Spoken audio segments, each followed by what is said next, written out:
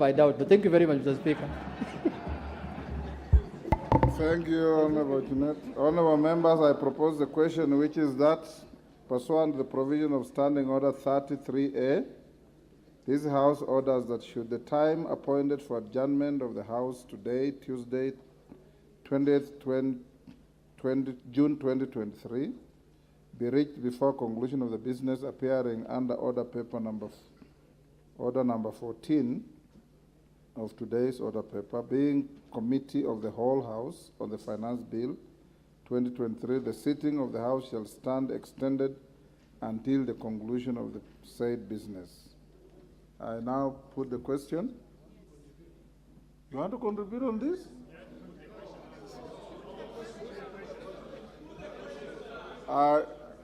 Is it the mood of the House that we put the question? And now put the question. You can respond without drama. That pursuant to the provision of Standing Order 33A, this House orders that should the time appointed for adjournment of the House today, Tuesday, 20th June 2023, be reached before conclusion of the business appearing under order number 14 of today's order paper, being Committee of the Whole House on the Finance Bill 2023, the sitting of the House shall stand extended until the conclusion of the said business. As many as of that opinion say aye. Aye. Will those of the contrary opinion say nay? Nay. The ayes have it. Honorable members, before we get to the committee, allow me to give some guidance on consideration of proposed amendments to the Finance Bill, National Assembly Bill number 14 of 2023. Honorable members, this communication relates to the business appearing under Order 14 in today's supplementary order paper, Tuesday, 20th, 2023, being Committee of the Whole House on the Finance Bill, National Assembly Bill number 14 of 2023. Before the House proceeds with the Committee of the Whole House, I wish to provide guidance relating to the consideration of the proposed amendments at the Committee of the Whole House. Honorable members, you may recall that on Thursday, 15th June 2023, after conclusion of second reading of the said bill, I did notify the House that members desirous of proposing amendments to the Finance Bill 2023 were at liberty to submit the amendments to the clerk in the manner provided for in the standing orders. Honorable members, Standing Order 133, procedure in Committee of the Whole House on a bill provides as follows with respect to the submission of amendments on bills. No amendment shall be moved to any part of a bill by any member other than the member in charge of the bill, unless written notification of the amendment shall have been given to the clerk 24 hours before the commencement of the sitting, at which that part of the bill is to be considered in the committee. In this regard, honorable members, at the close of the timeline prescribed in Standing Order 133-2, the clerk had received several proposed amendments to the said bill, originating from the Departmental Committee on Finance and National Planning, other select committees, and individual members. Indeed, as you may have observed, the notices annexed to today's order paper contains several amendments that have been proposed to the said bill. For certainty, honorable members, other than the Departmental Committee on Finance and National Planning, the following chairpersons of committees and individual members have proposed amendments. The Chairperson Select Committee on Delegated Legislation, the Chairperson Departmental Committee on Blue Economy, Water and Irrigation, the Chairperson Departmental Committee on Transport and Infrastructure, the Honorable Samuel Atandi, MP, the Honorable Ditmas Barasa, MP, the Honorable John Waluke, MP, the Honorable Dr. Undo Ojambo, MP, the Honorable Lesuda Naisula, MP, the Honorable Mohammed Daud, MP, the Honorable Jared Okello, MP, the Honorable Caleb Amis, MP, the Honorable Dr. James Nikal, MP, the Honorable Dr. Makali Mule, MP, the Honorable Anton Oluoch, MP, the Honorable Innocent Mugabe, MP, the Honorable Wanami Wamboka, MP, the Honorable Peter Kaluma, MP, the Honorable Majimbo Kalasinga, MP, the Honorable Robert Mbui, CBS, MP, the Honorable Caleb Mutiso, MP, and the Honorable Geoffrey Ruku, MP. Honourable members, as you may be aware, it is now an established practice under the Constitution that when considering any matter that has a financial implication on public funds, the House is bound by the provisions of Article 1142 of the Constitution. For clarity, Article 1142 of the Constitution provides, and I quote, if in the opinion of the Speaker and of the National Assembly, a motion makes provision for a matter listed in the definition of a money bill, the Assembly may proceed only in accordance with the recommendation of the relevant committee after taking into account the views of the Cabinet Secretary responsible for finance. Honourable members, under Clause 3 of Article 114, a money bill includes matters that contain provisions dealing with inter alia taxation, the imposition of charges on a public fund, the appropriation, receipt, custody, investment, or issue of public money, and the raising and guaranteeing of any loan or its repayment. In this regard, a finance bill being one that deals with taxation is clearly a money bill. Honourable members, therefore, consideration of the Finance Bill 2023 squarely falls within the confines of Article 114 of the Constitution and other provisions relating to processing of legislation in the House. The provisions of Article 114 of the Constitution are also anchored in Section 39A of the Public Finance Management Act 2012, which states in part, and I quote, Section 39A, submission, consideration, and passing of finance bill. Any recommendations made by the relevant committee of the National Assembly or resolution passed by the National Assembly on revenue matters shall consider the impact of the proposed changes on the composition of the tax revenue with reference to direct and indirect taxes, consider domestic, regional, and international tax trends, consider the impact on development, investment, employment, and economic growth, take into account the recommendations of the Cabinet Secretary as provided under Article 114 of the Constitution, and take into account the taxation and other tariff arrangements and obligations that Kenya has ratified, including taxation and tariff arrangements under the East African Community Treaty. Additional honourable members, Standing Order 133.5 provides that no amendment shall be permitted to be moved if the amendment deals with a different subject or proposes to unreasonably or unduly expand the subject of the bill, or is not appropriate, or is not in logical sequence to the subject matter of the bill. In this regard, I have analyzed the amendments proposed to the Finance Bill 2023 and noted that some contain proposals touching on matters listed in the definition of a money bill, pursuant to the provisions of Article 114 of the Constitution. For the record, the amendments proposed by the Departmental Committee on Finance and National Planning are not part of those that I have isolated for guidance, as they were processed in the manner contemplated under Article 114 of the Constitution. Having applied my mind on various proposed amendments, I have determined that certain amendments are either similar to or they are fully accommodated by those proposed by the Departmental Committee on Finance and National Planning. In this regard, such amendments will be proceeded with in the Committee of the whole House. On the other hand, honourable members, there are proposed amendments that, in my opinion, fall within the meaning of a money bill in terms of Article 114 of the Constitution. As you may have clearly noticed in the order paper, I directed the clerk to publish such amendments with a disclaimer subject to provisions of Article 114 of the Constitution placed under each of the affected amendments.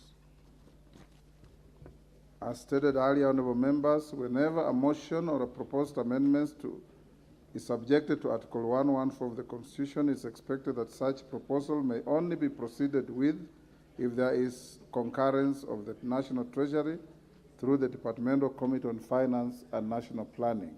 In the absence of the evidence that the affected amendments were processed in the manner contemplated in Article 114 of the Constitution, the Speaker is left with no option but to direct that the Committee of the House shall not consider any of the amendments or parts of amendments that have been published in the order paper with a disclaimer. Consequently, members should note that a member seeking to delete a clause need not have an amendment proposing the deletion of a clause. This is because a member is only required to raise and oppose a clause as published in the bill. This effectively enables any member to prosecute his or her opposition to a clause despite the requirements of Article 114 of the Constitution. Further, honorable members, I hasten to inform the House that all proposed amendments for which requirements of 114 of the Constitution do not apply are annexed in the order paper. Honorable members, a number of proposed amendments have since been received from 3 members, namely the Honorable Joshua Kandia MP, the Honorable George Sunguya MP, and the Honorable Basil Ngui MP, outside the time provided for in the standing orders. For clarity, Standing Order 1332 provides as follows: no amendment shall be moved to any part of a bill by any member other than the member in charge of the bill unless written notification of the amendment shall have been given to the clerk 24 hours before the commencement of the sitting at which that part of the bill is to be considered in committee. The House will therefore note that the proposed amendments are time-barred, those 3. However, I note that some of the amendments have been incorporated in the amendments proposed by the Committee on Finance. Honorable members, I give this direction with full consciousness that the intention of Article 114 of the Constitution is not to curtail the legislative mandate of the House. The article merely seeks to ensure that inasmuch as this House reserves the power to determine revenue-raising measures, it does not commit the executive without taking cognizance of the fiscal policy and considerations of the national government. The House is accordingly guided. I thank you. Minority Leader.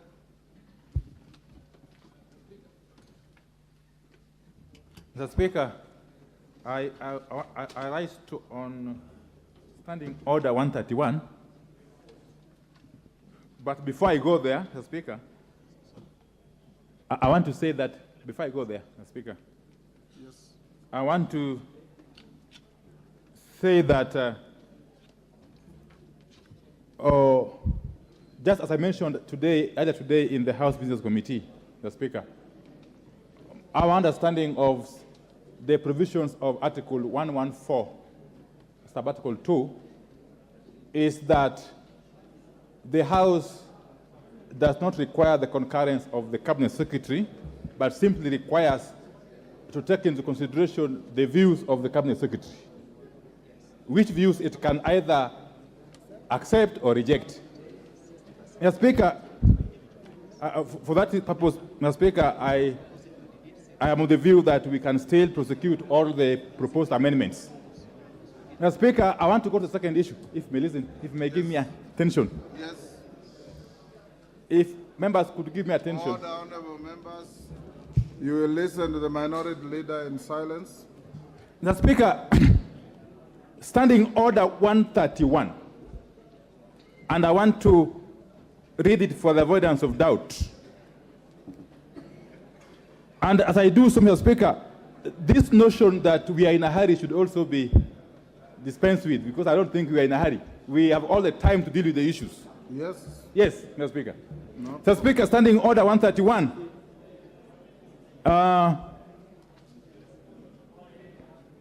Standing Order 131.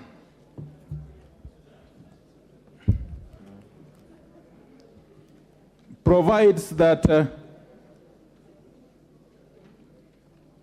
where a bill has been read a second time and before commencement of the Committee of the Whole, as we are about to do, Mr. Speaker, amendments have been proposed to it, which in the opinion of the Speaker may direct any member proposing an amendment to the bill to appear before the relevant departmental committee dealing with the subject matter of the bill to present his or her proposed amendments, and the committee shall submit a report to the House on the result of the exercise before the Committee of the Whole House is taken.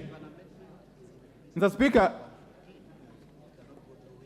Speaker, you will notice from the Standing Order 131 that the amendments that have been proposed go to the core of the bill, and some have got far-reaching ramifications. I just want to plead with you, because we haven't been told if at all a window was provided and to the Committee on Finance, chaired ably by Honorable Kimani Kuria, to undertake this harmonization process. In fact, in parliamentary parlance, it is referred to as winnowing. That would then make the work of the whole House easier, Mr. Speaker. Mr. Speaker,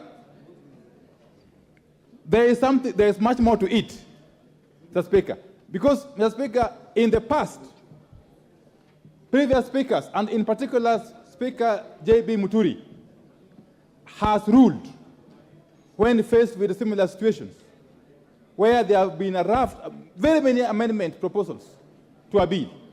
He has ruled that the winnowing exercise be undertaken before the Committee of the Whole can commence. But he has even gone further, Mr. Speaker. If you go to Article 118 of the Constitution, Article 118 of the Constitution, Mr. Speaker, imposes a duty on this House, without reading it, imposes a duty on this House to undertake proper public participation on any bill before it can be dispensed with or before it can be processed. Mr. Speaker, the upshot of this, and again this is buttressed by Standing Order 127.3, which I will read. 127.3, Mr. Speaker, and I seek members' indulgence. 127.3, the department committee to which a bill is committed shall facilitate public participation on the bill through an appropriate mechanism, including B, holding public hearings, and many other things. Mr. Speaker,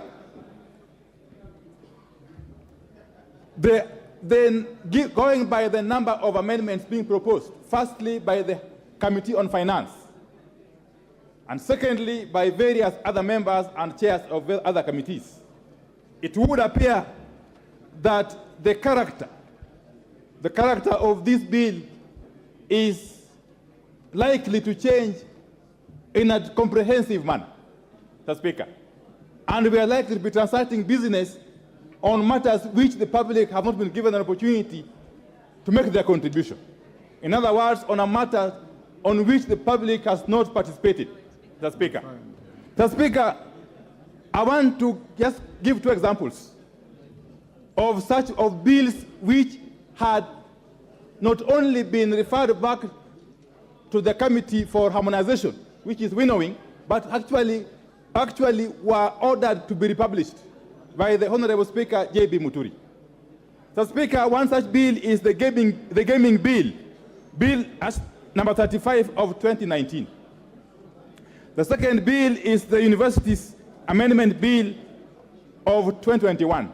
In those two instances, in respect of those two bills, Speaker Muturi, having assessed the enormity of the proposed amendments and the likelihood of them changing fundamentally the character of the original bill, and bearing in mind the requirements and the dictates of Article 118 of the Constitution on public participation, buttressed by Standing Order 127.3, did direct that the bills not only be harmonized, but actually be republished before the House could transact them. Mr. Speaker, in the same vein, I want to plead with you, because 30th of June is still too far away, Mr. Speaker. The House can find a mechanism of navigating through this process, but we cannot circumvent a very cardinal process, a very cardinal principle in the Constitution of Kenya 2010, which is public participation under Article 118, Mr. Speaker, by simply rushing through this process. Mr. Speaker, it is my submission that this bill requires not only a harmonization process, but actually requires to be republished, having thought that the public can be given adequate time and opportunity to participate. Mr. Speaker, I submit. Thank you. Majority Leader. Thank you, Honorable Speaker, and may thank the Leader of Minority for raising those issues. However, Honorable Speaker, a number of the issues that have been touched on by the Leader of Minority are not accurate. Because, Honorable Speaker, I have been in this House for the last almost 11, 12 years with the leader of minority. We joined this house together. And he knows for a fact, because he has alluded to previous rulings by Speaker J.B. Muturi and precedents set by Speaker J.B. Muturi. The leader of minority knows for a fact there is not any single moment that Speaker Muturi or indeed any other speaker in the history of this house has allowed the process of winnowing alluded to understanding order 131 on money bills. That is a fact, and the leader of minority knows that is a fact. Winnowing has been done on other bills except money bills that are not subject to Article 114 of the Constitution, Honorable Speaker. Therefore, in view of that, Honorable Speaker, that's what I was saying, Honorable Speaker, it is not accurate what the leader of minority is saying. And indeed, if this was not a money bill, a winnowing process would help to enable the House to process the myriad of amendments that are similar in a faster way. But on money bills, the leader of minority, with all due respect, knows in the history of this House, it has never happened, because money bills are subject to the provisions of Article 114. Two, Honorable Speaker, this is not the first finance bill we are processing as a House. Neither is it the last. But filibustering is also not the first time we have seen it. And it's not the last time we have seen it, Honorable Speaker. Therefore, Honorable Speaker, I hear the Honorable Leader of Minority say that we don't need the concurrence of the National Treasury. And to an extent, I agree with him. We are not under the directions of the National Treasury at all. But I want to confirm that in line with the provisions of Article 114 of the Constitution, the chair of the Finance Committee has been able to engage, and even after the House Business Committee this morning, Honorable Speaker, I was in a meeting with the chair of the Finance Committee and a whole delegation from the National Treasury to consider all the amendments that have been proposed both by the committee, and indeed, I can tell you there were clauses, amendments that have been proposed by the committee, which on consultation with the National Treasury, some were dropped. There are amendments. If you go through the supplementary order paper, Honorable Speaker, you will see the amendments by the member for Homa Bay, the Honorable Kaluma, that have been allowed following that consultation. The amendments by the Honorable Oundo, Honorable Naisula, who is seated right at the back, Honorable Mbui, Honorable Aluoch, Honorable Mule. Therefore, there are myriad of many amendments that have been allowed following that consultation. And therefore, that's what I was saying, it may not necessarily be very accurate to say that there are those that have been condemned and had. Two, Honorable Speaker, or three, the question of public participation. In the history of legislative processes in this country since the enactment of the new Constitution, Honorable Speaker, no other bill, none whatsoever, not even the infamous political parties bill, which we took through winnowing, none has had a more rigorous public participation exercise than this finance bill, Honorable Speaker. And I must commend the chair and the Finance Committee and members who sit in the Finance Committee from both sides of the political divide, because I know there are diligent members of the Finance Committee in Azimio who sat through the public participation. There are many members within the Kenya Kwanza coalition who sat for long hours through public participation. For the first time, Honorable Speaker, I have seen members of Parliament, as Honorable Junet was saying, not just sitting up to midnight, sitting even on Sundays. At one point, Honorable Speaker, may the Lord forgive me, I was watching a public participation exercise when I was seated in church somewhere, Honorable Speaker, because these members of the Finance Committee devoted a lot of their time to this public participation. And therefore, the question of public participation, I think, is spent and is something that has been covered. Honorable Speaker, there are other amendments, and I'll draw reference to some amendments I've seen here by the Honorable Makali Mulu, some that seek to delete particular clauses, Honorable Speaker. I think, Honorable Speaker, other than being subjected to the provisions of Article 114, if you are seeking to delete a provision in a bill, the easier way is to vote against that particular provision in the bill. And therefore, you have been accorded the opportunity, since the provision is still the particular clause, for instance, those that the Honorable Makali Mulu sought to delete. The easier way is when we go to committee, the Honorable Makali Mulu will get an opportunity to prosecute his case as to why he seeks deletion and convince me and others that we should delete that particular clause. And if we agree with him, we vote in the negative and delete, basically defeat that particular provision, and it will not be there. Therefore, Honorable Speaker, let me in conclusion say that the process of winnowing in the history of this House, I think, is a fact that is known by those who have been here, that the process of winnowing has never been subjected to money bills. And unless we are trying to reinvent that, Honorable Speaker, and I do want, in conclusion, to beg that as much as we are not in a hurry, Honorable Speaker, as the leader of minority says, we have up to midnight. We are in no hurry. But we must also spend the time that we have devoted here up to midnight today, up to midnight tomorrow, up to midnight on Thursday, and hopefully even before 30th, any other day. But we must utilize our time properly. Let us not in any way utilize our time through filibustering and trying to spend time in not a very wise manner, Honorable Speaker. I beg to submit. Junet.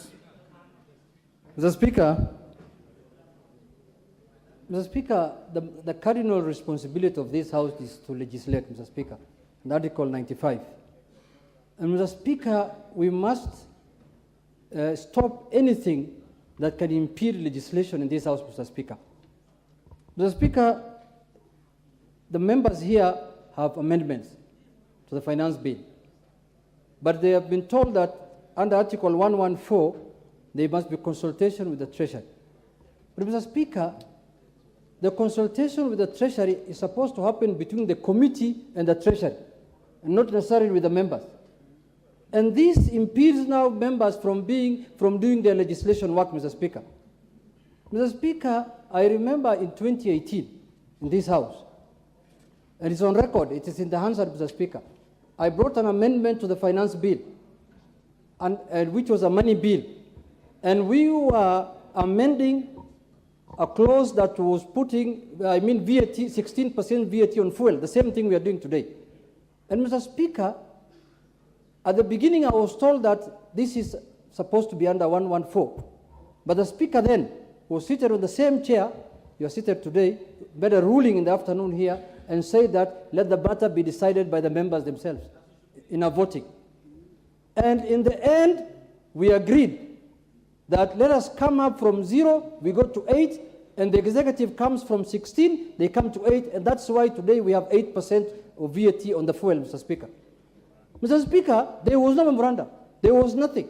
We agreed here, and the Speaker ruled that he's exempting that amendment from what Article 114. Why? Because even the Constitution, that 114 says, in the opinion of the Speaker has an opinion. The Speaker has a serious opinion, because he's the one who runs the House.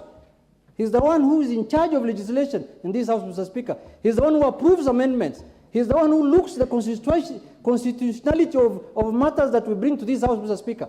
So, Mr. Speaker, first, don't lose what the Constitution has given you, which says in the opinion of the Speaker. It did not say in the opinion of the Minister for Treasury. It did not say in the opinion of the Minister for the PS for Treasury. Mr. Speaker, in your opinion, if a matter, if an amendment is of national interest, of national importance, Mr. Speaker, in your opinion, I beseech you, you should allow, members will do a decision here in one way or the other, Mr. Speaker.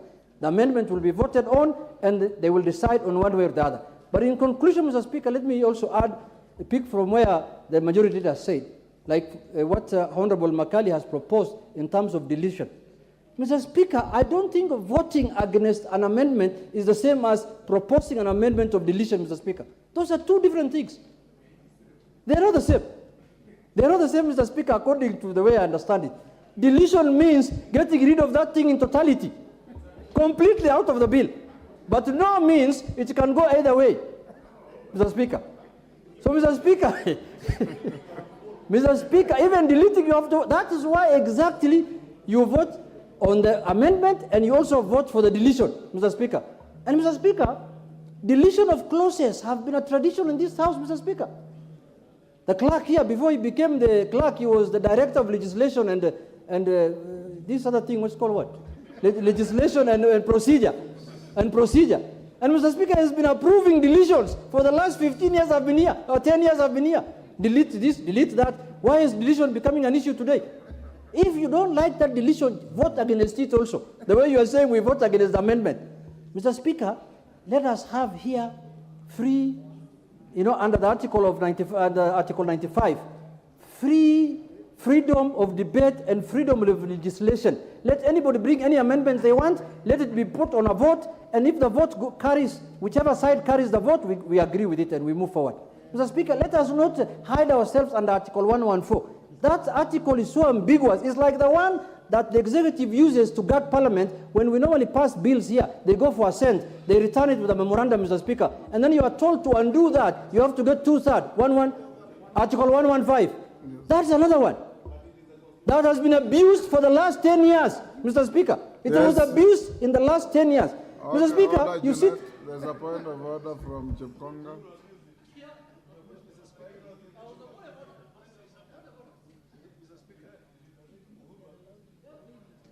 Yes. Mr. Speaker, when Honorable Junet Mohammed repeats himself over, he doesn't need to convince anyone. He just filibustering here. What he just needs is to stay to be relevant to what he's saying. But, he looks at the majority leader, then he repeats the same thing he had just said 30 seconds. Mr. Speaker, you should rule him out of order. There's a standing order which is very clear, not being repetitive. And two, Mr. Speaker, he doesn't need to convince us too much. We know where he stands. Just he has to speak for 1 minute, and then he sits down, and then we will deal with the rest, Mr. Speaker. Junet, finish, Junet. Mr. Speaker, Honorable Chepkonga is my friend, Mr. Speaker. But these 5 years of absence from Parliament, Mr. Speaker, something must be done. But anyway, something must be done, Mr. Speaker. We must do something about it, I think. But let me leave it there. Mr. Speaker, in conclusion, I want to say that, Mr. Speaker, in your own wisdom and in your own opinion, Mr. Speaker, I beseech that we allow amendments that have been brought by the members so that we can proceed and vote on them and see how they go, Mr. Speaker. Thank you very much. Morogara.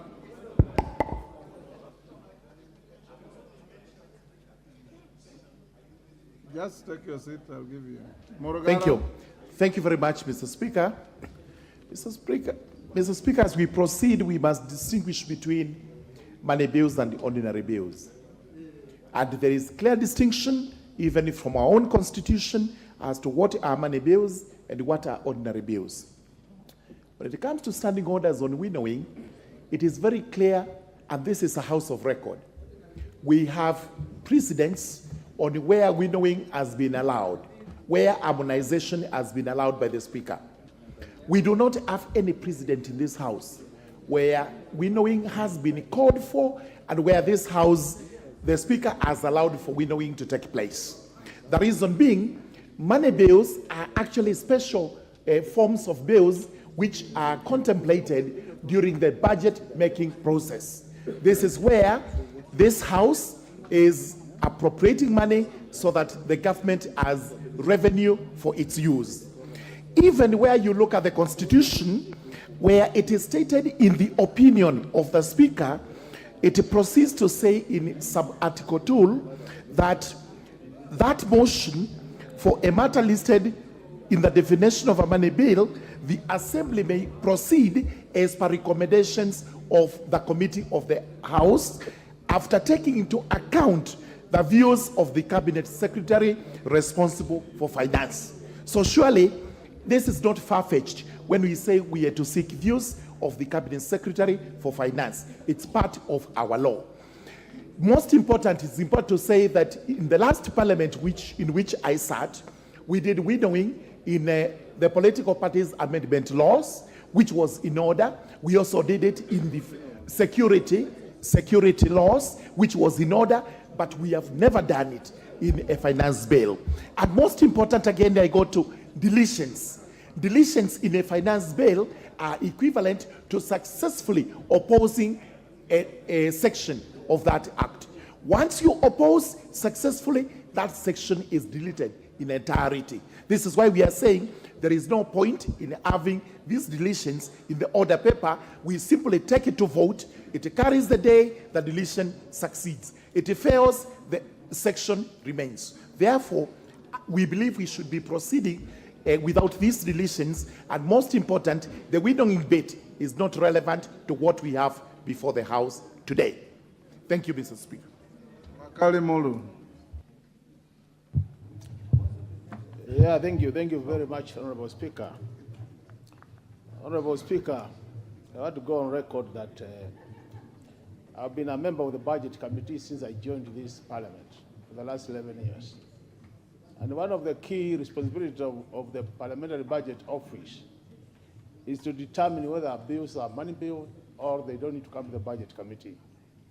Once bills are determined to be money bills, Honorable Speaker, the Budget Committee will have to sit and accord a member a chance to present this bill and justify why the bill is important to this country. And on the basis of that, then there will be consultation with the Treasury to determine whether the bill should proceed to the second reading or not. Now, Honorable Speaker, what we have done to this bill, this being a finance bill, automatically all amendments will be money bills. All amendments will relate to money bill because this is a finance bill. Honorable Speaker, if you look at the kind of amendments being proposed by members here, and there are very many, Honorable Speaker, I think what Junaid was saying makes a lot of sense, that we might need to be accorded an opportunity as honorable members who are proposing these amendments to be listened to, so that on the basis of that, then we make a decision whether I need to withdraw my amendment or not. In a situation where you are leading more than 10 honorable members and two departmental committees proposing amendments, and we just want to rubbish this kind of amendment by the fact that they relate to Article 114, I think we have been unfair to this House as a House which makes laws. So, honorable members, for me, we still have up to 30 to pass this bill. I don't think we are late. If it was my opinion, I would have requested that the Speaker accords us an opportunity, maybe up to midnight, as he's saying. Now we can just break and this committee convenes. We go there up to midnight, we present our issues, and then we see our way forward. The other issue is, when I propose to delete a clause, we know this House, matters voting, we lose all our senses. People will just say yes, even when it should be no. Others will be saying no when it should be yes. And on those bases, the only room I have is to delete, so that I'll have an opportunity to prosecute my case, and I hope I will be convincing some on the basis of objectivity and not on the basis of what we have been told to do, honorable members. So, Honorable Speaker, I beg you, if it is possible, you accord these honorable members an opportunity to prosecute our amendments. Thank you, Honorable Speaker. Chair of the committee, I will bring this to a closure soon. Thank you, Honorable Speaker. I have an advantage of having been a member of the Committee of Finance and National Planning for the entire life of the 12th Parliament, and therefore I have seen the process of the finance bill for the last 5 years, and this is the 6th year where I've chaired. Honorable Speaker, on 2 occasions, I actually did not agree with the committee, and I wrote, and it was actually on the order paper, that I move amendment on the finance bill. And those 2 occasions, Honorable Speaker, there was no winnowing that happened for those particular finance bill for the 5 years that I served as a member of the Committee of Finance and National Planning. The Honorable Makani Mulu brings a very interesting debate about money bills and budget committee. So, and now that makes it even a little more complicated then. Should therefore those amendments have been sent to the Committee of Budget and Appropriations and not then the Committee of Finance and National Planning? Lastly, Honorable Speaker, most of the amendments that honorable members were bringing, we actually did have a sitting with the committee, and we actually looked at them. And for some of those and most of those amendments were actually being carried in our amendments that you're proposing this particular afternoon, Honorable Speaker. And lastly, every clause, and I would like members to really understand this, that every clause in this particular bill has a financial implication. Last week, we did pass in the Committee of Supply, the appropriations of various categories.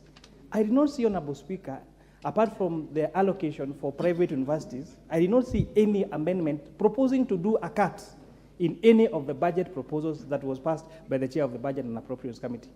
Therefore, to expect, therefore, that the committee would accept particular clauses or amendment of particular clauses without consultation on the financial implication would be committing a budget suicide, if we call it Honorable Speaker, because we have a responsibility. And unfortunately, that responsibility is being carried by the Committee of Finance and National Planning to find resources for projects, for votes that this particular House has agreed on. So I really urge this House, when you come to debate on the revenue measures to finance the budget you members of Parliament have already passed, which I do not see any of the members of Parliament on the other side of this House amending any vote to reduce our expenditures, to come and now reduce how we are going to finance this. We have tried to achieve a deficit of only 718 billion. Therefore, any amendment without consultation on any clause is therefore going to affect our Chairman, debt speak and our... to 114. I think, Honorable Speaker, I have made my point. Thank you very much. Honorable members, for us to make progress, having listened to the issues raised by the minority leader, the response of the majority leader, the Honorable Junet, the Honorable Makali Mulu, the Honorable Murugara, and the Honorable Kimani. First, the issue of Article 114 should be protected and be held as sacrosanct. However, in the opinion of the Speaker, and this is not in any way President setting against 114, having looked at the amendments listed and the clauses in the bill that have attracted the highest proposals for amendments, and these are the following clauses: Clause 2, Clause 24, Clause 33, Clause 34, Clause 36, Clause 43, Clause 76, Clause 78. I will allow proposed amendments on those clauses to proceed regardless. The rest, order. Those of you who have filed amendments, you know the clauses you are amending.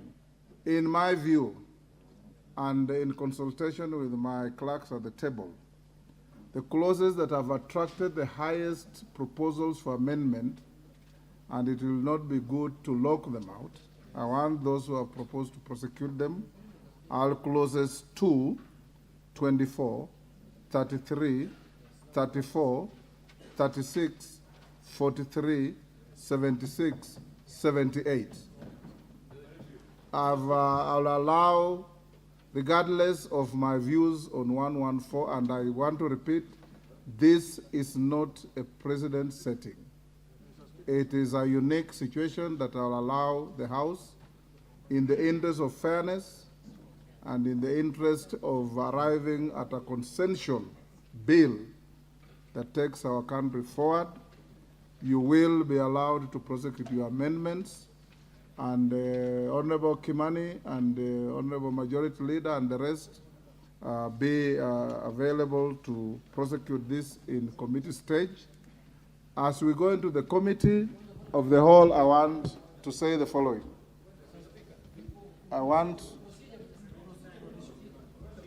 Yes, Junet, what is it? Speaker, in accordance with your ruling, Mr. Speaker, now that has changed the dynamics of our engagement, I'm requesting, Mr. Speaker, that we adjourn for 10 minutes so that we appraise our members on those clauses that you have given. Then we sit down again, Mr. Speaker. Order. Yes, Ruku. Honorable Ruku. 10 minutes. Thank you, Mr. Speaker, sir. It is true, the Crowd 71, Mr. Speaker, sir, has ensured that this country has missed royalties from the year 2020 to now, from the year 2020 July to the moment. And if we are not going to... Are you speaking to my direction? Yes. If you are not going to allow this House, Mr. Speaker, to also look at the amendment. No, he has not mentioned Clause 71. I beseech you, Mr. Speaker, to also allow Clause 71 of the finance bill to be looked at, regardless whether it is a money bill or it's affecting Article 114 of the Constitution or not. Because if it does not get the amendment, Mr. Speaker, this country will continue losing royalties, and we are here seeking to see how we can finance the deficit of 719 billion as it has Honorable been. Rook, you seem to have a mistaken belief that the amendment will go through. It will be put to a vote. Yes, please, Mr. Speaker, I beg you to allow, take we your put seat. that clause Take your seat. into the... You know, if I now Thank you. start deleting and including, we will not make progress. I've given you a reasoned direction, and I believe it's a sound direction. Let me now call the House. What is procedural banding? And let it be procedural. Procedural. Mr. Speaker, I want to first of all thank you for your ruling and the indulgence on this matter of allowing members who had proposed amendments to be considered. But Mr. Speaker, as a matter of procedure, from the debate here, Mr. Speaker, it is clear that we need to do something about our standing orders and to make amendments. Mr. Speaker, I want to just suggest, because tomorrow we will have another speaker who may not indulge its members. We need to be clear that if this provision in the Constitution talks about Assembly may proceed only in accordance with the recommendation of the relevant committee of the Assembly, there should be a report from the committee on each and every proposed amendment so that members proposing amendments, Mr. Speaker, are not disadvantaged. It should not be left at the whim of the clerk or even the speaker, Mr. Speaker. Mr. Speaker, by the way, you only have the authority, in your opinion, to determine whether it is a money bill. But as to whether the House should proceed, that is now supposed to come from the committee. And that should be in form of a report, Mr. Speaker. So what I expected, Mr. Speaker... Mbadi, yes. you are actually pursuing a defeatist argument. No, Mr. Speaker, I am just asking that we fine-tune our standing orders. You are so inviting me yes. to lock out everything. Because, Honorable Mbadi, you know you are talking to a speaker who is also a very senior lawyer in this country and who understands legal issues very clearly. There is the provision of Article 114 and the public participation bit. There is also your own standing orders that limits the time within which to file the amendments. So if you want to open that argument and we go back to the status quo ante, then we lock out everybody. I have exercised my discretion and magnanimity to members who have filed amendments in the largest number and said, so that we do not lock out members unnecessarily and unreasonably, those clauses that have attracted the largest number of proposed amendments cannot be for nothing. Let them be dealt with in the committee of the whole. You will argue your case for amendment. The chair of the committee or any other member will respond. The chair of the committee of the whole will put the question and the matter will proceed. Number two, going forward, because I have told you already, honorable members, and directed that you'll sit up to the end of the day, today, tomorrow, Thursday. But it's also in your interest to prosecute the matter and finish it within reasonable time. So the manner of voting, I will direct the chair of the committee that where he or she finds it necessary to call for an electronic vote, to do so. Where it is necessary to go for a voice vote, I always call it a noise vote. If you want to have a noise vote, the chair will determine. Where you want to have an electronic vote, the chair will determine, so that you can make reasonable progress. So I now ask you to be upstanding. We go into the Committee of the Whole. Order number 14, Committee of the Whole House.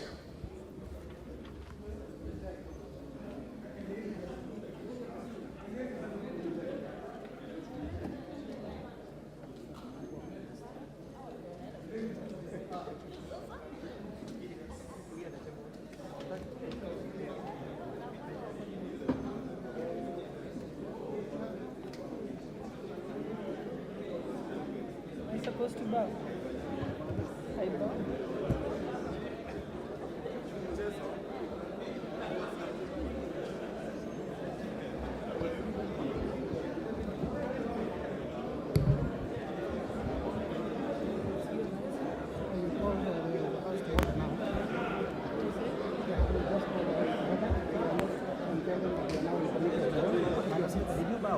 Yes, I did.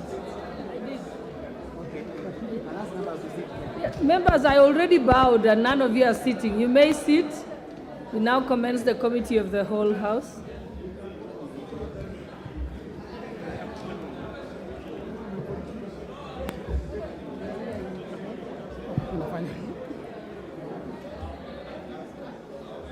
Two.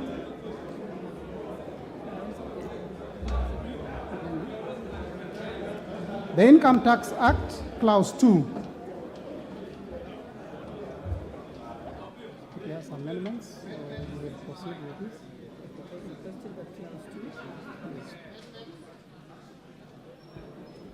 I now propose the question that Clause 2 be part of the bill. Mover to move the amendment. Chairperson. Honorable Chair, I beg to move that Clause 2 be amended as per the supplementary order paper.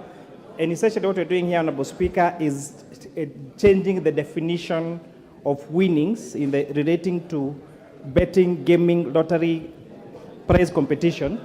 And this is where we are only allowing the profit made on that particular bet by tightening the law so that the only money that is allowed to be deducted from the amount staggered is the amount that pertains to that particular transaction. So, Honorable Chair, this is just tightening this on the law. This matter has been litigated in court, and we are just trying to make sure that it is aligned with the court ruling and defines the gains made on betting by specifying that only the amount that is going to be allowed to be deducted from the amounts waggered or staggered is the amount that was used for that. It is amount, not amounts, that is used for that particular transaction and not transactions. And Honorable Chair, this also helps because there was a view that this could be abused, where if, for example, you place a bet of 1,000 shillings thrice and win after the fourth time, then what will be deducted will be the stakes that you've put the 3 times you've bet before. But Honorable Speaker, now this tightens up that particular law so that it's only the amount that is waggered or staked for that particular transaction. With that, I beg to move, Honorable Chair. Honorable Peter Kaluma. Yeah. I now propose the question that Clause 2 be amended as proposed. Okay, yes. Honorable Kaluma. Thank you, Chair. Chair, I beg to move that Clause 2 be amended in paragraph A by deleting the proposed new definition of person. Honorable members. Are we mixing the two amendments? Are we mixing the two amendments? No, I'm giving Honorable Kaluma an opportunity to contribute to that because he had a similar amendment. So his was similar. Honorable Chair, is the amendment proposed on person? Because I heard the Chair, Honorable Chair, to speak about a different matter. If it is on person, I can contribute, Chair. Yes, Honorable Kaluma, you had a similar amendment, yes. I thank you, Honorable Chair. Honorable Chair, I would agree with the committee to delete the definition of person for the reason, Honorable Speaker, that the definition proposed states that in the case of an individual, a reference to a relative, a person includes a reference to a relative as defined in section 26, subsection 5 and that section 26, subsection 5, is a provision of the Income Tax Act. Honorable Speaker, when you look at that section 26, subsection 5, that definition includes your ancestor. In fact, it begins with ancestor, late relatives, deceased relatives, and so many people. It means you would be obligated, Honorable Speaker, Honorable Chair, to pay taxes for defaults even by your ancestors. And for that, I agree with the committee that it be deleted.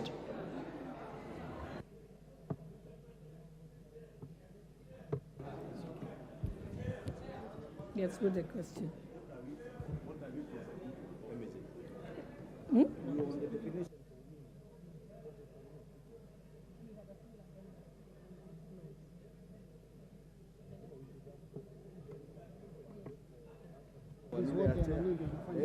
Yes, let's go to the next one.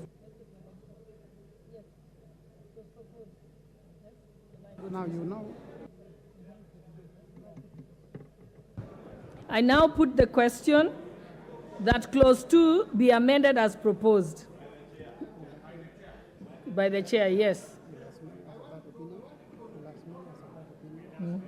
Will as many as of that opinion say aye? Aye. Will as many as of the contrary opinion say nay? The ayes have it. I now put the question that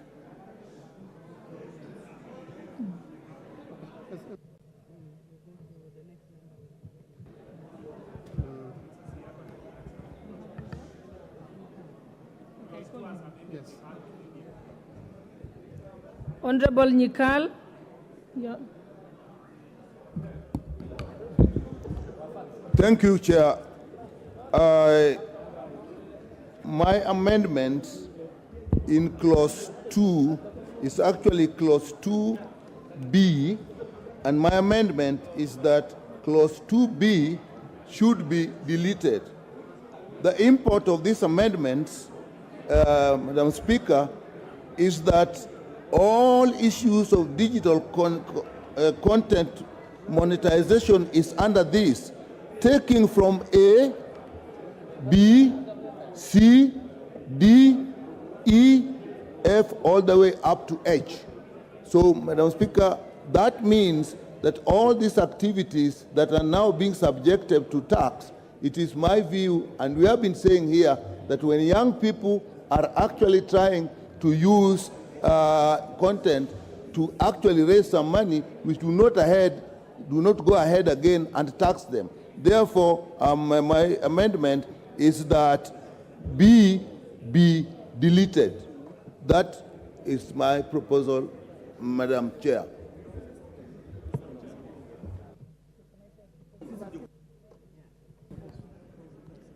I now propose the question that clause 2 be amended as proposed by Honorable Nikal.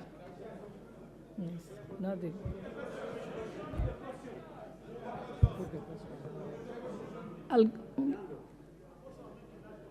No, it's Honorable Mbadi. Yeah, Honorable Mbadi.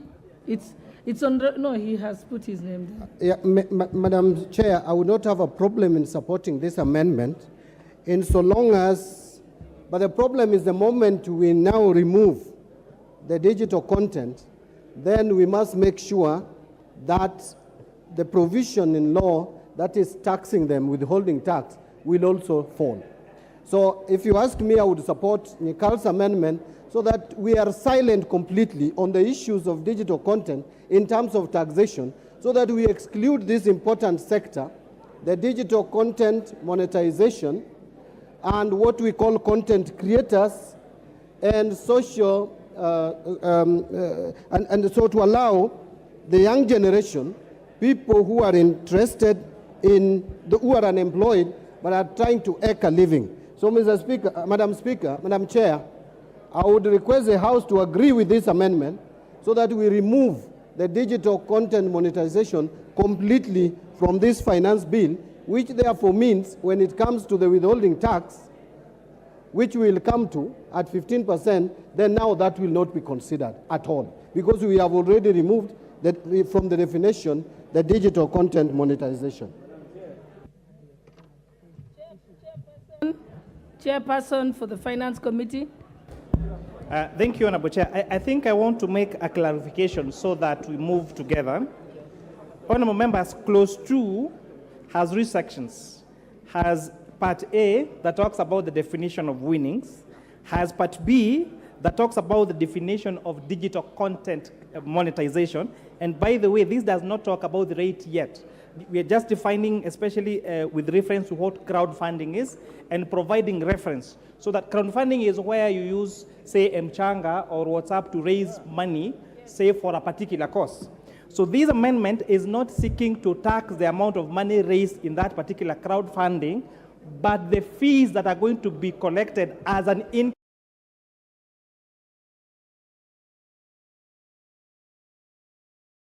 monetization, so that they are able to tax. Then Part C, Honorable Osoro, these are three parts. It's important that we carry the members so that we know what we're doing. Part C is what Honorable Kaluma was talking about, deletion of persons. The committee has already proposed a deletion of that definition of persons that was giving liability to ancestors and family members and stepbrothers and stepsisters. So that is already, as I moved, as amendment of Clause 2. With that, I wanted to bring the House to speed. I thank you, Honorable Chair. Yeah, Honorable Chair, I was just letting you respond to the proposal by Honorable Nyikal. Then after that, I'll give you an opportunity to prosecute all your amendments as the Finance Chair. What's your point of order, Honorable Mbadi? Madam Chair, what I wanted to say, because the proposed amendment is about digital content monetization. Just put it away. Oh, it's okay, Honorable Mbadi. If you're agreeing with me, then there's no need to.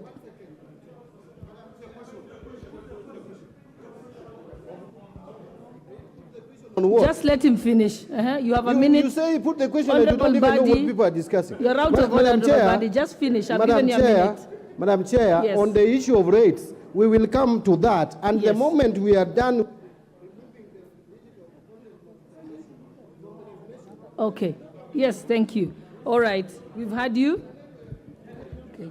Okay. I now put the question that Clause 2 be amended as proposed by Honorable Nyikal. Will as many as of that opinion say aye? Aye. Will as many as of the contrary opinion say nay? Nay. The nays have it.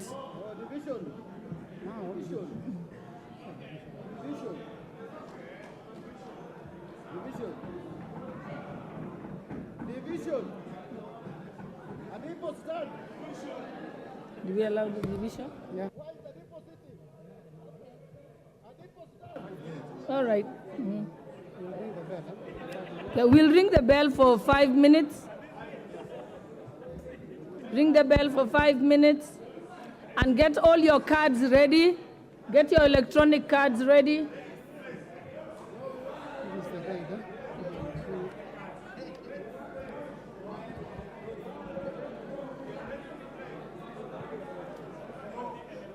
Honorable members.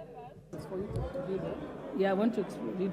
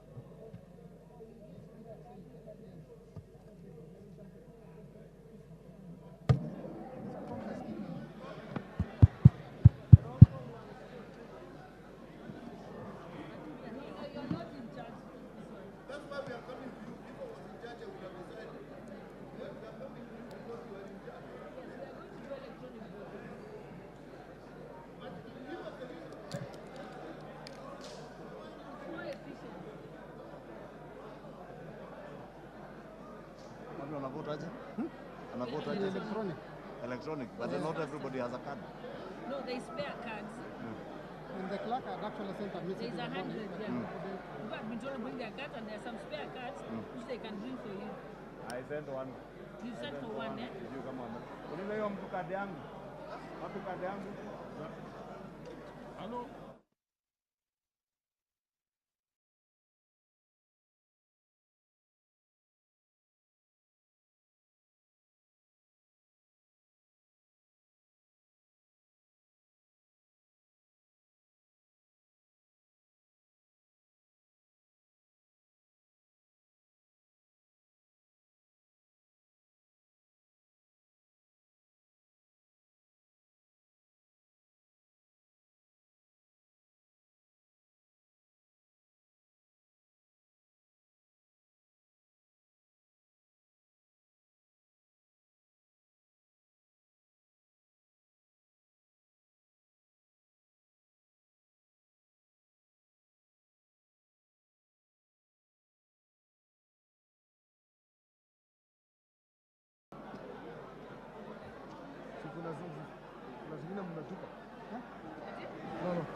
No, these guys wanted, they want to delay. So they don't already the speaker has directed about electronic voting, so there's nothing we can do. So I'll just cite standing order 70. Yes. And then say this, in any case the speaker has not directed. So in which case we shall proceed.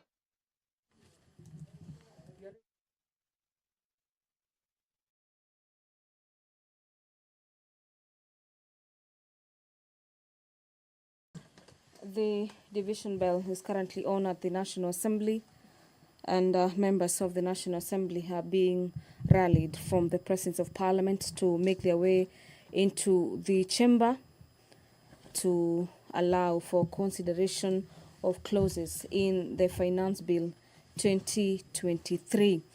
The Finance Bill, currently, the members of the National Assembly are considering the Clause 2 of the bill, where we've had members of the ruling party as well as the opposition being on divergent positions over this particular clause.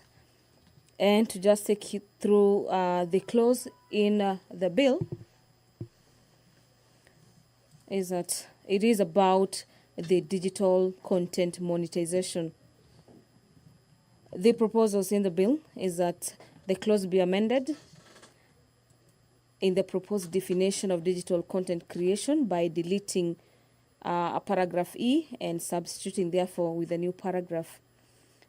This particular clause further offers for use of a logo, brand and catchphrase associated with content creator merchandises, sells ebooks, as well as course or software. There is further proposals to delete paragraph H and substituting therefore with another paragraph H, A, that a content creator earns a commission or fees from crowdfunding. And the proposals is that there is a deletion of the proposed definition of a person. Currently, the National Assembly is considering the Finance Bill 2023 that has lots of clauses. And this is under the Committee of the Whole, where members of the National Assembly will be voting on different clauses. As it is, the bill has 79 clauses that members of the National Assembly will be considering. And so far, we have about 12 amendments to the Finance Bill 2023, where the opposition has 8 clauses. The committee has fronted 2 amendments, as well as the Kenya Kwanza administration has forwarded 2 amendments to the Finance Bill 2023. Well, Sergeant at Arms, close the door.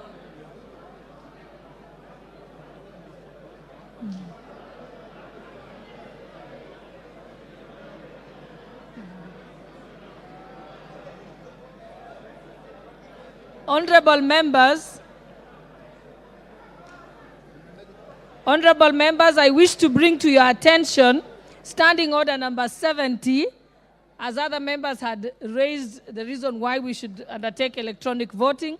Standing Order number 70 says, unless the Speaker, for the convenience of the House, otherwise directs, voting on a division in the House shall be by electronic voting. And already the Speaker, when he was here, had already directed that voting will be by electronic voting.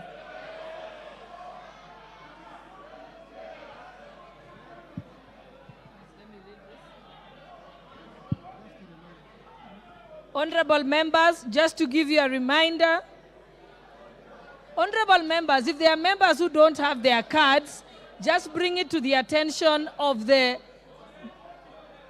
Yes, but you, honorable member, you're out of order. Don't shout.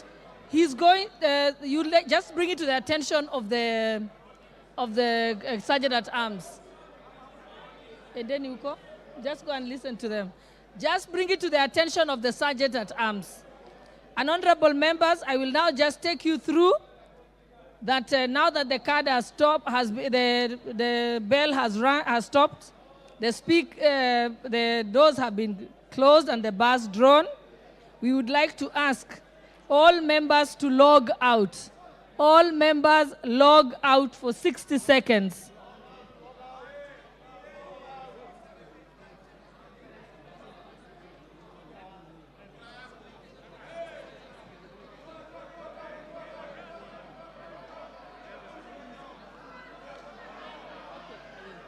Okay, 60 seconds. Let's wait for 60 seconds. Who's checking the time?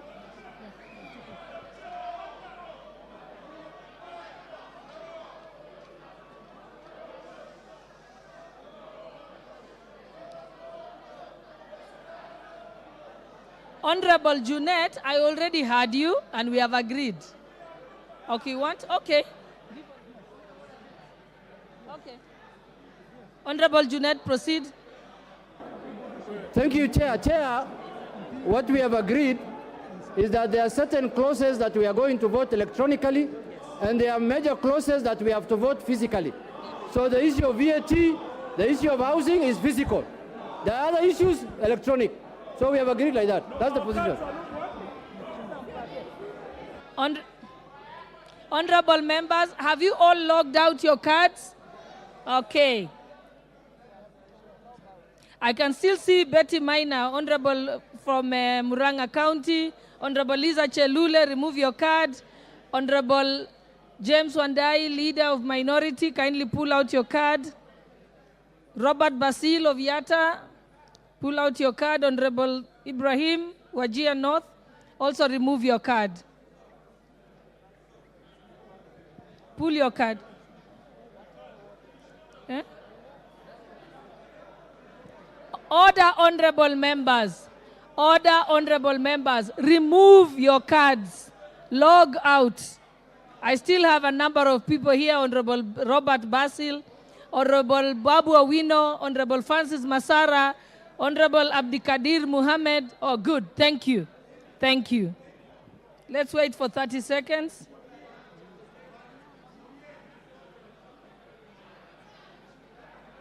Check the 30 seconds and we log in.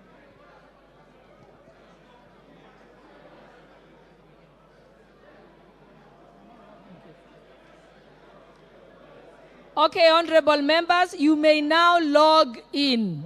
You may now log in. And at the expiry of 60 seconds, then you may vote. You have an option to vote yes, an option to vote no, or an option to abstain. Proceed.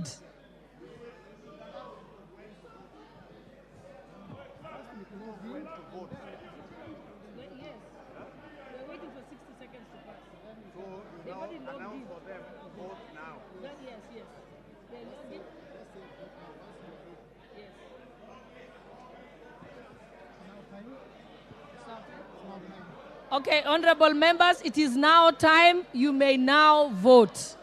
You may now vote. Go and listen to them. Just ignore them. I think they are doing it deliberately. Voting has to be deliberate.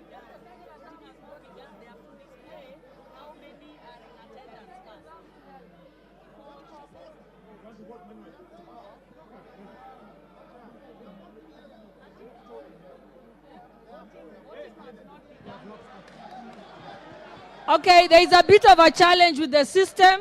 Just hold on for a few minutes. It's being addressed. It's being addressed.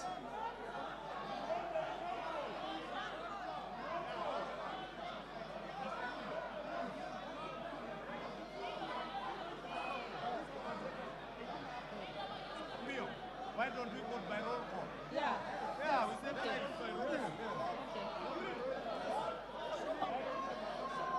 Order members, order members. The IT team is looking at it. There is no need to get animated about it. No, there's no point to be animated about it. It's okay. We are going to do it. You know, we have to try first because... Okay, it didn't work, eh? It didn't work. Okay, honorable members, we shall start roll call voting now because the system isn't working.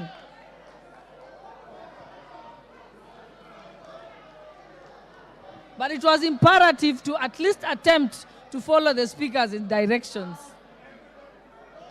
Have a seat, sit down. Take your seats, tell your team to take their seats. Honorable Wandai. Honorable Wandai, your team are the only ones standing. If you could kindly ask them to sit. Honorable Fatuma Migori, kindly take your seat.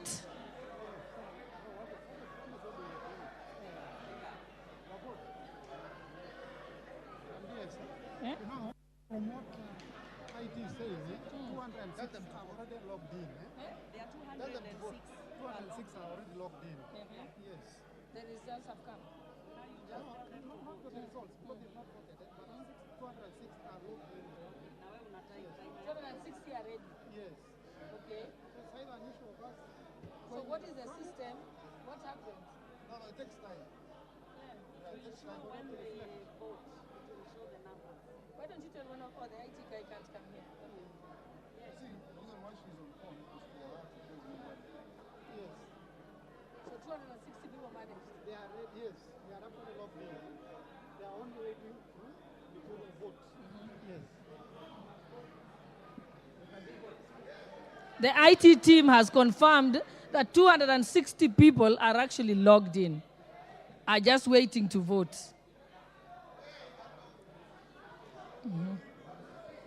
Just hold on, they're trying to make sure that everybody's on it.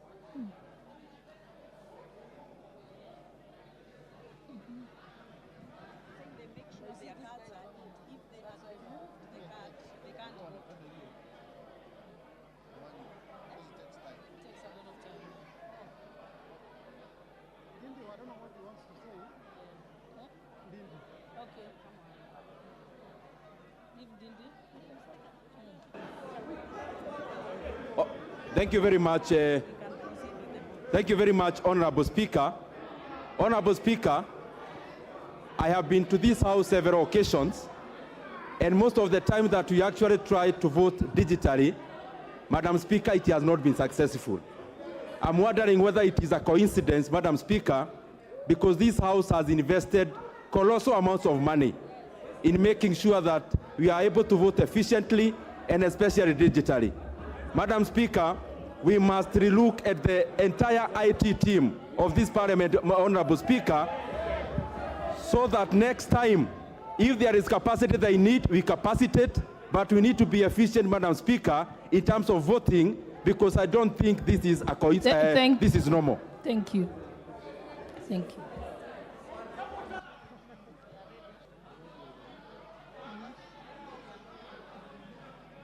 Okay, this is what will happen. Because we already have over 270 people who are logged in. No, if you have not, okay, log in. Log in. No, log in. I can even see. Don't, just log in and wait.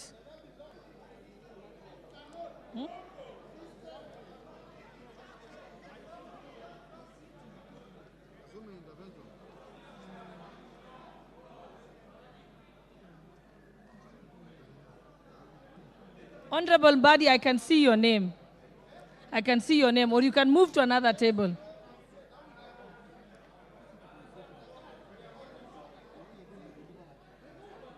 I can see your honorable body. You can move to the next one and try and do it on the other one.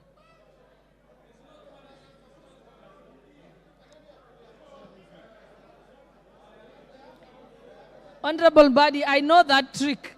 You're trying to make sure that we can go and do manual. Okay.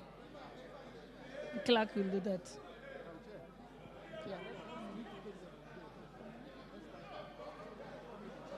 Okay.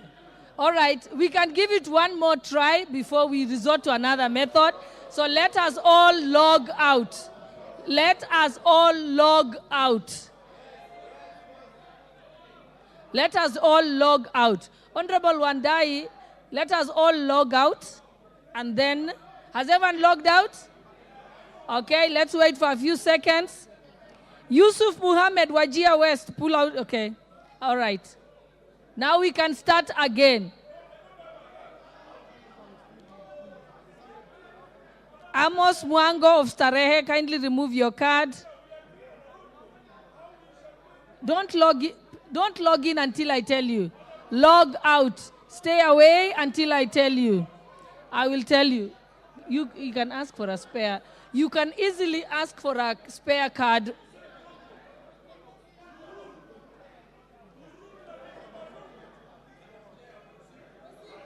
Okay, Amos Mwango, Starehe, please log out.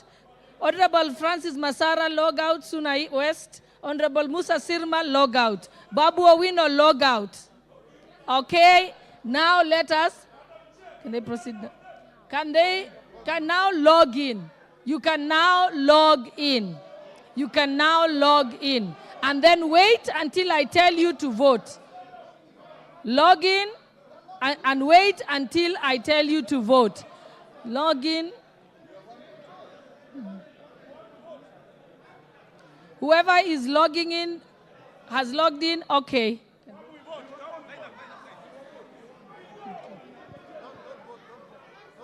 Yeah, do not vote yet. Just stay logged in.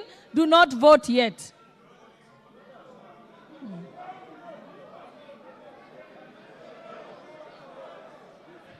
We will wait because they are counting how many are logged in. After they tell us, that's when we now give the result. Okay, honorable members, remain logged in, but do not vote yet. Remain logged in, but do not vote yet. Once the IT team has counted the number of people who have logged in, then we shall vote. I will give you the all clear. Honorable Bui, take your seat. You are already logged in. It's okay. That's your problem. Let us proceed. Threaten us, Madam Chair. Why are you threatening us?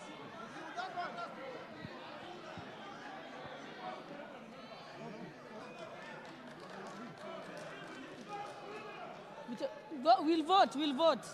We are going to proceed to vote, but wait. We are just waiting for the go-ahead from IT, and then we'll tell you to vote. We shall proceed.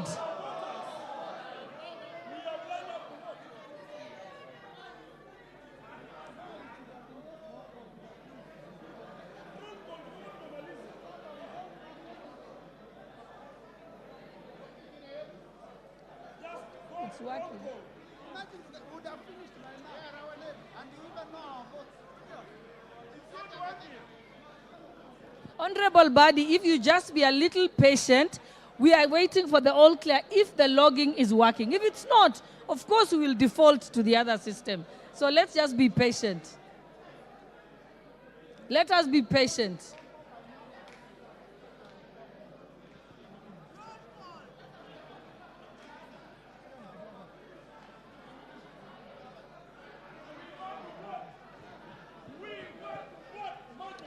Honorable Wanami, you're out of order. Just be patient.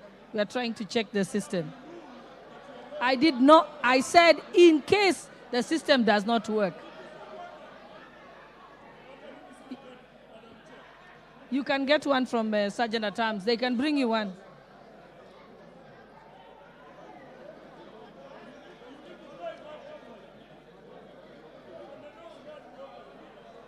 But you've read Standing Order 70. You know Standing Order 70. I read order 70 very clearly. Unless the speaker directs, of course you don't want to vote.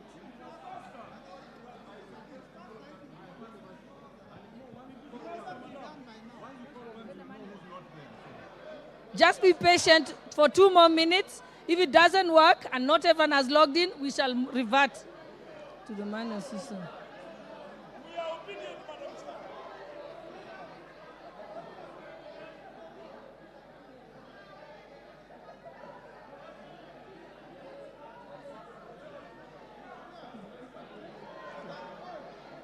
Let's wait.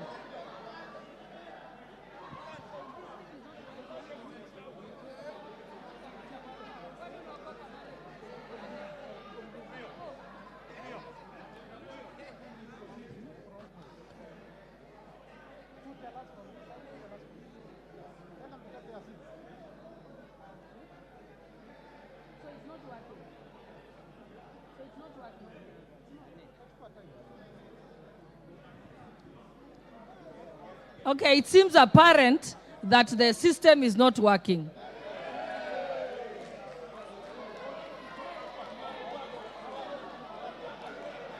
Then take your seats that we can begin. Take your seats and we can begin.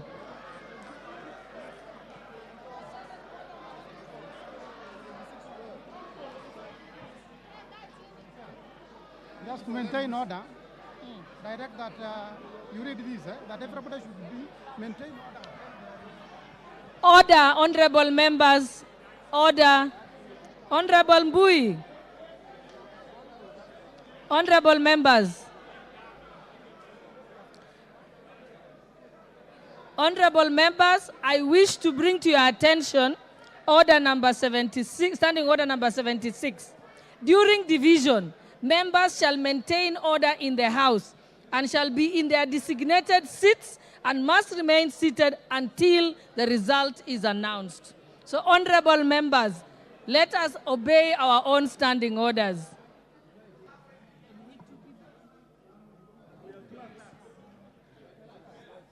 It's okay. Everybody can stay seated. The two clerks, yes, Honorable Wanami. No, don't argue. Honorable member, don't argue. Just say, you're already standing there. Yes. Not everything has to be aggravated. Okay, two people from this side. Honorable Pukose.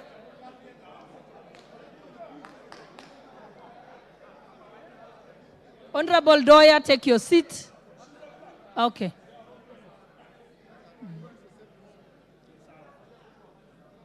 Honorable Wanjala, you're out of order. I just read Standing Order 76, that you must maintain order and be seated during division. If not, you'll be out of order and may have to leave the chamber. Take your seats. Honorable Owino, take your seat. Member for Karachu on your seat. Oh, Mumias, I can't see him.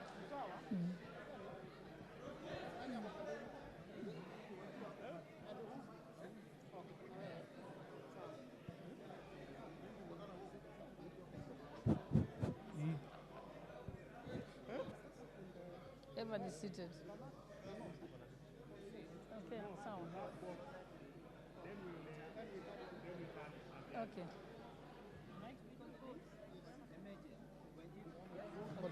Itafanya nini? Just sit. Yes, just sit. Then advise.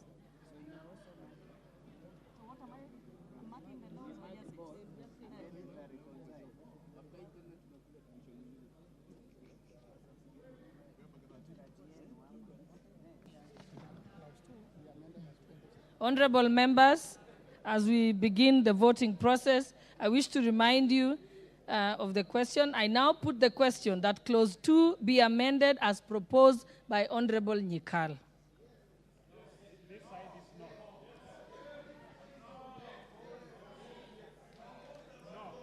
Okay, we shall now have the names read out by the clerk.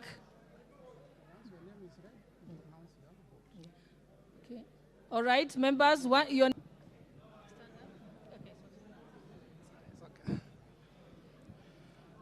Chepkonga Kiprono Samuel. Chepkonga. He votes no. You mark.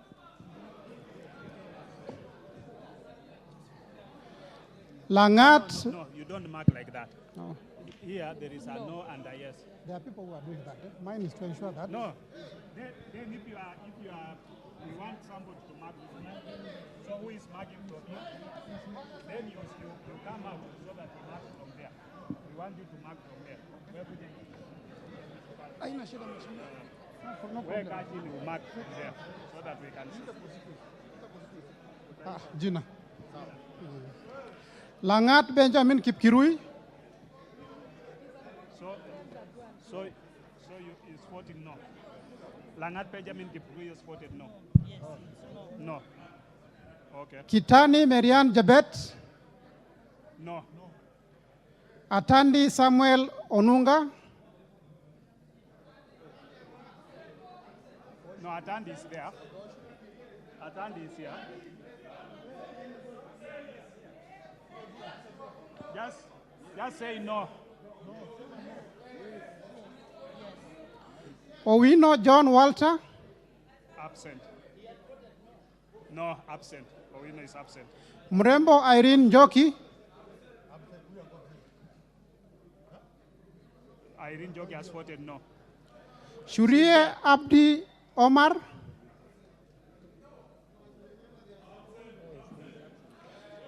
Sergon Florence Jamatia. Kandie Joshua Chepiegon. No. Kipkoros Joseph Makilap. Kamuren Shaus. Cameron? No. He has voted no. Koesh Nelson. No. Koeji Nelson, no. Momanyi Innocent Obiri.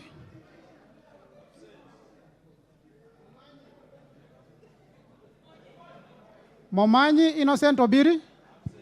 Absent. Barongo Nolfason Obadia. Borongo is there? Yes. Votes yes. Alpha Miruka Ondieki. He's voted no. Lynette Chepkorir. No. Kilel Richard Cheruyot. No. Yegon Richard Kipkemoy. No. Mamwasha Onchoke Charles. Onjoke? Onchoke Charles. Ogola Gideon Ochanda. No. Osero Patrick Kibagendi.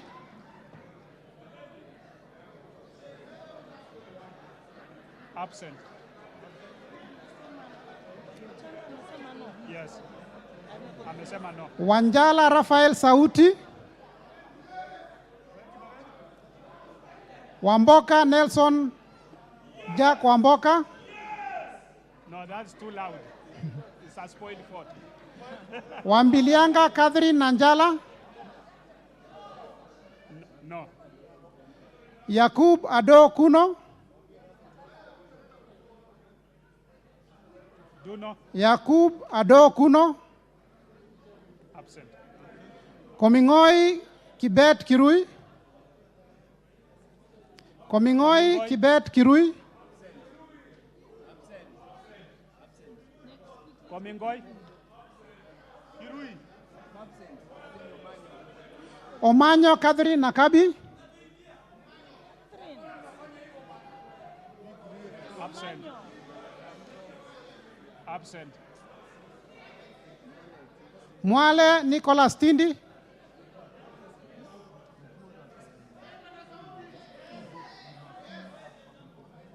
Oyula Joseph Mahero.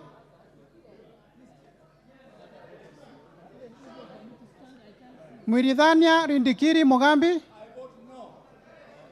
Kirima Moses Ngushine. Huyu ameford no. No.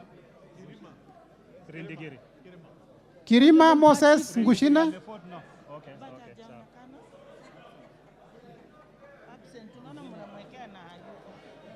Shimbwa Omar Mwinyi. Koech Victor Kipngetich. No. Barasa Patrick Simiyu.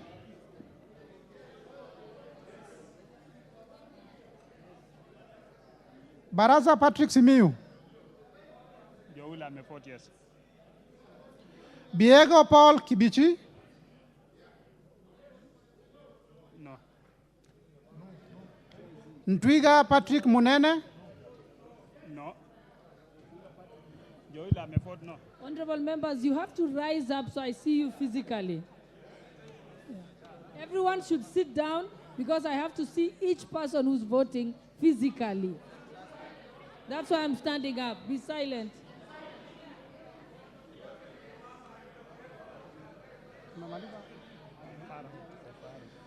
Mahalim Farah. Absent. Huh? Mahalim Farah. Joy amenyamaza. He has voted no. No, Farah has voted no. Well, it can't be spoiled. He has voted no. Elashi Beatrice. Elashi Beatrice. Kindly rise and speak up loud. Okay. Waweru John Kiari.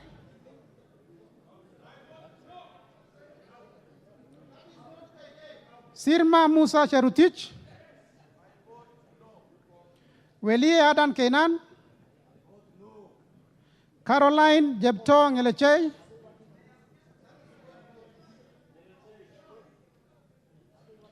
Gadhiru Mejadong Benjamin. It's false no. Honorable Fatuma, you are out of order. You're supposed to be silently on your seat. Yes.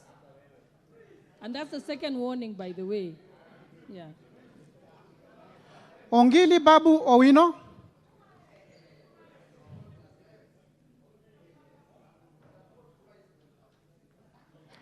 Gakuya James Mwangi. He has not voted. That's a spoiled vote. Nobody.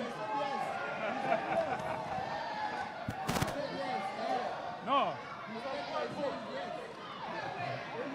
Honorable members, that's why it's important. Don't make a speech, just say yes or no or abstain. Please. That one for Babo Winners point. Huh? Yeah, it's okay, yeah. Take your seat, Babu Owino, Honorable. Take your seat.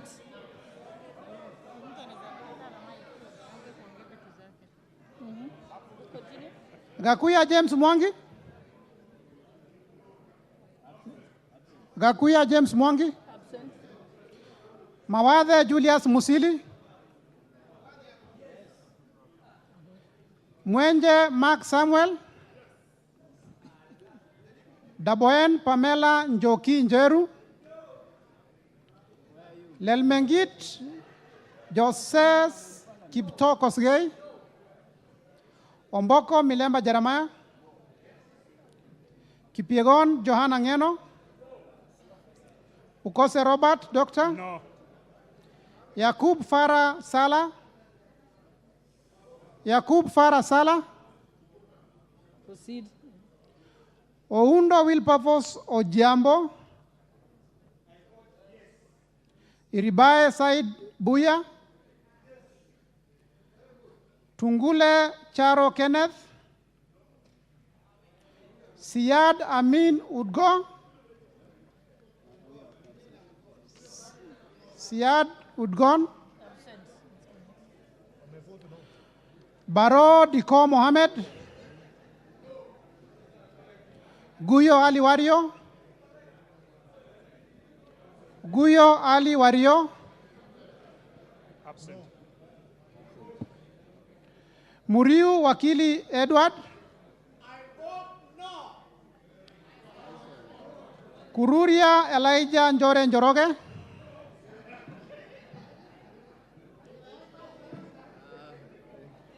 Kagombe Gabriel Gaduka, Odhiambo Elisha Ochieng, I vote no. Please vote no. Gethenji Robert Gishimo, He votes no. Wanjira Martha Wangare, Wamushomba Gadhoni, Abstain. Gimose Charles Gumini,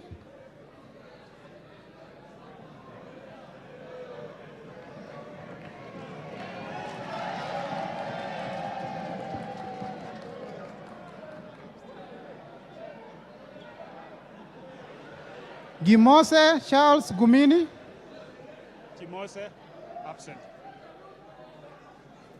Osogo Bensuda Joyce Atieno,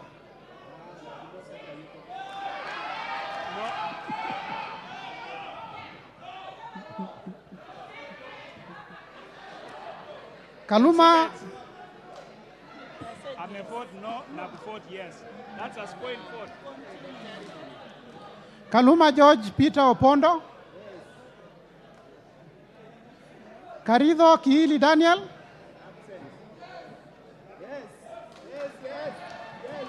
No. No. He has voted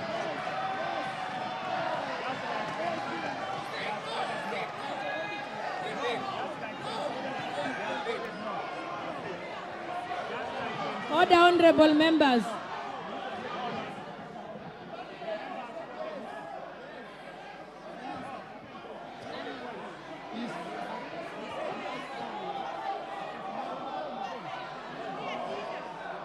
Honorable Daniel, sit down. I will call your name again.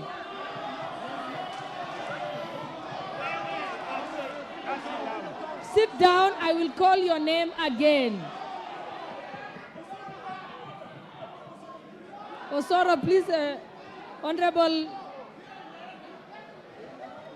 Okay. Call the name. Karido Kiili Daniel, No. Thank you. We'll also take a repeat and call out Honorable Suda. Bensuda also. Bensuda, Honorable Bensuda, take your vote again. Okay. Thank you. So now neutralize. Manaiba Julius, Honorable Bayu Kilifi, take your seat. Fatuma, this is the third time. Aya, proceed. Julius Taitumu, Mwirigi John Paul, Abdi Ali, Mwirigi is no. Even Kaitumu ni no. Amesema no. Abdi Ali, No. Shinali Bernard Masaka, Shinali. Bernard Masaka,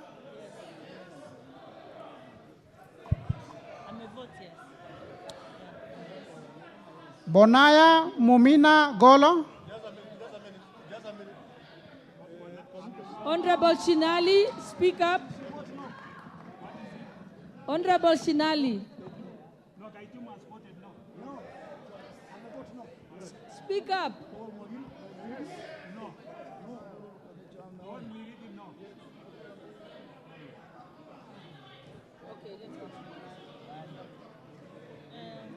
Mumina has voted no. I take Bonaya Mumina no. Lomwa Joseph Samal, Samal. Joseph Samal absent. 2B Bidu Mohammed, 2P and 40 years. Badibadi Twalib, Ndongo Njoroge Koimburi,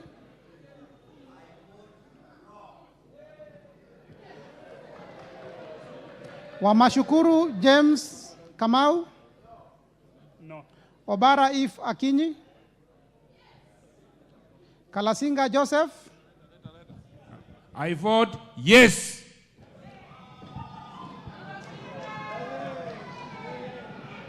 Titus Lote. Order, members. Order, members. Titus Lote. Titus Lote. Lote, no. Kimilu Joshua. Kimilu Joshua. Yes.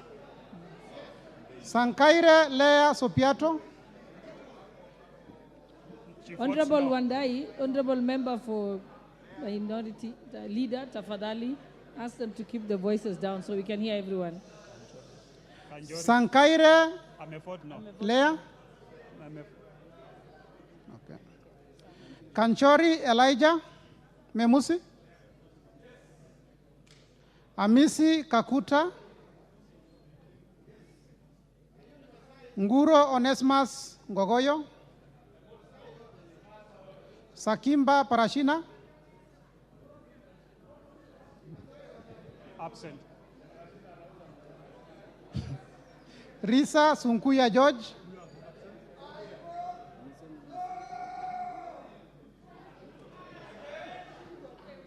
Muanda Elsie.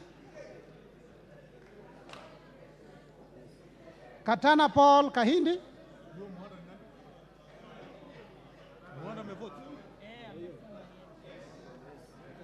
Hassan Abdi Yusuf.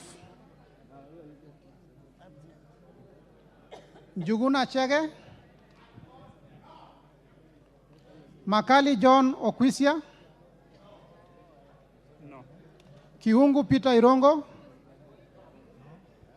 Muli Fabian. He votes no. Shumel Samuel Moroto. No. Sudi Oscar.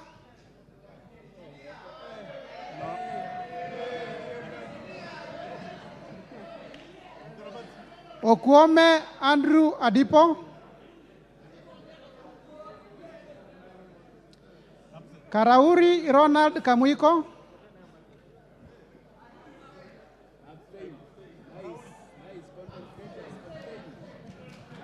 Were Shaus Ongondo. Were Shaus Ongondo. Mbui Robert. Korir Adams Kipsanai. Kipkoesh Gideon. Honorable Babu Owino, kindly take your seat. Take your seat.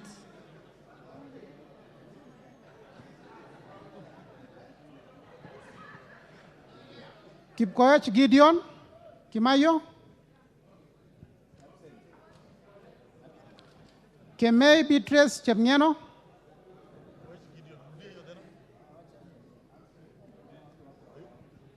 Absent. Kemei Beatrice. Ruto Julius Kipleting. Wangaya Christopher Aseka.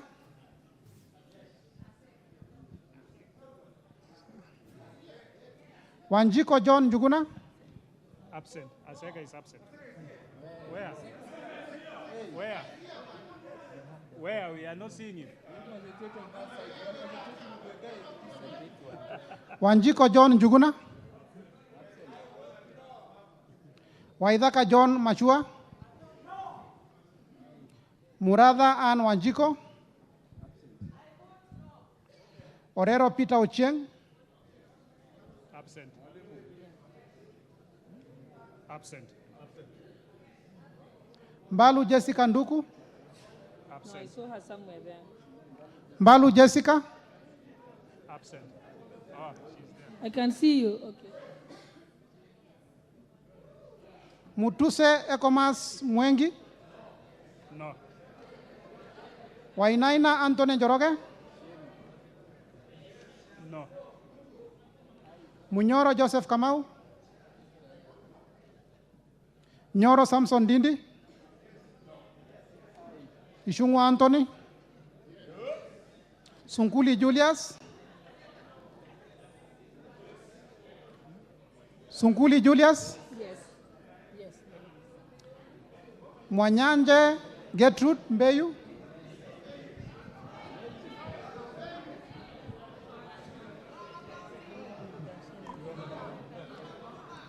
I vote yes to the amendment. Thank you.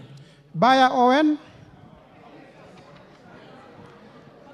Kitty Richard Ken Chonga. Absent. Zambia Thaddeus Kidhua. Mutua Didmas Barasa. Bisau Morris Kakai.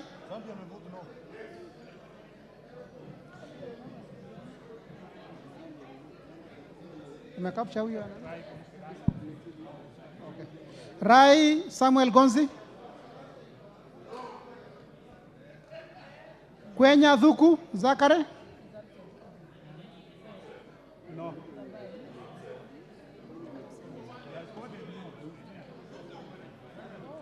Kwenya Dhuku. Is there? He's voted no. Okay. Na ule? Oh. Ninyi ni kumark. Sisi ni Muia Wanjiko. Muia Wanjiko.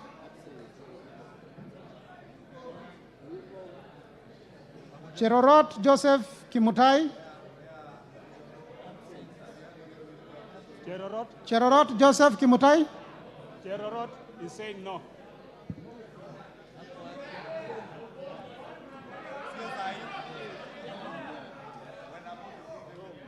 No. Kosgei Ilare Kiplangat. No. Relax. Cherorot amevote no. Tumeiona.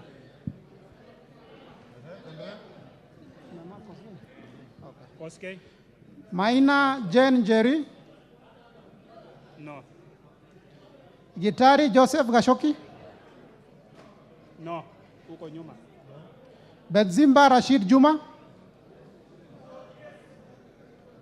Aburi Donye Doris. Yes.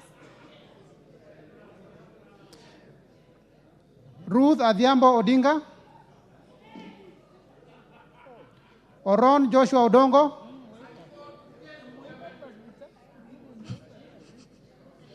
Ahmed Shakil Ahmed.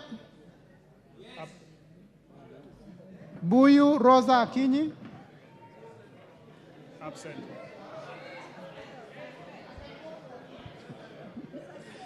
Kasalu Irene Mudhoni. Mulu Makali Benson. Mbai Nimrod Mbithuka. Mbai is absent. Mboni David Mbai. Malika. Malika. Mboni.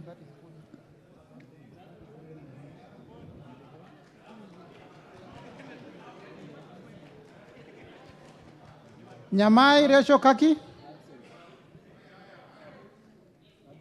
Nyenze Edith. Nyamai has voted no. No. Nyamai is no. Nyense Edith. Nyenze Edith. Absent. Mokaya Nyakundi Japheth. I vote no. Kibagendi Anthony. Kibagendi Anthony has voted twice, ama? Gisairo Cliff Ombane.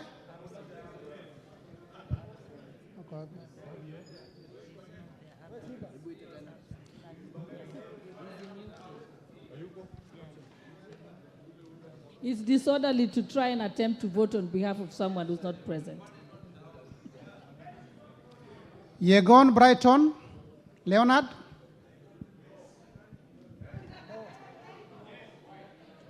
He has voted no.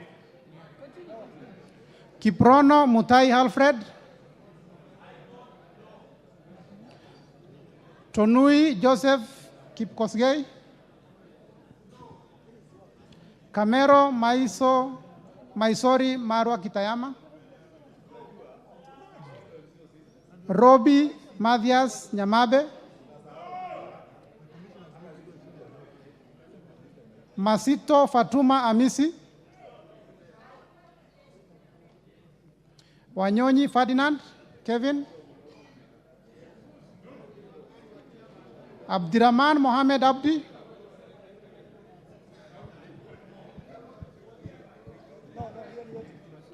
Abdirahman Mohamed Abdi. I vote no. Amepiga no. Mohamed Abdikadir Hussein. No. Kagiri Jane Wangeshi. No.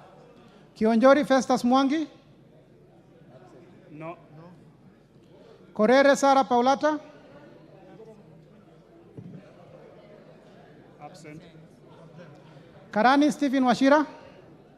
Karani. No, Karani is somewhere. Karani. Proceed. Washira Karani. Lekuton Joseph. No. Marubu Monica Mudhoni. Huh? Alikuwa around. Nani? Washira Karani. Marubu Monica Mudhoni. Amevote no. Huko nyuma amevote no. Obo Ruweida Mohamed. No. Moirore Mudhama Stanley. Amevote no. Kothe Felix Odiwor. No. Kaangara Joseph Mboro. No. Amevote no. Mugabe Innocent Maino. Oh, Mboko. Amevote yes. Okay. Mboko Mishi Juma. Mugabe Innocent Maino.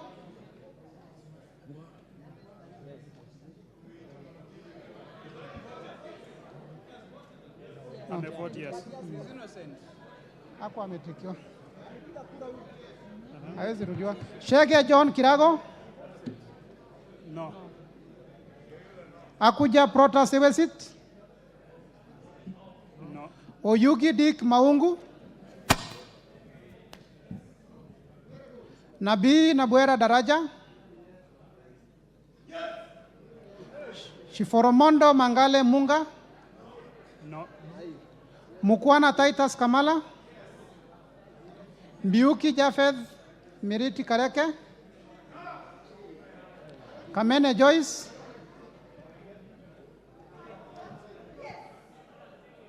Mule Caleb Mutiso.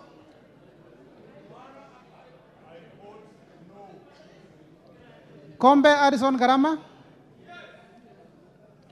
Omwera George Aladwa. Kiamba Susan Dunge.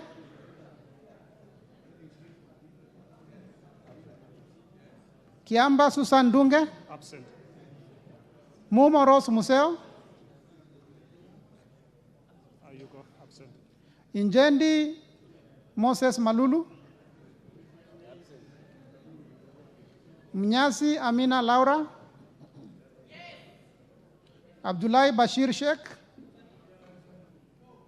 No. Sheikh Humal Ker Kasim.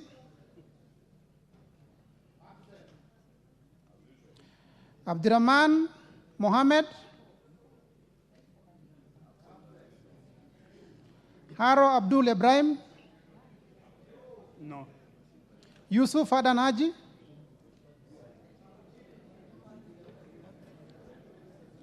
Yusuf Adan Haji. Absent. Mukunji John Gitonga. Mugunji. Mugunji. Mukunji John Gitonga. Njoroge Mere wa Maua. Bowen David Kangogo. No.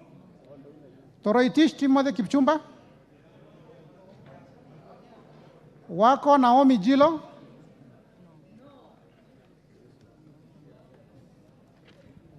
Mwalio Joshua Mbidhi Mutua.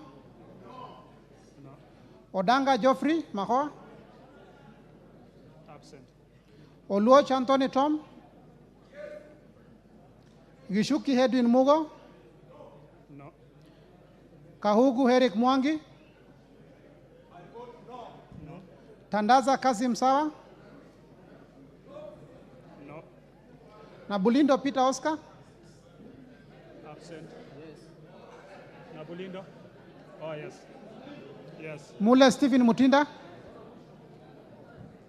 Ayuko. Wapi Mule? Wapi Mule? Mule, where is he? No, Mule is not there. Mule Stephen Mutinda. He's not there. Absent. You can't give him he's absent. Kingola Patrick Makau. Absent.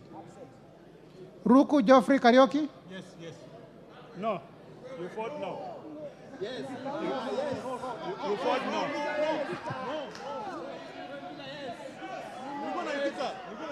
You vote now. No. Ruku Geoffrey Karaoke. No.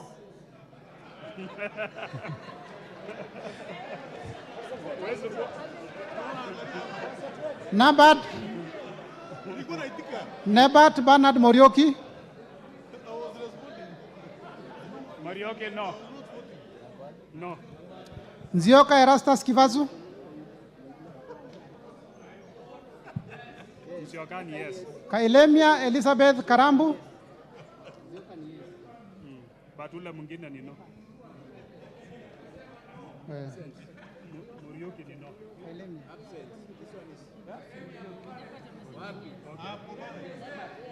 Endelea. Continue. Kilemia Elizabeth. Kailemia Elizabeth Karambu. No. Okay, hold on. Honorable Nebat Bernard, could you kindly take your vote again? Let's proceed.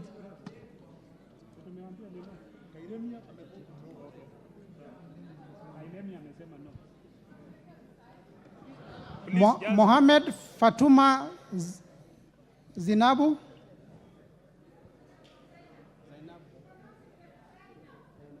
Sinap. Proceed. Thank you. Proceed. Call the next name. Kipngor Ruben Kiborek. Barto Phyllis Jepkemoy. Kimani Francis Kuria.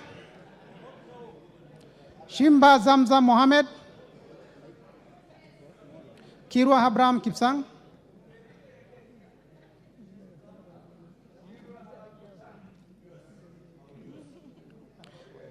Jaldesa Guyo Wako. Absent. Jaldesa Guyo. Absent. Bader Salim Faisal. No. Chesebe Fred Kapondi.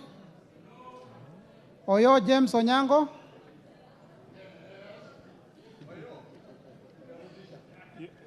Gishoi Kagushia. Gishoi Kagushia. Salasia Peter Kalerwa. Naika Johnson Manya. Kagusha, no.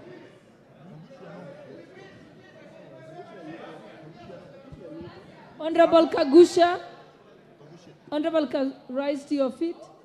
Absent.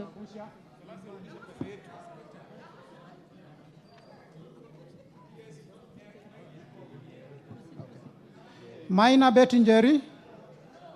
No. Mashele Mohamed Sud. Musau Vincent Musioka. No. Shake Peter Mbogo.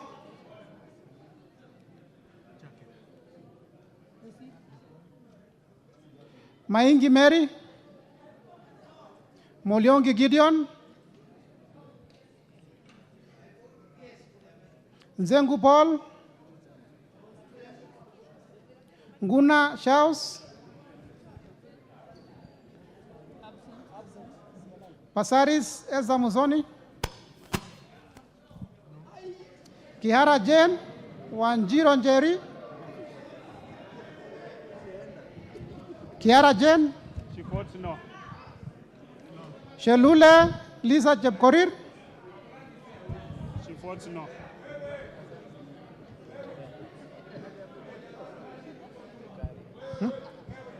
Gikaria David.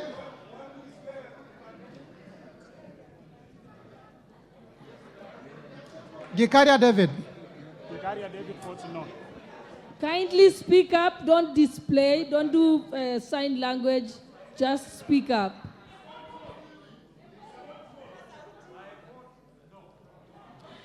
Arama Samuel.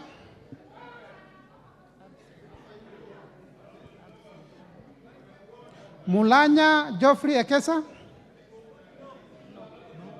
Muge Cynthia Jebkosgei. Kitur Bernard Kibor.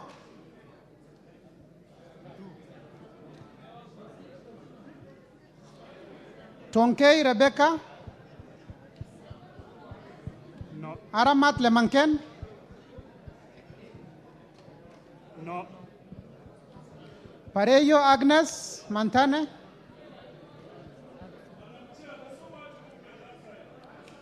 Kitilai Olentutu. No. Member for Kajiado County.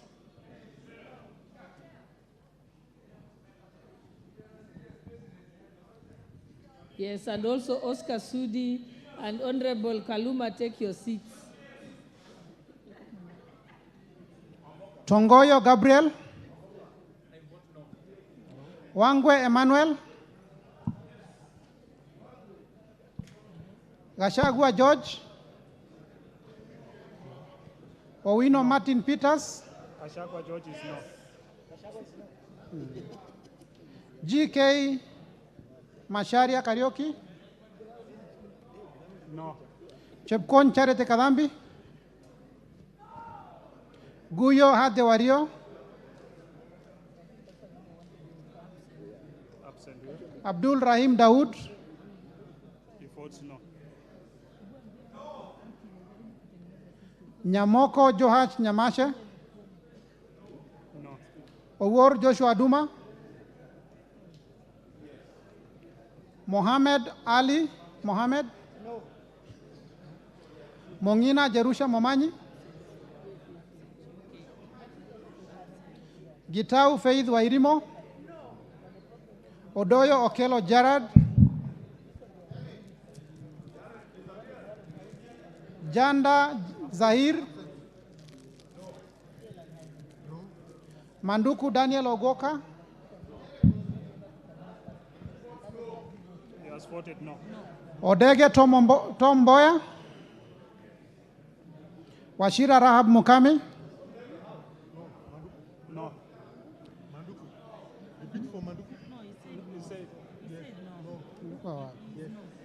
Madenge Duncan Maina. No. Maina, no. Mushira Maiko Mwangi. No. Kiarao David Njuguna. No. Wainaina Maiko Wambogo. No. Kosing David Losiakou.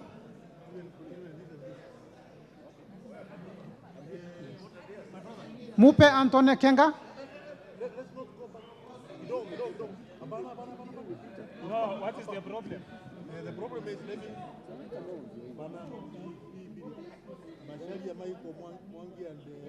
See, they have voted no. No. Yes. No, they have voted no. They have voted no. No. Madam Speaker, we cannot have Babu here and no. They have voted no. I'm the chief agent. Wango has come back. Now step down. Wango is back. We can't have three. They have voted no.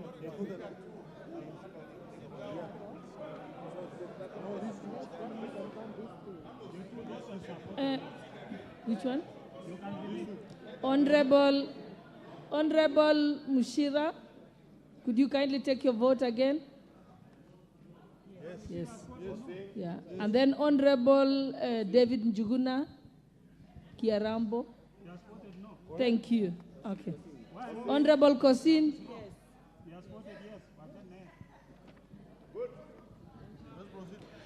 Mupe Antone Kenga.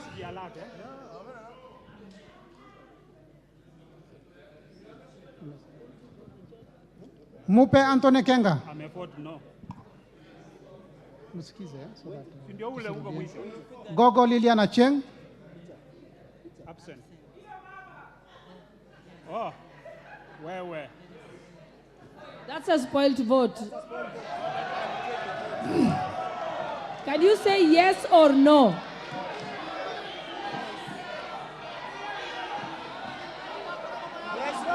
Order, members.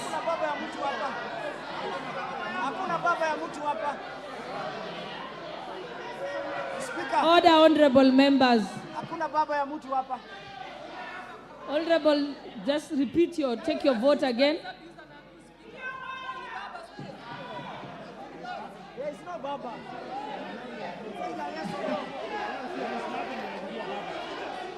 There is no Baba. Hiyo ni spoiled vote. Hiyo ni spoiled. Wewe tuendelee, my friend. Honorable members. Order, honorable members.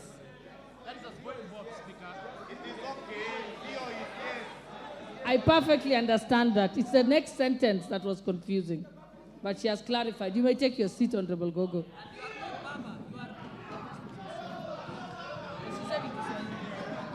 Amolo Paul Otiende.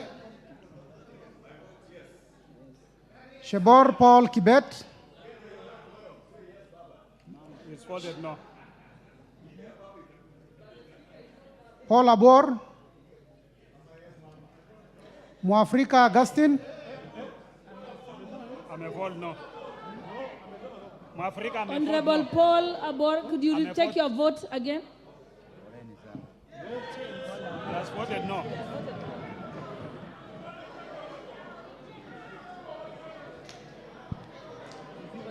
Mwafrika Augustine. Amepiga no.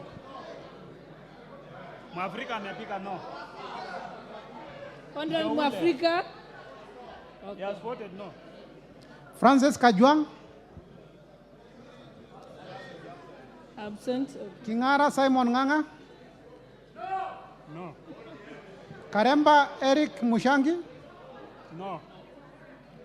Longova Sloya Clement. No. Luyai Kale Mamisi. Absent. Raso Dido Ali. No. Lenguris Pauline. Amevote no. Lentoy Johnny Jackson Lekumontare.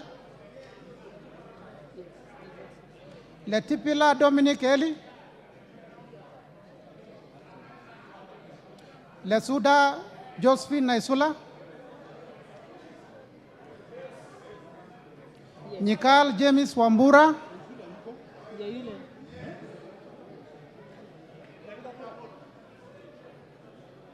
Ikana Frederick Lusuli. I vote no. Oduor Christine Ombaka. Lusuli amevote no. Okay, sawa. Amevote no. Okay. Lochakapong Peter. Amevote no. Kemei Justice Kipsang. Amevote no. John Waluke.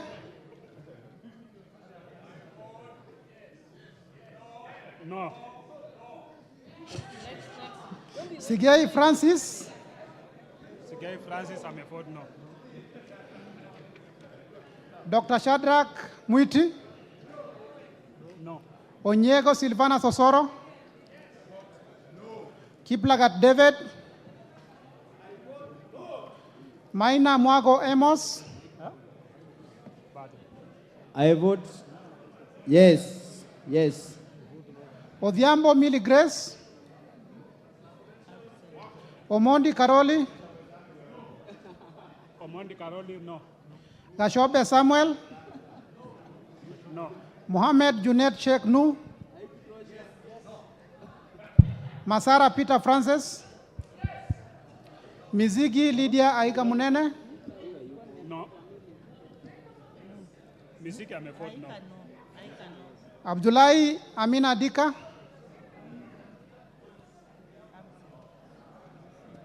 Bare Hussein Abdi. No. Buire John Okano. No, where is he? Buire John Okano. He's not, no, he's absent.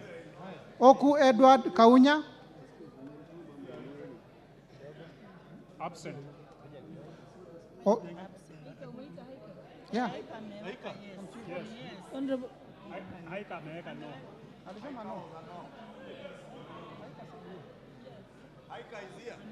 Honorable Aika, just take your vote again. Thank you. Otusho Mere Emase. No. Mwangi Geoffrey Wandeto. No. Murugara George. Nduyo Susan Ngoge.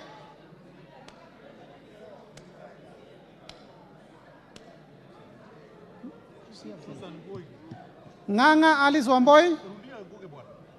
No. Kas Nduyo Susan Ngugu. Ako. Susan ako ngui. Huyu wa Tharaka Nithi. Susan Gugi.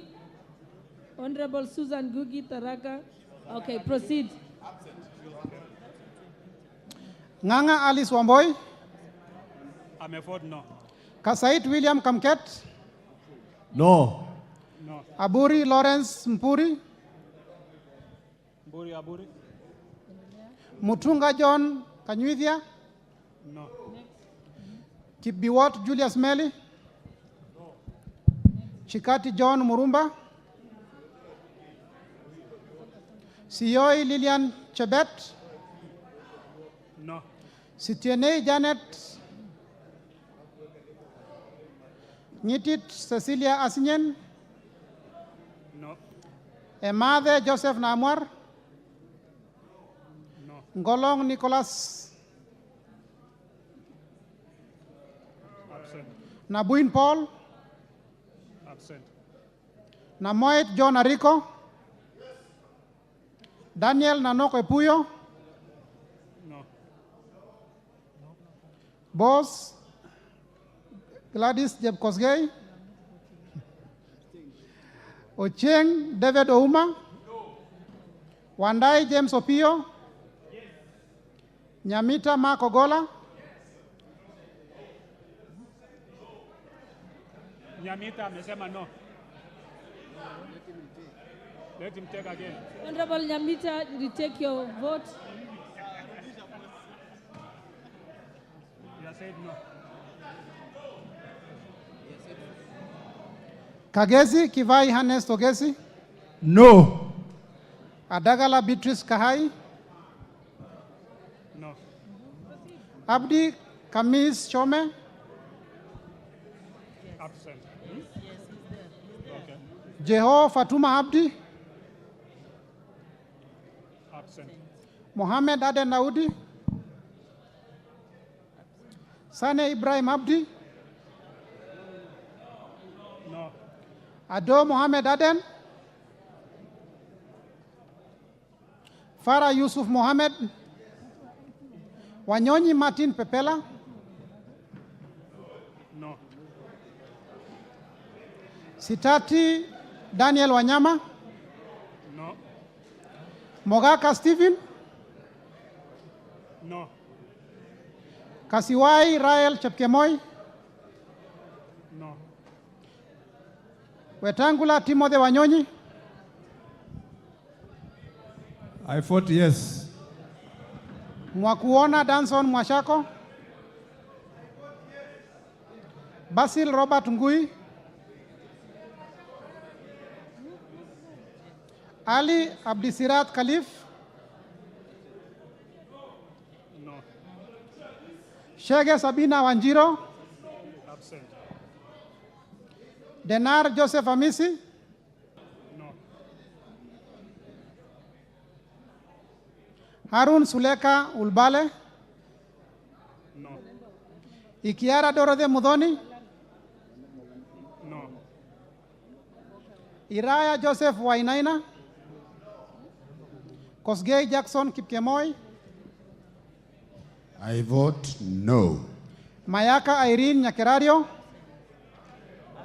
Mohammed Umulker Arun. Mwangi Teresia Wanjiro. I vote no. John Badi. Talib Abubakar Ahmed.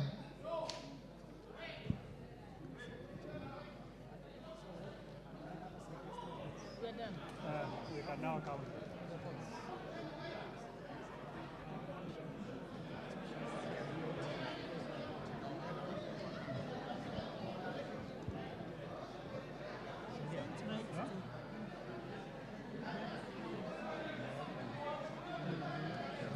Absent is 2.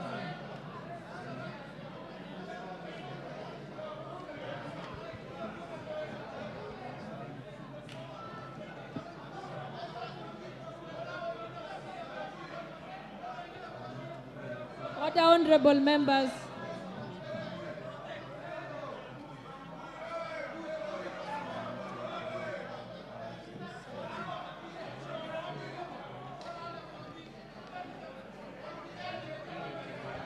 Honorable Mbadi.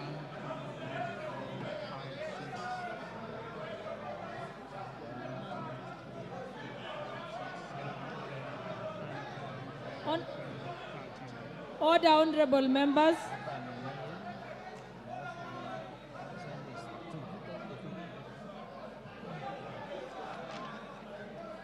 What's the name of that member?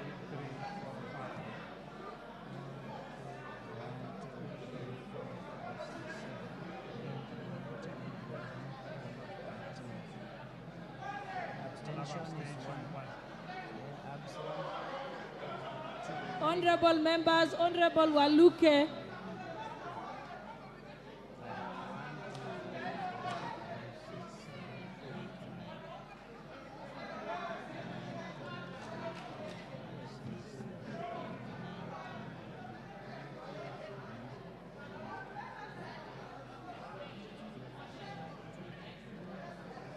Sorry?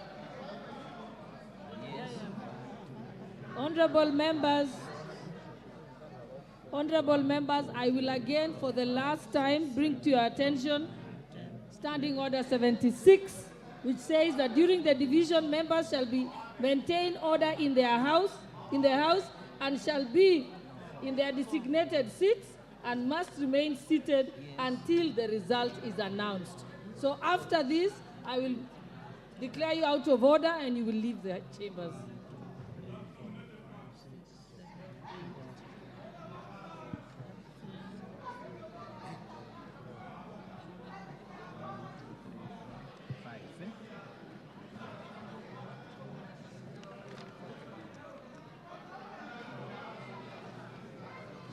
Yes.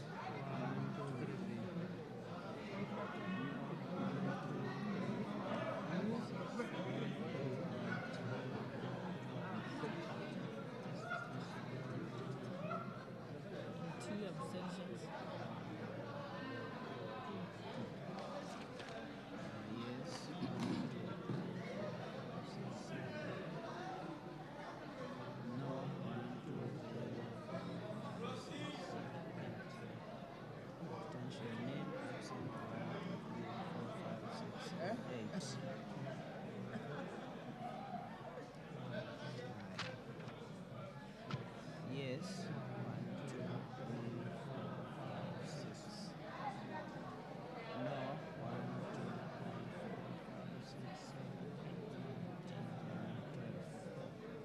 No abstention. Then absent is 5. 1, 2, 3, 4, 5. Yes is 1, 2, 3, 4, 5.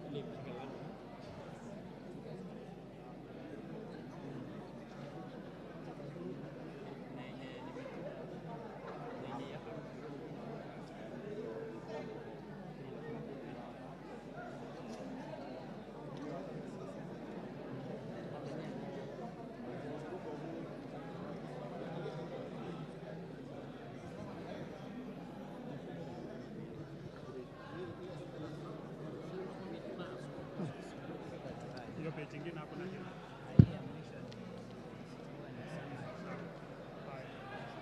Now let's totalize.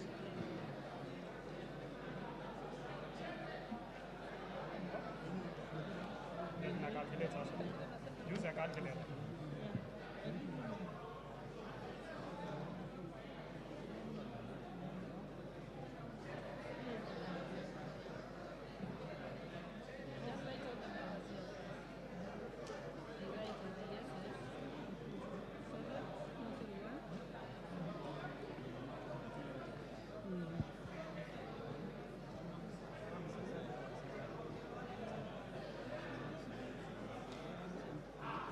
Hiyo hakuna haja absent. No, no, it's good. Okay. And abstain. Abstain plus.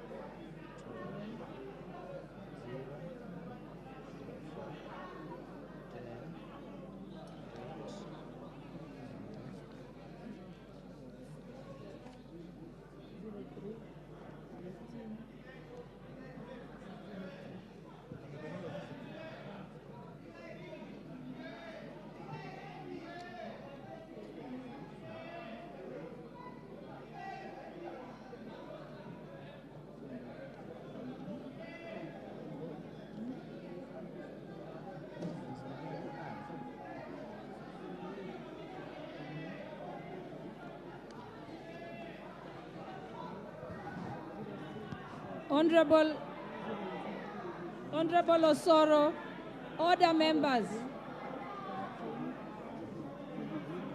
Order members.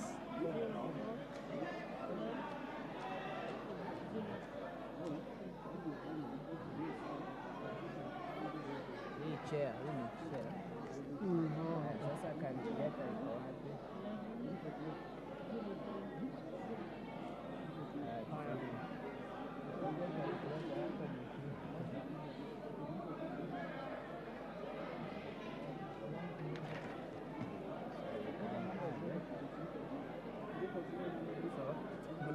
Yes, yes.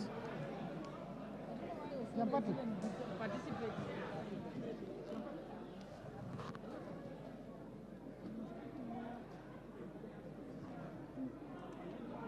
Yes, she can vote. She can actually vote.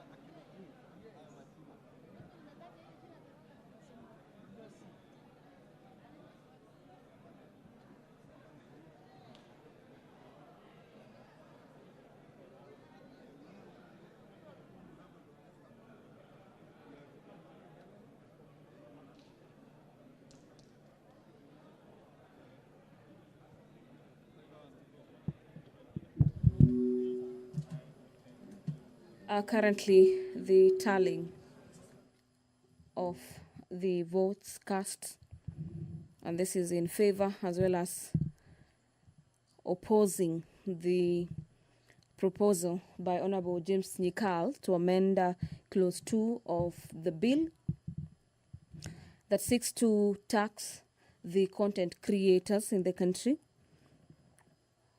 Is a clause that is currently having its tally of votes tallied, and immediately after that particular tally is complete, the Speaker, the Deputy Speaker of the National Assembly, who is currently the Chair under the Committee of the Whole, will be announcing the results to members of the National Assembly in regards to how that particular clause performed, or the fate of that particular clause.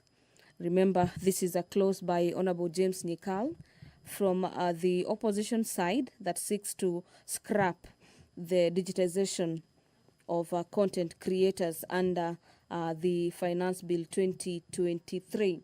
We've been having members of the National Assembly vote in favor of the bill and against the bill. And just you remember also, this particular roll call was occasioned by the mere fact that the electronic voting system of the National Assembly failed temporarily, forcing the House to go through its standing orders number 72 on roll call, where members of the National Assembly were called each by name and required to sort of make their stand known in regards to the proposals in this particular bill.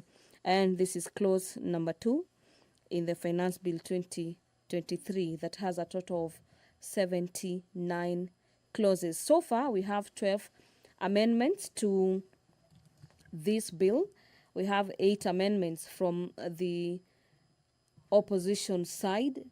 The Kenya Kwanza, that is the ruling party, is proposing 2 amendments to the Finance Bill 2023, as well as the committee led by the Honorable Member for Molo, Honorable Kuria Kimani, has also presented 2 further amendments to this particular bill.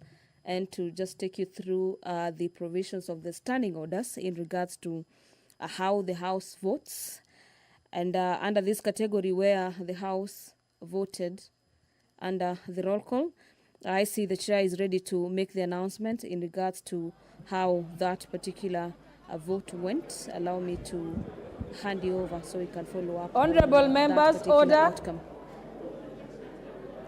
I will now proceed to announce the results of voting. Division on the clause on clause 2 as amended by Honorable Nyikal. The manual vote count was the ayes 87, the nays 189, and abstentions were 3. Thank you.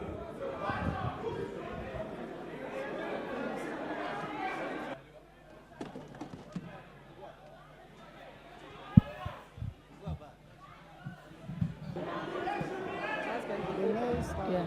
So the nays have it. The bars may now be opened.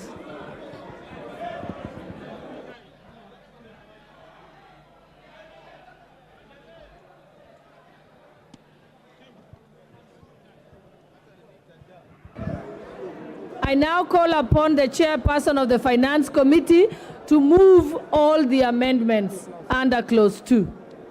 Chairperson, you will move all the amendments under clause 2.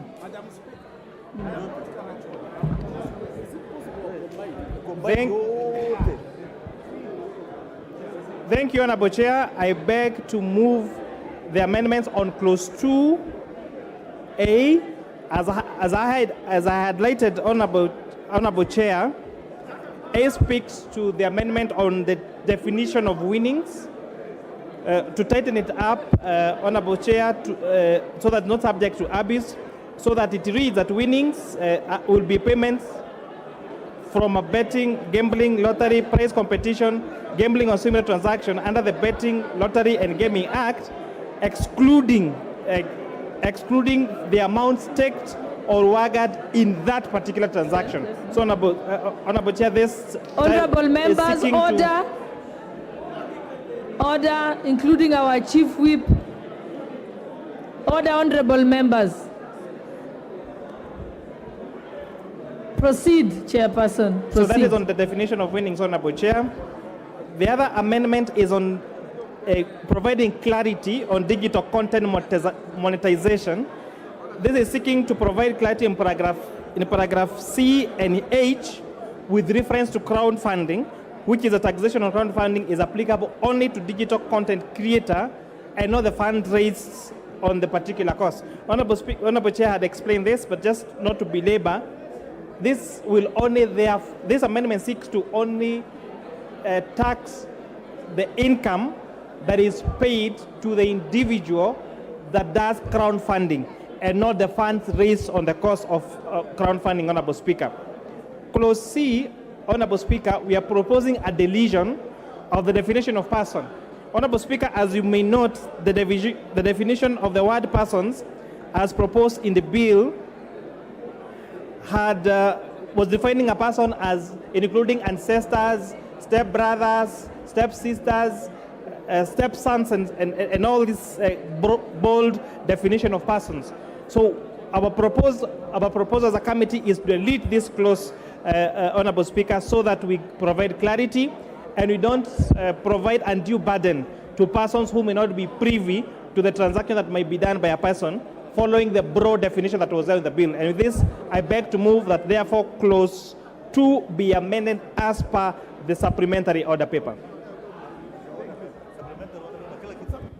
I now propose the question that clause 2 be amended as proposed by the Honorable Chairperson of the Finance Committee.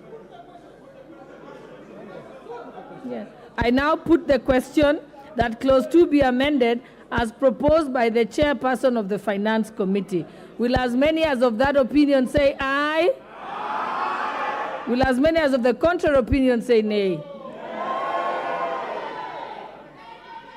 The ayes have it. Let's proceed. I now call upon Honorable Makali to prosecute your amendment. Thank you, Madam Chair. Madam Chair, my proposed amendment is actually to delete clause 2, paragraph B.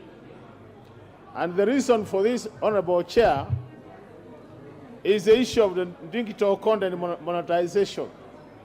And that's why earlier, Honorable Chair, I was saying I needed a procedural guidance, because the reason why I was proposing we delete this is because this is tied to clause 20, Honorable Chair. If you look at clause 20, and we are not there, that's why I was asking procedural question. I wanted to delete the taxation to the digital content creators. And if you delete that, Honorable Chair, then there will be no need for definition of this digital content monetization. So to me, unless that happens now, it looks like then my amendment, Honorable Chair, becomes like redundant. So procedurally, I thought we should have gone through the other clauses, because it's a definition, and we come to the definition, the last thing after we have agreed what remains in the bill. So with that guidance, Honorable Chair, my position is I don't think it is time we tax our young people who are involved in digital content creation, because that is a sector which is creating jobs for them. I thought this is the time to support them, so that as we move into the future, we create a critical mass which can then be taxed. With those comments, Honorable Speaker, I urge the Honorable House to support me so that we don't at all tax the young people who are doing digital creation, Honorable Speaker. Thank you very much.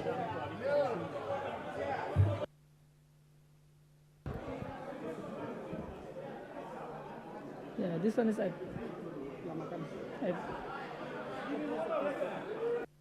I now propose the question that clause 2 be amended as proposed by the Honorable Makali. With the question. I now put the question that clause 2 be amended. I now put the question that clause 2 be amended as proposed by Honorable Nyikal. Will as many as of that opinion say aye? Makali, sorry. Yes, as proposed by Honorable Makali.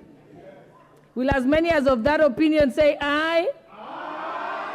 Will as many as of that opinion, the contrary opinion say nay? Nay! The nays have it. Honorable? Really? Yes. Okay. Honorable Kaluma? Honorable Kaluma?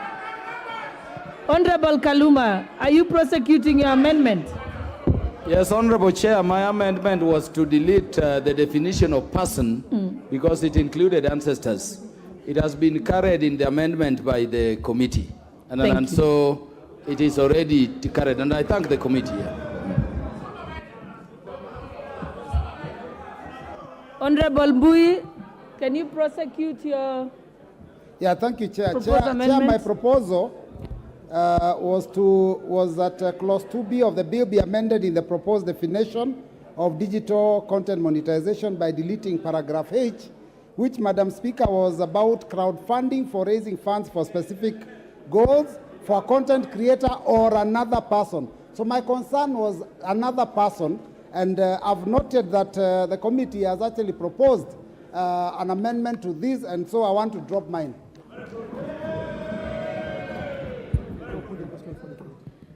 I now propose the question that clause 2 be amended as proposed by Honorable Mbui.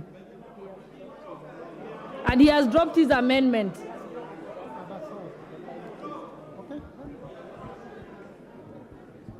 I now put the question that clause 2 as amended by the chair be part of the bill. As many as of that opinion say aye. Will as many as of the contrary opinion say nay? The ayes have it. Read the next one. I propose the question that clause 3 be part of the bill. I now put the question that clause 3 be part of the bill. Will as many as of that opinion say aye? Will as many as of the contrary opinion say nay? The ayes have it. Next. Clause 4.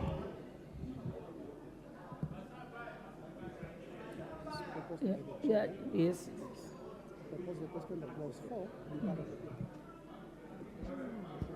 I propose that the question that clause 4 be part of the bill. Okay. Proceed, Chairperson. Honorable Chair, I move that clause 4 be amended as per the supplementary order paper.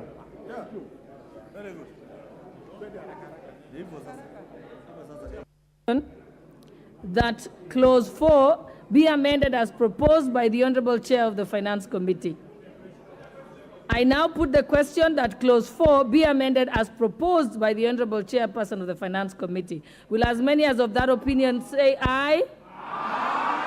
Will as many as of the contrary opinion say nay? The ayes have it. I now put the question that clause 4 as amended be part of the bill. Will as many as of that opinion say aye? Aye. Will as many as of the contrary opinion say nay? The ayes have it. Next. Clause 5.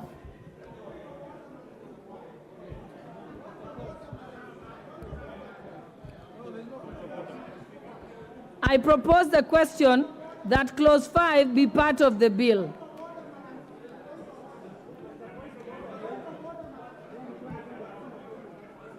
Proceed, Honorable Bui. What's your point of order? Hold on, Chairperson. Thank you, Madam Speaker. Madam Speaker, Madam Chair, please. When the chair of the committee is proposing amendments, It is only fair, Madam Speaker, for the sake of the people that are watching what is happening in this House, that he clarifies his proposed amendment. Because when he says as contained in the order paper, and then members here just shout aye, we look like we don't know what we are doing. I propose that he makes it clear what it is amending. That is how the House should run. That is how the House should run. Honorable Let us Bui. be fair. Let us. Honorable Bui, I've heard you. It's noted, but we have already progressed to number 5. So let us proceed to close 5. I propose.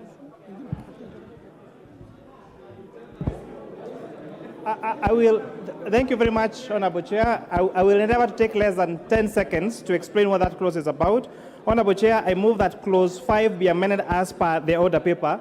And Honorable Chair, this particular clause was proposing a double taxation on subscriptions made to institutions like clubs, where there was an application of a double taxation where the employer makes that contribution to those institutions they were taxed, and when and that particular benefit was also being taxed to the employee. With that, I support Honorable Chair.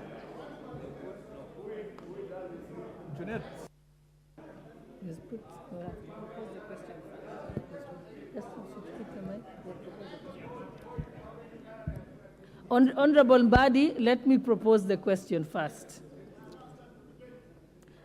I now propose the question that clause 5 be amended as proposed by the Chairperson, Finance Committee. I will give you the opportunity. Honorable Mbadi, you may proceed to. Yeah, actually, Madam Chair, I'm supporting this amendment, but more particularly the one that is deleting paragraph B, because this would have subjected per diems that is paid to public officers to taxation, yet those paid to private sector employees are not subjected. It would have been unfair treatment to the public officers. Thank you, and I support.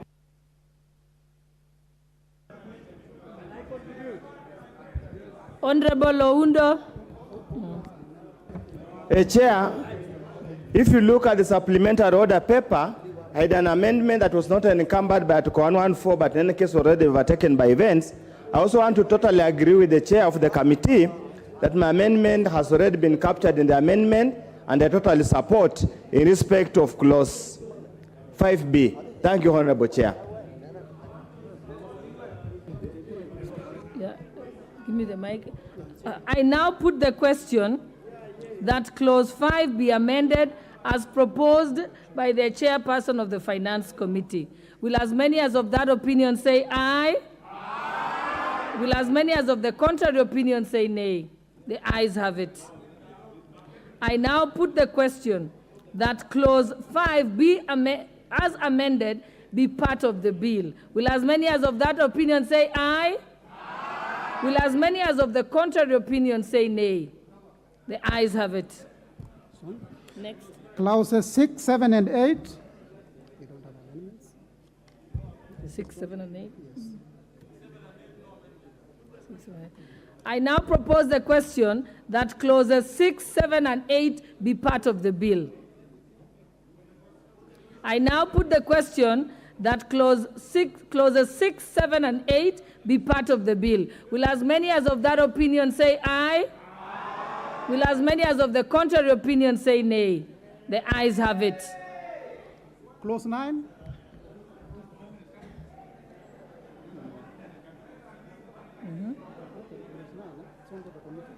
It's under the committee chair.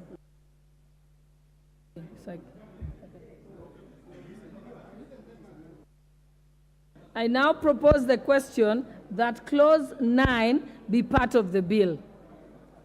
Chairperson. Honorable Chair, I propose that clause 9 be amended as per the supplementary order paper. So this is where we have the turnover tax. The bill had proposed that the minimum threshold be 500,000 shillings, and we're increasing now the minimum threshold to 1 million shillings up to 25 million shillings. And with that, I support Honorable Chair. I now propose the question that clause 9 be amended as proposed by the Honorable Chairperson of the Finance Committee.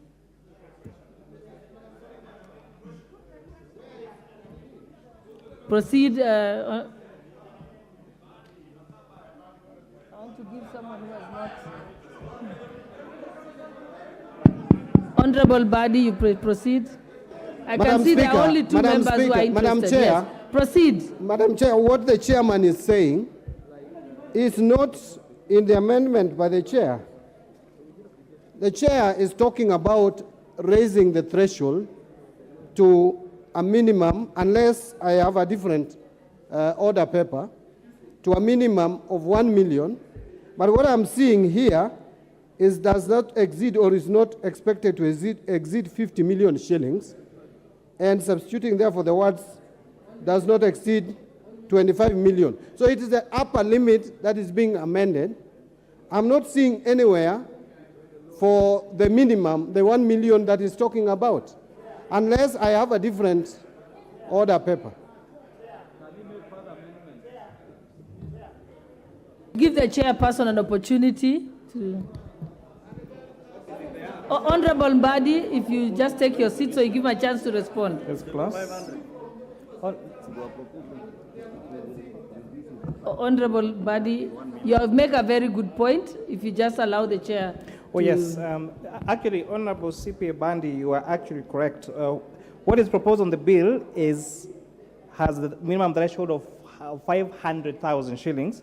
What is on the order paper only captures the lower limit, which is in error. So it is actually also capture the minimum, which would be 1 million shillings. So let me move my amendment again. So I therefore move that the clause 9 be amended to include a minimum threshold of for turnover tax to 1 million shillings to 25 million shillings. I thank you, Honorable Chair.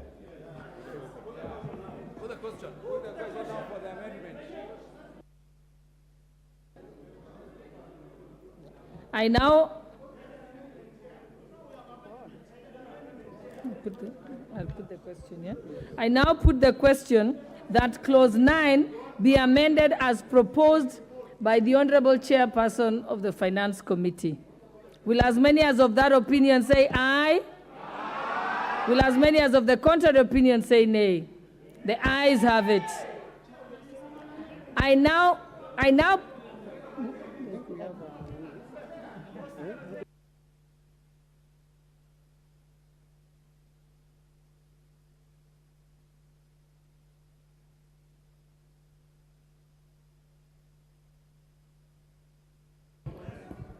now put the question that clause 9 as amended be part of the bill. Will as many as of that opinion say aye? Aye. Will as many as of the contrary opinion say nay?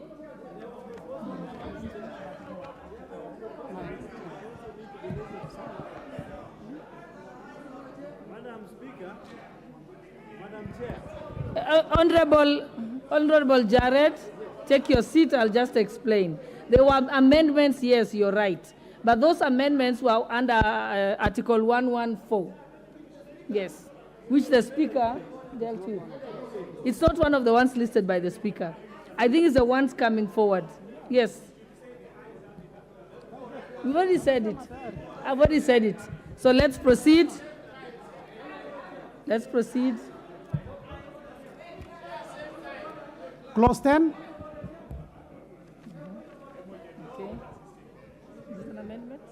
Yes.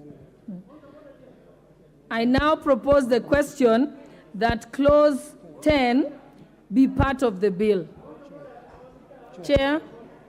Chairperson, Finance Committee. Yes, thank you, Honorable Chair. I beg to move that clause 10 be amended as per the supplementary order paper. And what we are doing here, Honorable Chair, there was a requirement that was proposed in the bill that taxes collected, especially Honorable Junet, you will have an opportunity. You will have an opportunity as soon as the chair has finished moving.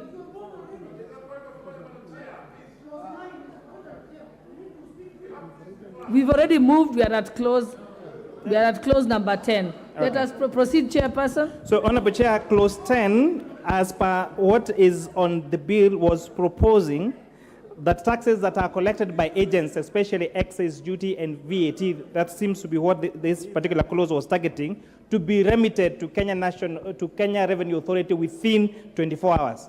After listening to members of the public during our public participation, we proposed to amend that from 24 hours to within 5 working days. So this taking care of weekends and holidays, and at least isn't as punitive as it was proposed on the bill to have these taxes paid within 24 hours. And that I support, Honorable Chair. Okay. Okay, I propose the question that Clause 10 be amended as proposed by the Honorable Chairperson of the Finance Committee.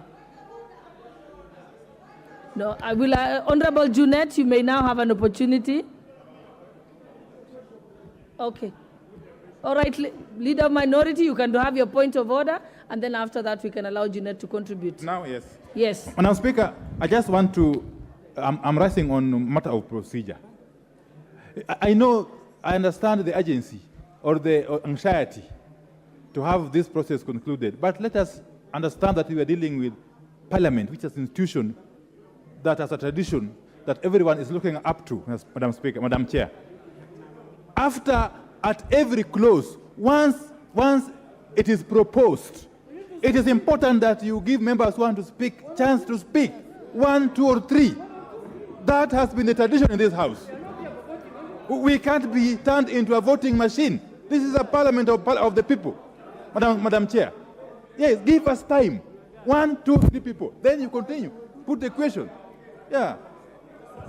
On the Leader of Minority, I agree with you that it's important to give members a chance to debate it, except in those previous ones, there was no one who showed interest. But in each case, it's already, in the previous ones, I have allowed Honorable Badi, I have allowed Honorable Kaluma, I have allowed Honorable Mbui, I have allowed Honorable Makali, and Honorable Nyikal to contribute. So yes, we are going to allow members to contribute when they want to do that. But I have to first propose the question before members can be able to debate it. So let us move now. Okay, proceed, Honorable Junet. It was your turn. Honorable Jared, Chair, I wanted to speak on Clause 9, which you already passed. But Chair, so that we avoid voting, we are not here. If somebody is tired, he can go home and sleep. We want to deal with this matter properly and perpendicularly. Yeah. Okay, Honorable Jared. Madam Chair, it is true that... Order members, please allow him to prosecute his argument. Proceed. I thank you, Madam Chair. It is true that the Speaker did give a ruling touching on certain clauses that were either exempted or allowed to proceed in light of Article 114 of our Constitution. Honorable Speaker, in areas where you will skip while reflecting the decision of the Speaker, I think it is important to let those who proposed amendments to know that that is not forming part of the Speaker's decision. But again, most importantly, Honorable Speaker, we have up to 30th of June to have this concluded. And the Speaker did give a very comprehensive ruling on the times allocated for this debate, Honorable Speaker. And therefore, I would ask, humbly so, that those who have issues to raise on every clause in this thing be given time to do so. Just as my colleagues have said, this is a house of debate, and we have to subject this house to debate because the whole country is watching this. Because they want to know who is with them and who is not with them. I thank you, Madam Chair. Thank you, Honorable Member. But if I'll just bring to your attention the exact communication from the Speaker was that the clauses that the Speaker allowed to proceed, even when marked as under Article 114 of the Constitution, are the following clauses. Clause 2, Clause 24, Clause 33, Clause 34, Clause 36, Clause 43, Clause 76, and Clause 78. And I've just asked the clerk's desk to be able to give you a copy now so that you can stand guided. So we haven't breached that at all. Thank you. Okay, let's proceed.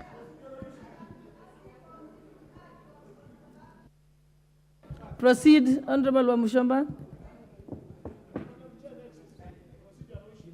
I hope you're contributing on clause 10. No, Madam Chair, I just want to raise a concern, and this is a concern that is on procedure. Point of order.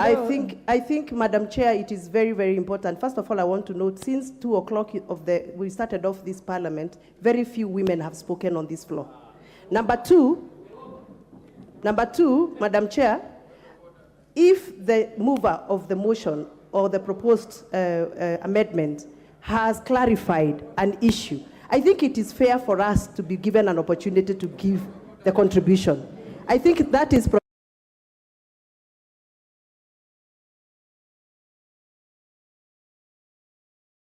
I want to raise my dissatisfaction on clause 9.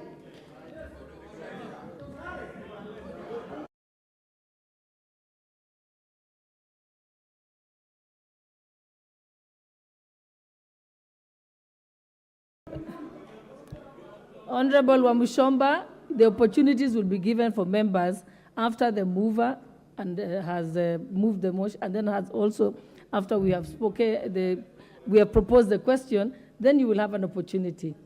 So you just have to put in your name there. Let's proceed, Chairperson. Let's allow the Chairperson to proceed, and then you can be able to respond to it. Okay, let's listen to your point of order, Honorable. Thank you, Madam Chair. You know, Madam Chair, from what Honorable Mbandi said, the chair of this committee amended his proposal for clause 9. I think procedurally, he should have read the words as they are after the amendment. He just explained. And I think procedurally, he should have read now the new content of the new amendment. He didn't. He just explained. You had got... Honorable Makali, I think the finance chairperson said that you referred to as in the order paper. Yes. So after that, he clarified that in the order paper it is accurate. It was when you were speaking that the inaccuracy came, and he actually agreed with Honorable Mbadi. He agreed with Honorable Mbadi, and he went back and read how it is in the order paper, and he was fine with it. But if that is the case, you can always repeat it. Chairperson. Okay, hello? Not clause 9. We already sorted that one out. So move to the next one. Yes. Thank you. Honorable Chair, I move that clause 11 be amended as per the supplementary order paper. And essentially here what you're doing, Honorable Speaker, is providing that a housing levy be a tax deductible expense. Order, Chair, I think we are on clause 10. You are still...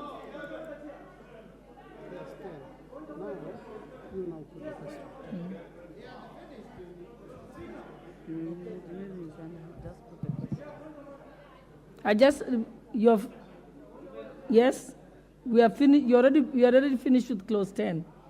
So we just need to put the question. Okay, I now put the question that clause 10 be amended as proposed by the Honorable Chair of the Finance Committee. Will as many as of that opinion say aye? Will as many as of the contrary opinion say nay? The ayes have it. I now put the question that clause 10. Okay.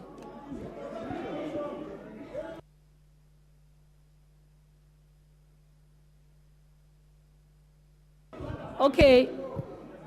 We ask for the bell to be rung for 5 minutes. Please ring the bell for 5 minutes. Ring the bell. 5 minutes. You know,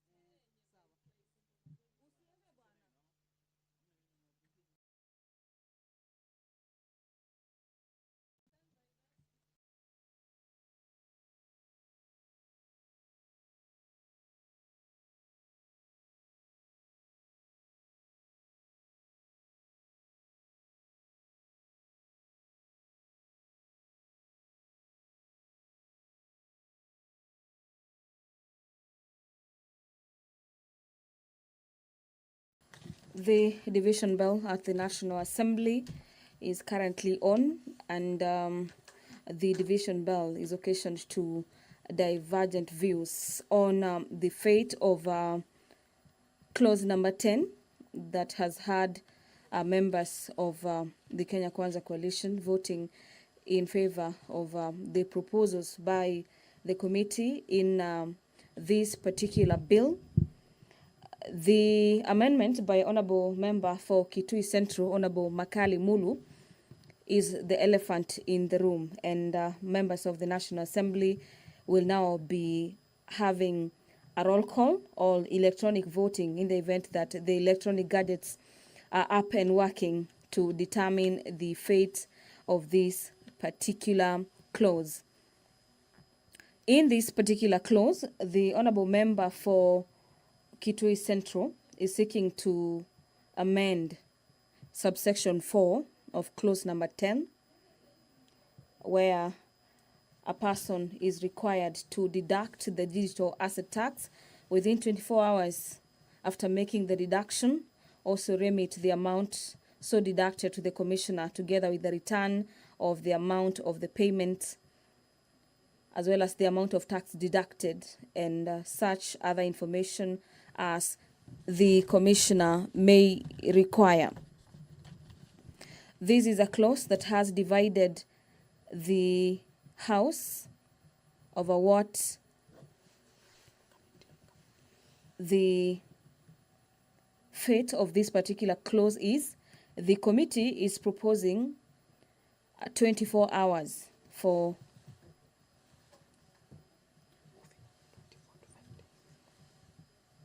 that the time be moved from 24 hours to 5 days.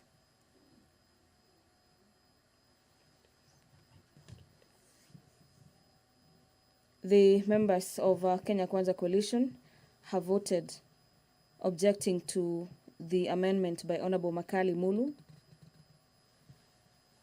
where members of the opposition have voted in favor of that particular bill. The contestation that has led to the division bell being called, and members of the National Assembly are currently walking into the chamber, those who had probably left before, and immediately the lapse of the 5 minutes directed by the chair, who is Gladys Honorable Boss, has lapsed. The doors will be closed and the bars will be drawn, a clear indication that the voting of this particular amendment will be taking place.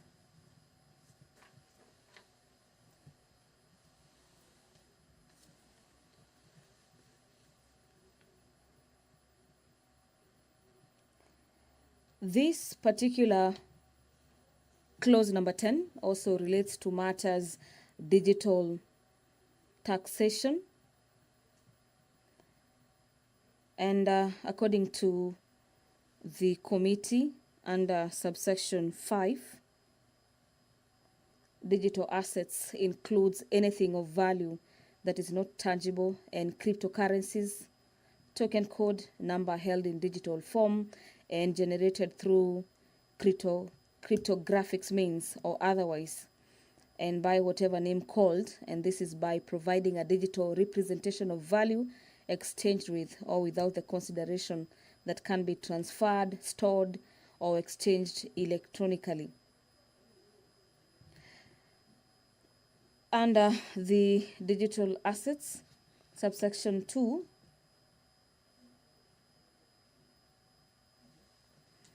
the income may be derived from a transfer or exchange of digital assets. That is supposed to mean the gross fair market value consideration received or receivable at the point of exchange or transfer of a digital asset. These are some of the definition by the committee on what a digital assets under the law will be considered to be.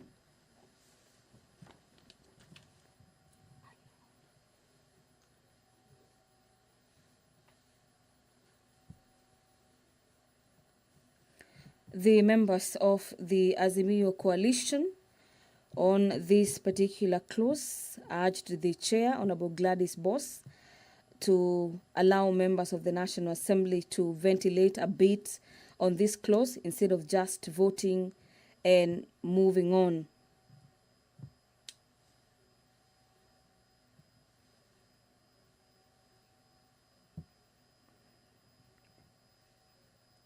So far, we have had the House consider clause number 1 to 10, and what we are having is that the mover, who happens to be the chair of the Finance Committee, has to tell members what amendment he is moving and what would be the impact of that particular amendment before the members vote on the amendments.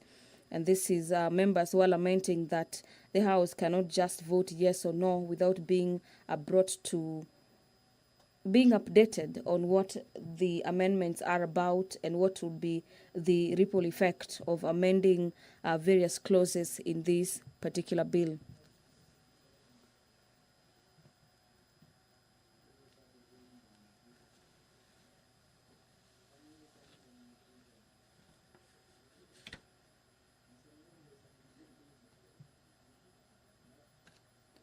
Different camps continue to align themselves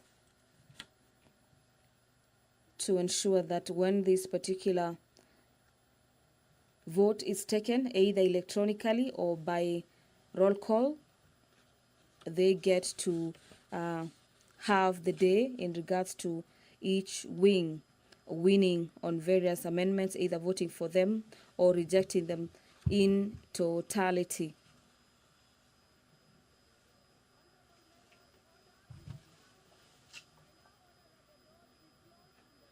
So far, various amendments that have been moved are from clause 1 to clause 10.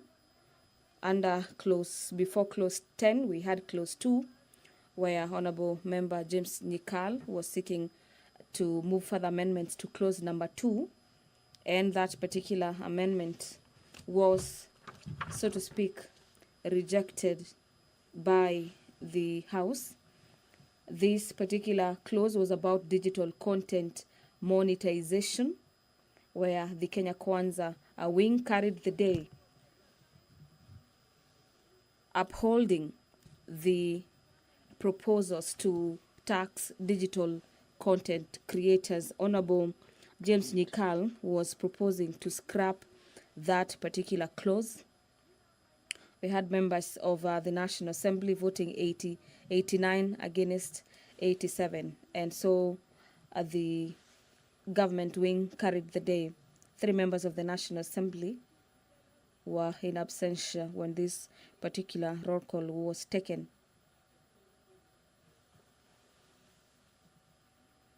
Other members of the National Assembly are Honorable David Makali Mulu, as well as Honorable Member for Homa Bay Town, Honorable Peter Kaluma, who sought to delete definitions of persons under this category of digital monetization. Honorable Robert Mbui withdrew his amendment to this particular clause number 2. This will be the second roll call on clause number 10 after the House conducted a roll call on clause number 2. And so we await to see the fate of this particular vote, on what side will carry the day, and the ripple effect of the passage of these particular clauses. Currently, members of each wing. We have two sides, two clerks, so to speak, who will be taking the numbers in regards to how members of the National Assembly will be voting either in support or against this particular bill. This is clause number 10. Currently, at any time, the National Assembly will be proceeding on division to determine what side this particular clause will take.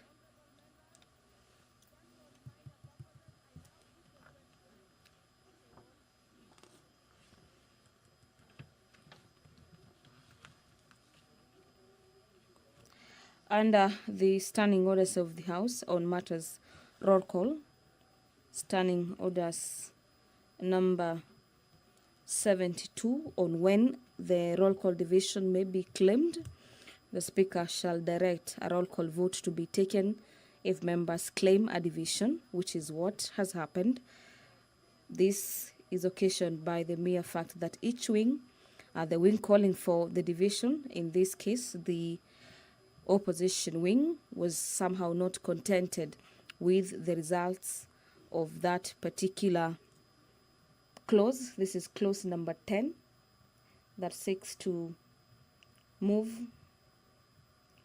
the period of taxation from 24 hours to 5 working days. There was further amendment to that particular clause by Honorable Makali Mulu, and after the opposition, by the way of yes and no, seemingly heard the Speaker saying the yes, the ayes have it, asked for a division to put this matter to rest.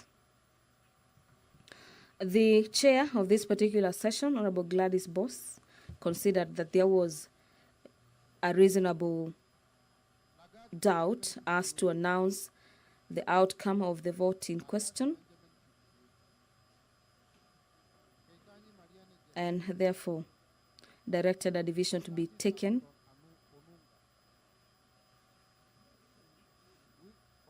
to decide on the fate of clause number 10.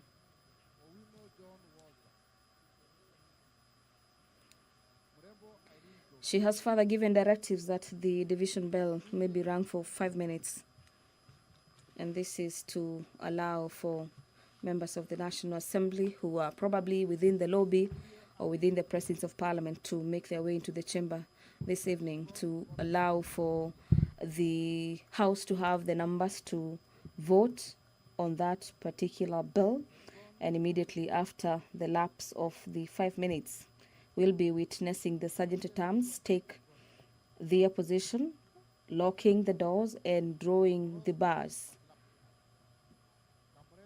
and members of the National Assembly will commence the voting. It appears everything is in order from the chambers. As you can see from your end, members of the National Assembly clearly are taking their positions, and the sergeant-at-arms are just waiting for this particular directive by the Speaker. From the Kenya Kwanza wing, we have Honorable Robert Pukose, as well as Honorable Joyfrey Ruku, being some of the members who are counter-checking what the clerks are listing as some of the votes that have been cast by members associated to their wings.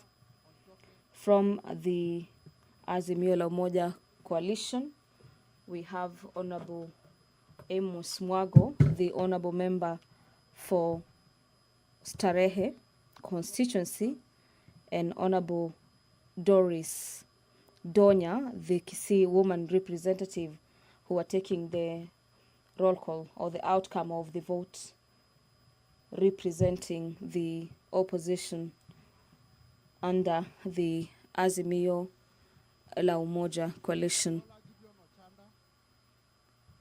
Members of Parliament allied to Azimio la Umoja coalition have lined up a number of amendments to the Finance Bill 2023, which is currently at the third reading today, and we had Honorable Leader of the Majority Party, Honorable Kimani Ichung'wah, seeking extension of period for when the National Assembly is set to sit, usually as per the House calendar. The usual time when the House rises after the completion of its business is usually at 7 p.m. And we had the Honorable Kimani Ichung'wah, the leader of the Majority Party, moving a motion seeking to have the House consider the proposals in the Finance Bill 2023 until such a time when the House has dispensed with the proposals and amendments into the Finance Bill 2023. He was seconded by Honorable Junet Mohammed, and 8 p.m. in the night, the House is considering the Finance Bill 2023.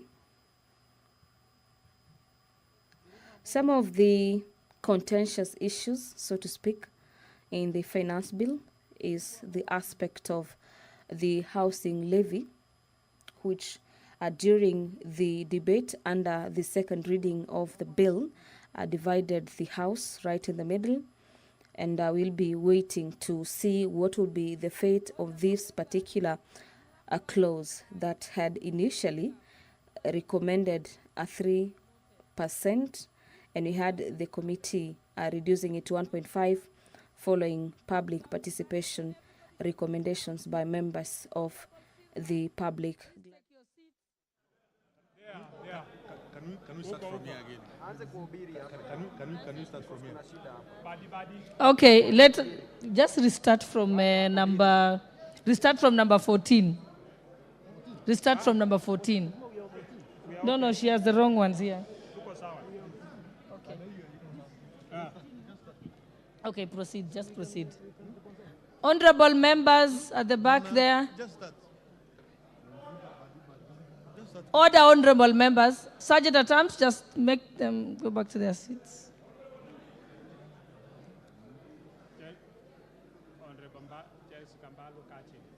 Honorable Jessica Mbalu.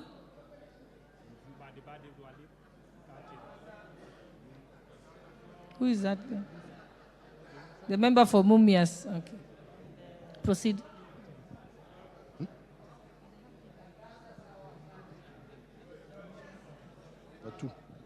Okay. Kerema Moses Nguchine. Shibwa Omar Mwinyi. Koech Victor Kipngetich. Barasa Patrick Simiyu. Diego Paul Kibichi. Ntwiga Patrick Munene. Marim Fala. Elachi Beatrice. Waweru John Kiarie. Sirma Musa. Waweru Kiarie. Musa Sirma, yes. Sirma Musa Cherotich. Welie Adan Kenan. Caroline Jepto Ngelechei. Gadiru Mejadok Benjamin. Yes. Ongili Babu Owino Paul.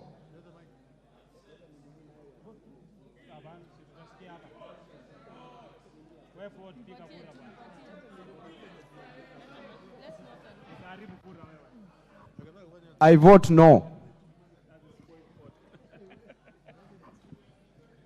Gakuya James Mwangi. Mawadha Julius Musili. Mwenje Mark Samuel Murevi.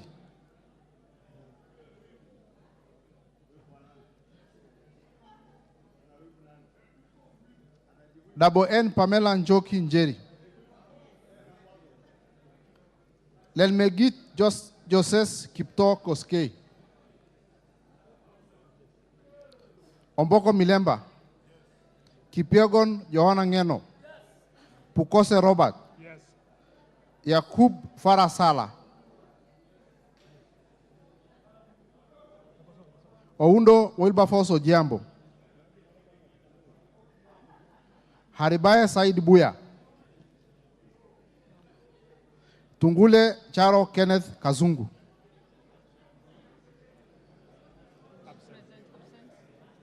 Siad Amina Udgud,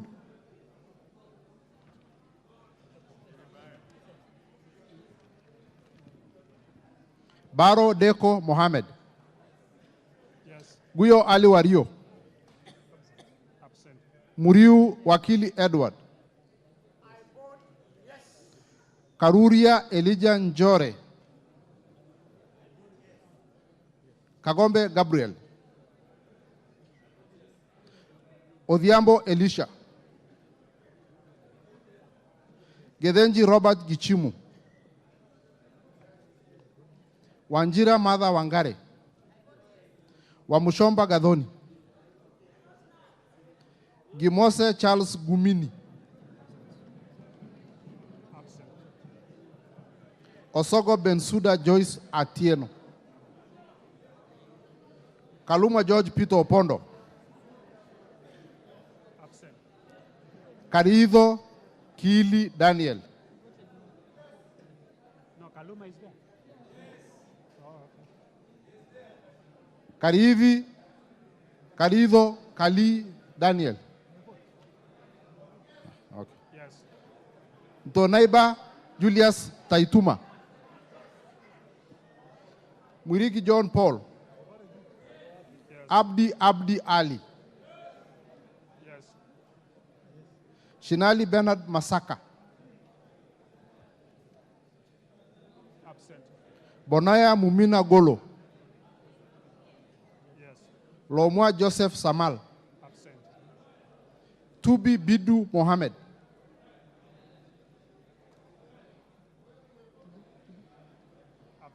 Tubi Bidu Mohammed,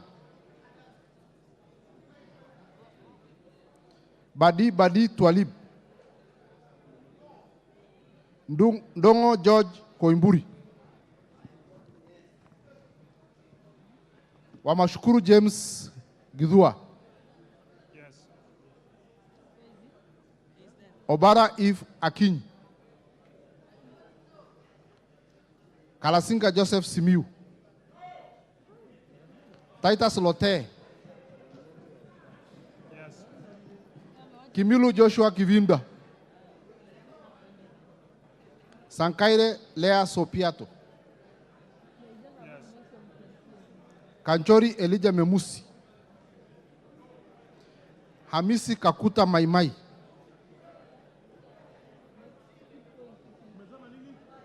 Yes.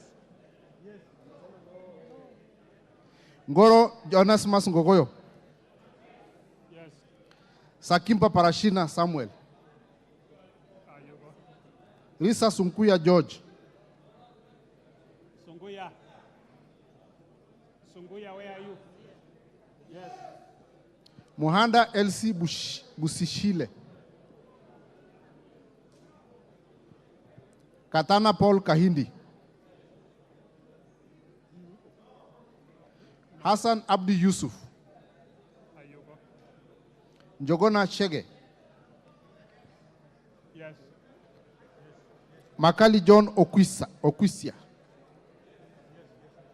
Kihungi Peter Irongo, Muli Fabian Kulo, Shumel Samuel Moroto, Yes. Sudi Oscar Kipchumba, Okwome Andrew Adipo, Karauli Ronald Kamwiko, Were Charles Ongondo,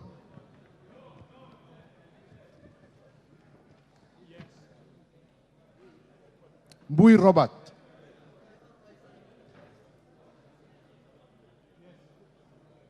Yes. Boy Robert, yes.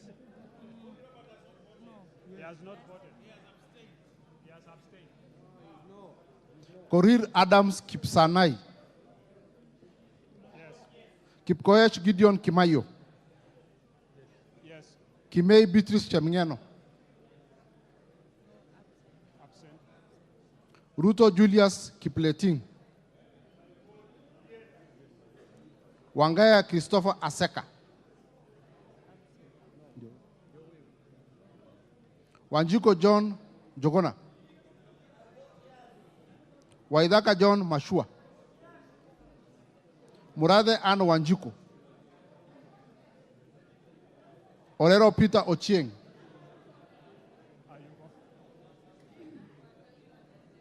Mbalu Jessica Nduku Kiko.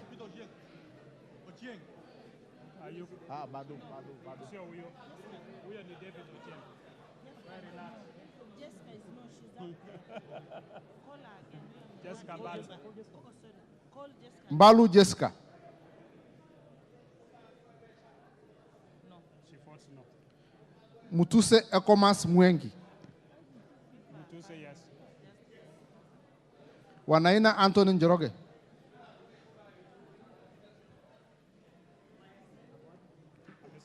Amesema yes. Munyoro Joseph Kamau. Yes. Nyoro Samson Dende. Yes. Ichungwa Anthony Kimani. Yeah, 40 yes. He has abstained. No, I'm a speaker yes. Sunkuli Julius Leka Ken. Mwanyanja Gertrude Mbeyu. Mwanyanje Gertrude Mbeyu. Baya Owen Ya. Kitty Richard Ken Chonga. Absent. Zambia Thudias Kidhua.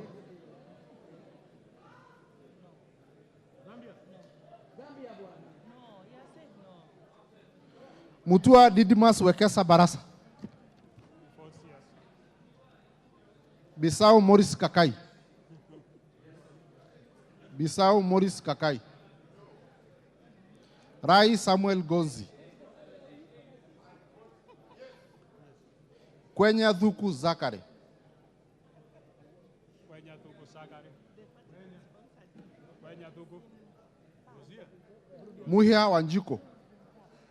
Absent. Sherorot Joseph Kimutai. Kosgei Hilary Kiplagat. Maina Jane Njeri. Gitari Joseph Gashoki. Yes. Benziba Rashid Juma. Aburi Donya Doris. Busia Ruth Adhiambo Odinga. Oron Joseph Odongo. Ahmed Shakil Ahmed Shabir. 40 yes. Buyu Rosa Akinyi. Kasalu Irene Mudhoni.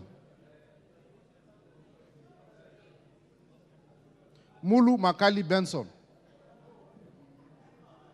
Mbai Nimrod Mbithuka. Mboni David Mwalika.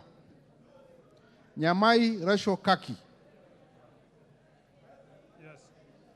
Nyenze Edith Vethi. Absent. Mokaya Nyakundi Japheth. Yes. Kibagendi Anthony. Gisairo Clive Ombani.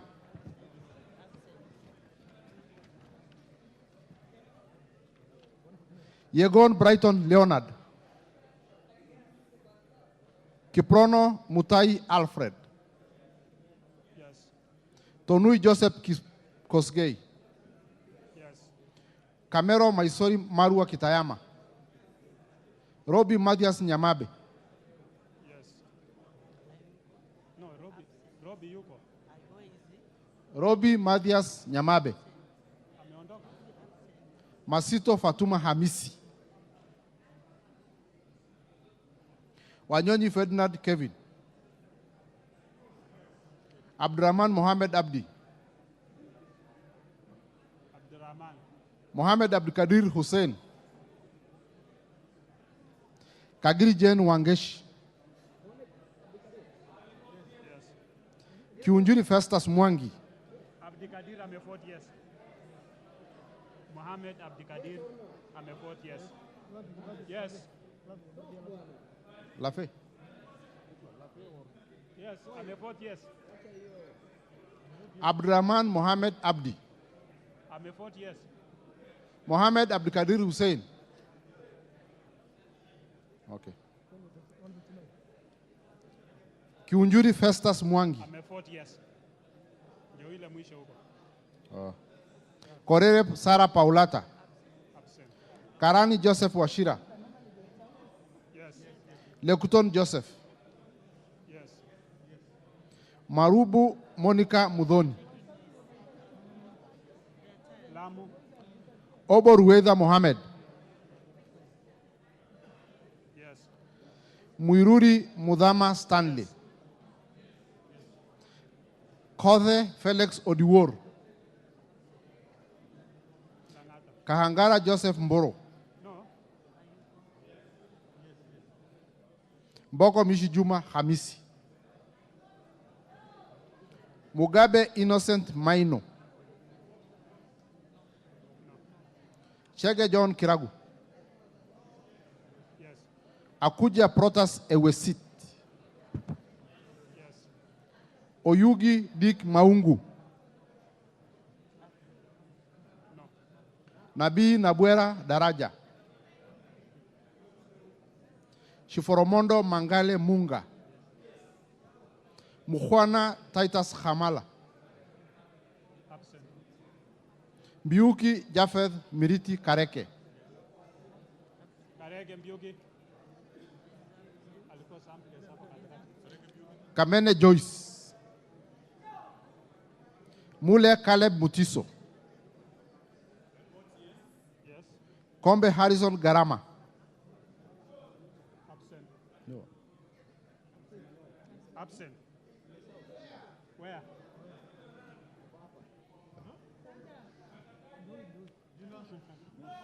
Omwera George Aladwa. Kiamba Susan Ndunge. Absent. Mumo Rose Museo. Ijendi Moses Malulu. Mnyasi Amina Lora. Abdullahi Bashir Sheikh. Yes. Sheikh Umulkher Hasim. Abdurrahman Husewetan Mohammed. Haro Abdul Ibrahim. Yes. Yusuf Adan Haji. Mukunji John Gitonga. Njoroge Mere wa Maua. David Kangogo Bowen. Toroitich Timothy Kipchumba. Yes. Wago Naomi Jilo. Yes. Mwalio Joshua Mbivi. Odanga Geoffrey Makoha. Absent. Oluoch Anthony Tom.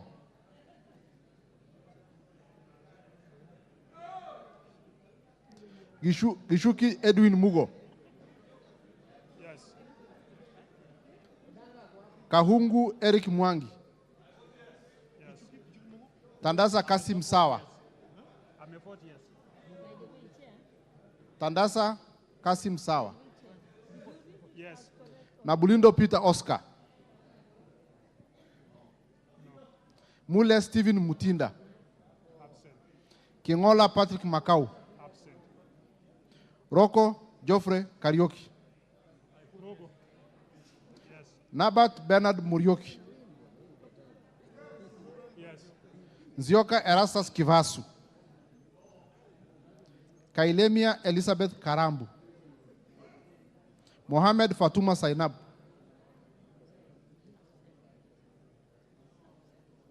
Kibngor Ruben Kiborek. Barto Phyllis Jepkemoi. Kimani Francis Kuria.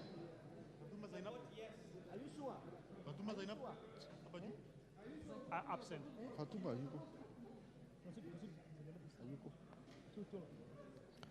Chimba Zamzam Mohammed. Kirwa Abraham Kipsang. Jaldesa Guyo Waku. Absent.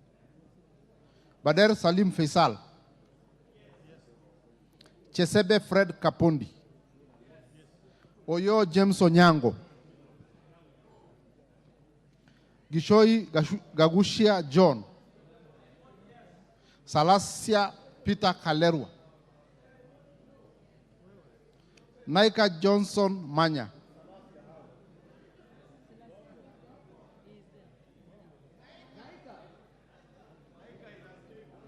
Maina Betty Njeri.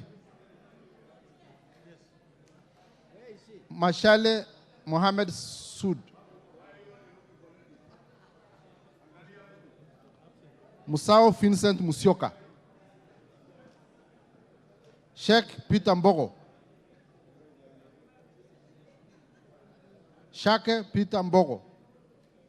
Absent. Maingi Mere.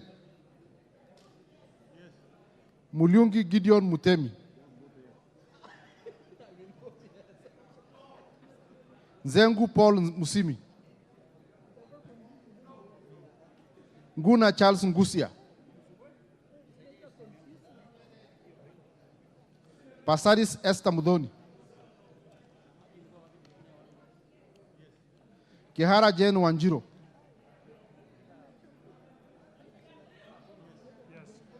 Shelule Liz Korir.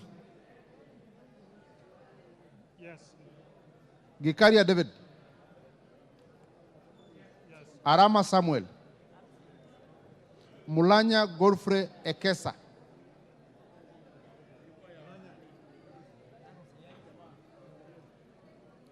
Munge Cynthia Jepkoskei. Absent. Kitur Bernard Kibor. Tonkei Rebecca Nonaishi. Aramat Lemanken. Pareyo Agnes Mantaine. Kitelai Olentutu.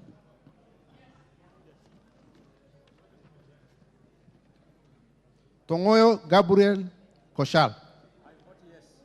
Wangwe Emmanuel. Gashagua George. Owino Martin Peters. GK George Masharia, karaoke. Yes. Chepkwony Charity Kadhambi. Yes. Guyo Ade Wario. Yes. Abdul Rahim Daud. Yes. Nyamoko Josh Nyamachi. Yes. Owor Joshua Aduma. Mohammed Ali. Yes. Mohammed Ali. Yes. Mogina Jerosha Momanyi. Gitao Faith Wairimu. Yes. Odoyo Okelo Jared. Chada Sahir. Manduku Daniel Ongwakwa. Odege Tomboya. Washira Rahab Mukami. Madenge Duncan Maina. Odege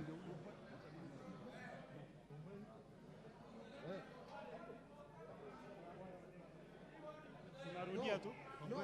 Washira Rahab Mukami. Yes.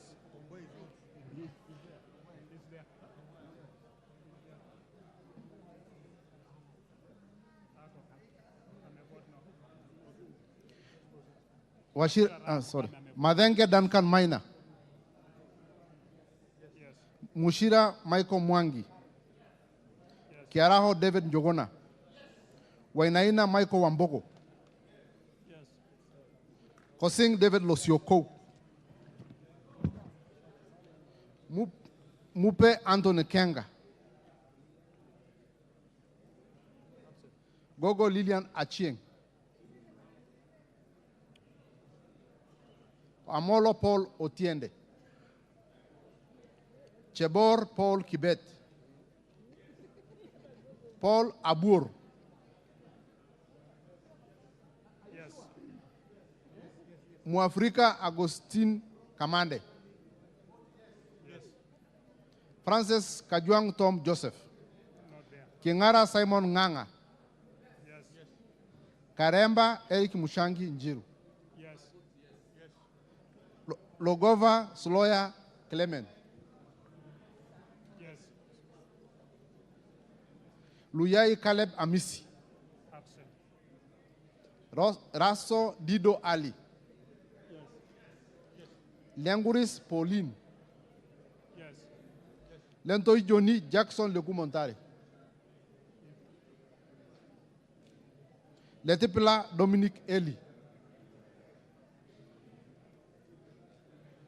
Absent. Lesuda Josephine Naisula, Nikal James Wambora, Ikana Frederick Lucili, Yes. Oduor Christine Ombaka, Lochakapong Peter, Kemei Justice Kipsang, Koi John Waluke,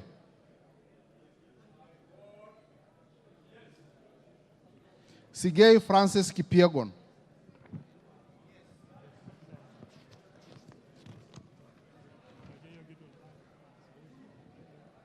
Idinji Dr. Shadrach Mwiti, Anyengo Silvana Sosoro, Kiplagat David, Maina Mwango Amos, Odhiambo Millie Grace Akoth, Omondi Karoli, Gashobe Samuel Kenodia, Mohamed Junet Sheikh Nu,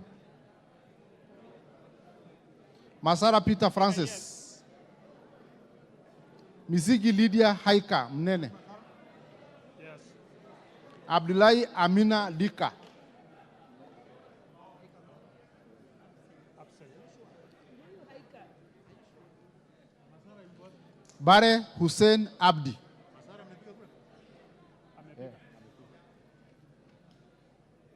Bare Hussein Abdi, Yes. Buire John Okano, Oku Edward Kaunya, Otucho Mere Emase, Mwangi Geoffrey Wandeto, Murungara George Gitonga, Nduyo Susan Gugi,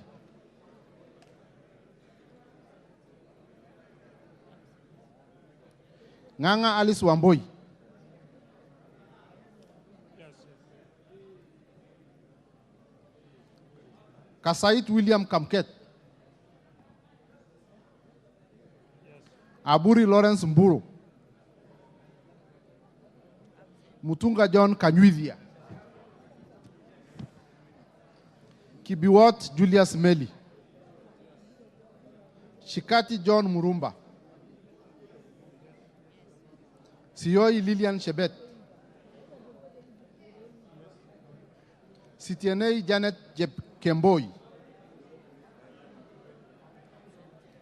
Sitene Janet.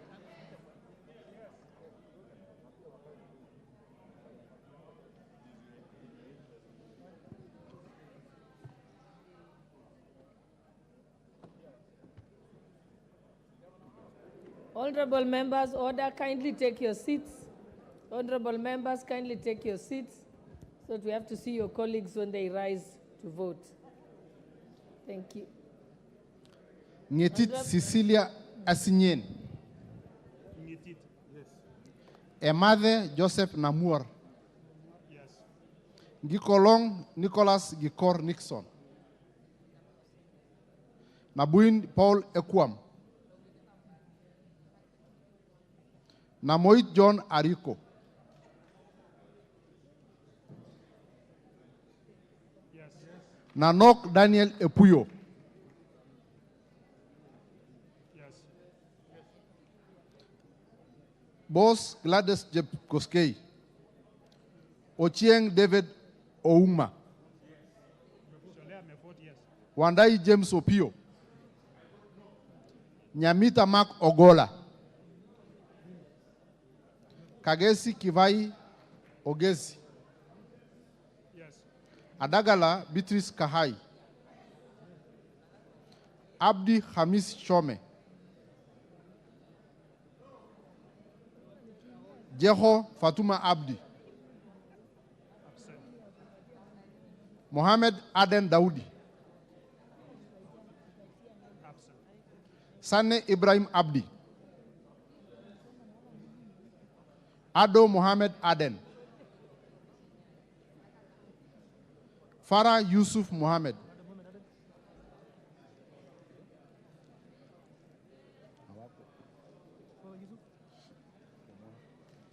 Wanyonyi Martin Pepela.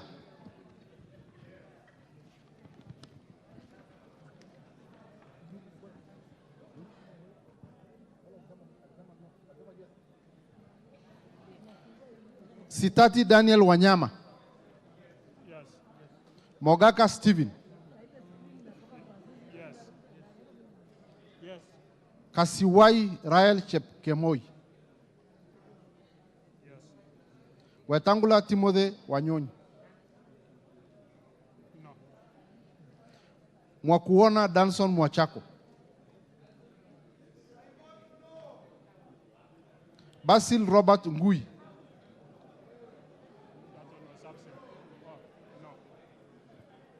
Ali Abdulsarat Khalif. Shege Sabina Wanjiro. Dena Joseph Hamisi.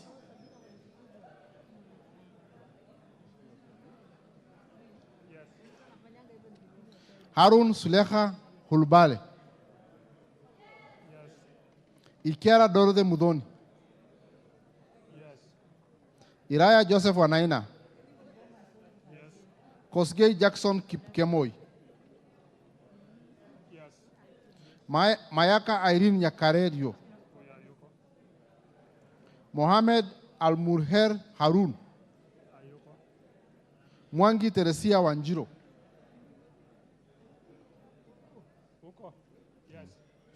Ngongo John Bandi. Talib Abubakar Ahmed. Yes.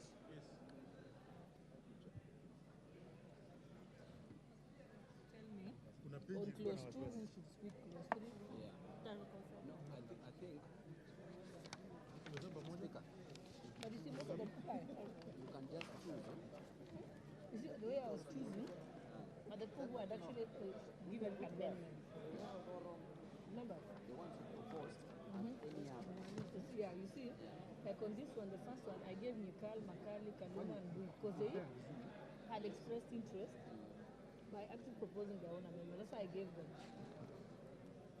Alafu za kuja hapa ilikuwa Huundo na Mbui pia. Hapa ilikuwa Alwatu na Nikal. Alafu, you see, it's the same people. Makali, Bui, or Makali. So the problem, so yeah, I'm saying.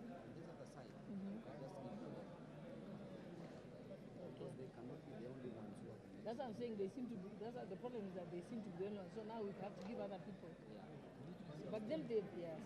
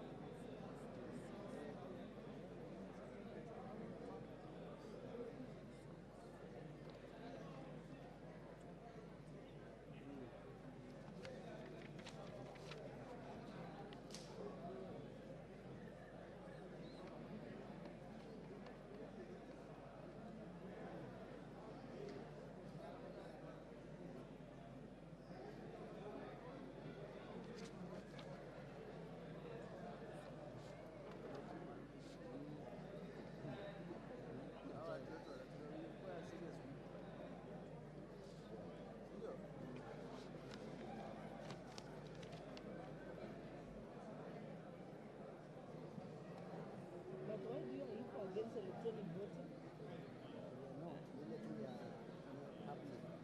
Yes, but if we give you two clauses, yeah, how do you relate na hiyo hata mmeongea until Yeah, kuna. haiko hivyo. Sio nimesaini. Sio nimesaini. Ndio yule. Sio nimesaini mheshimiwa. Ndio yule yuko.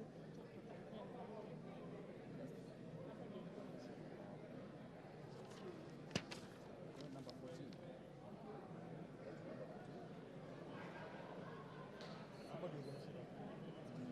Tuanze na wenye absent. No, it's okay. We don't have to count. Let's compare the second page. Eh? Mose, let's compare Second page. Second page. Start from page 1. 9 and 1. Sorry?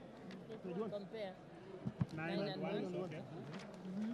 Page 2. 9 and 5. 9 and 5. Hapa ndio kuna shida hapo. Hapa ndio kuna No, shida. we. Yours is okay. Yours is okay. Yours is okay. Hapa ndio tulikuwa na shida hapo. So just write them what you wrote. 9 and 5. 9 and 5. Then, Yeah. 14 and 5. 14, 5. Absent. Kuna abstain moja. 14 and 5. 13. Kulikuwa na Absent 1. Enter to the next page so that we compare all 14 the pages. and 5 page. Abstain. Abstaining in it. Abstain one.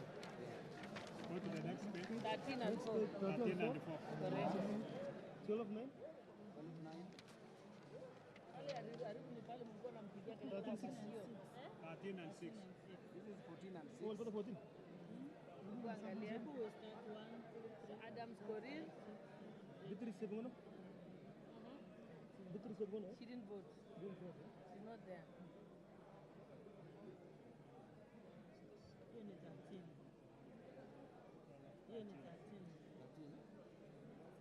13. So ni nani? Let's start from the bottom. There is a Didimas Wekesa. Yeah? Hapa ndio kuna Sinkuli? Sinkuli tu. No, Sinkuli alivote no. No. He voted no, yeah. He voted no. Yeah. Sinkuli So, voted no. Yes. Yeah, so when Yes. I can confirm. Sasa iko sawa. 13 and 6. 13, 6. 9, 9. Still counted 6. 9, 9. We still had 6. Babu ndo alisumbua hapo. 16, 3. 16 and 3. This is 16 and 6. Yeah. No, 13 and 6. Page 8. Oh, page 6. Page 8. Page 6. Page 6. Page 6, eh? We've corrected page. Page 6. Page 6 tuko sawa. 13 and 6.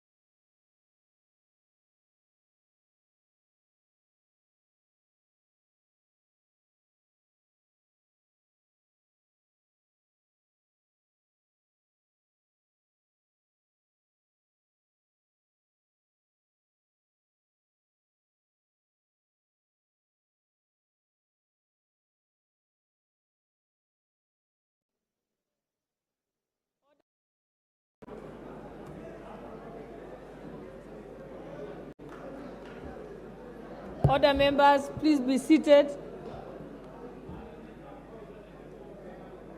I now wish to announce the results of voting. Division on clause number 10 to be amended as proposed by the chairperson of the Finance Committee. The ayes had a total of 194 votes, and the nays had a total of 79. Therefore, the ayes have it. I now put the question that clause 10 as amended be part of the bill. No. It's 10. It's clause 10. And honorable members, just for the record, we have been able to confirm from the Hansard that under clause 9, the chairperson of the Finance Committee correctly read the amendment. And I think it has been verified also by Honorable Badi. So that matter is now settled. Okay, now let us, you may now open the doors and withdraw the bars. The question, in as many as.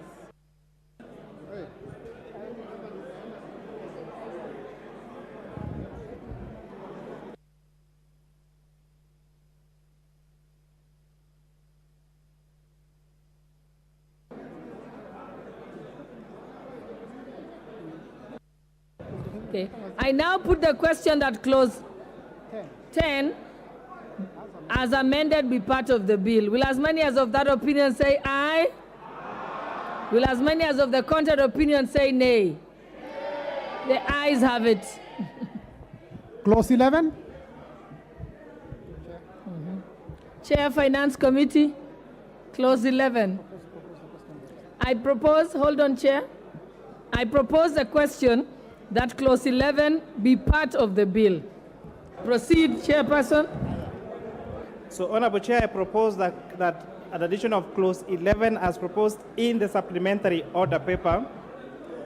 Honorable Chair, this clause we are adding is to allow that contribution made by employer to the housing levy be a tax deductible expense to the employer when calculating the corporation tax of the employer. With that, I move, Honorable Chair.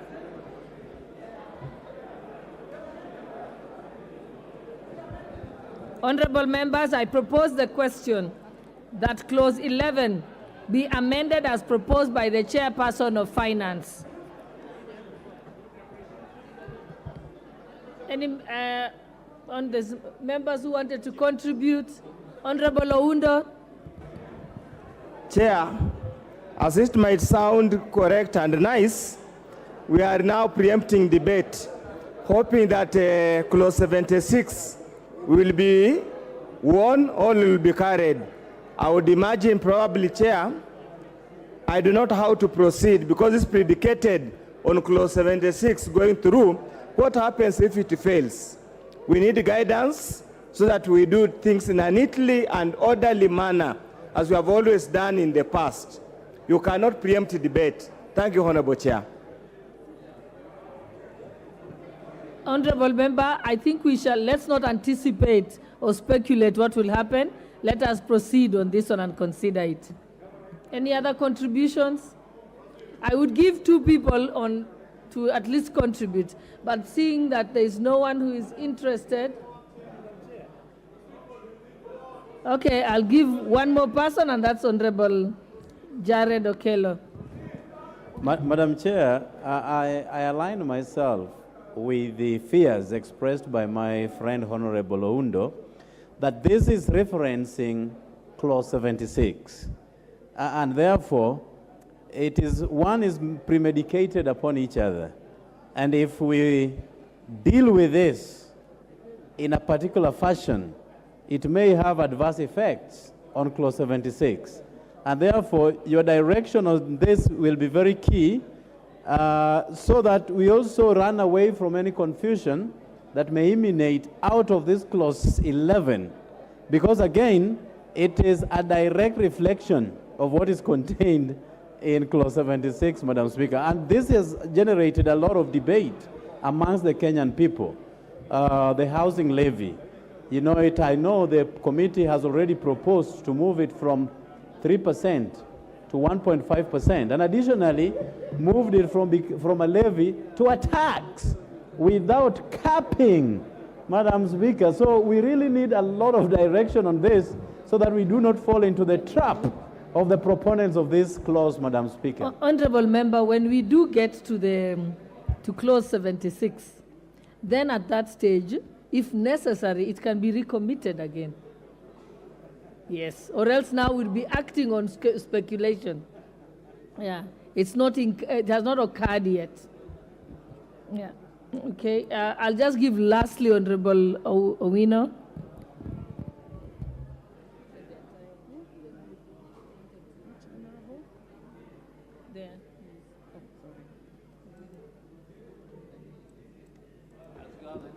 Thank you, Chair. I think you have the discretion, Chair, of just rearranging clause 76 to come before, just as a matter of procedure. Is it so difficult to do that, please? That would be outside the standing orders, contrary to the standing orders. Let us now proceed. I now put the question that clause 11 be amended as proposed by the Honorable Chairperson of the Finance Committee. Will as many as of that opinion say aye? Will as many as of the contrary opinion say nay? The ayes have it.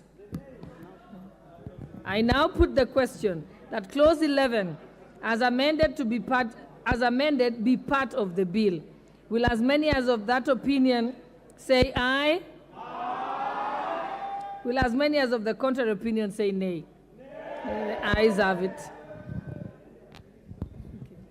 Clause 12.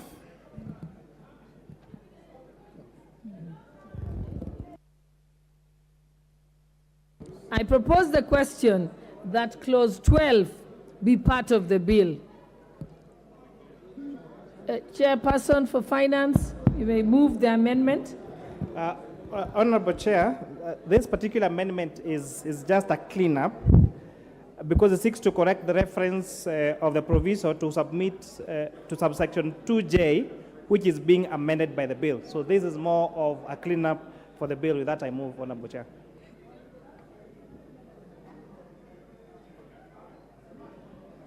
I now propose the question that clause 12 be amended as proposed by the Honorable Chair of the Finance Committee.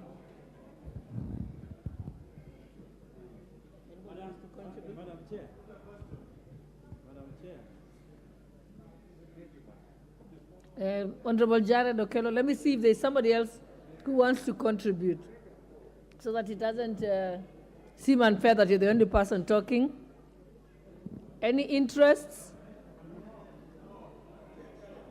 Then I'll allow Jared.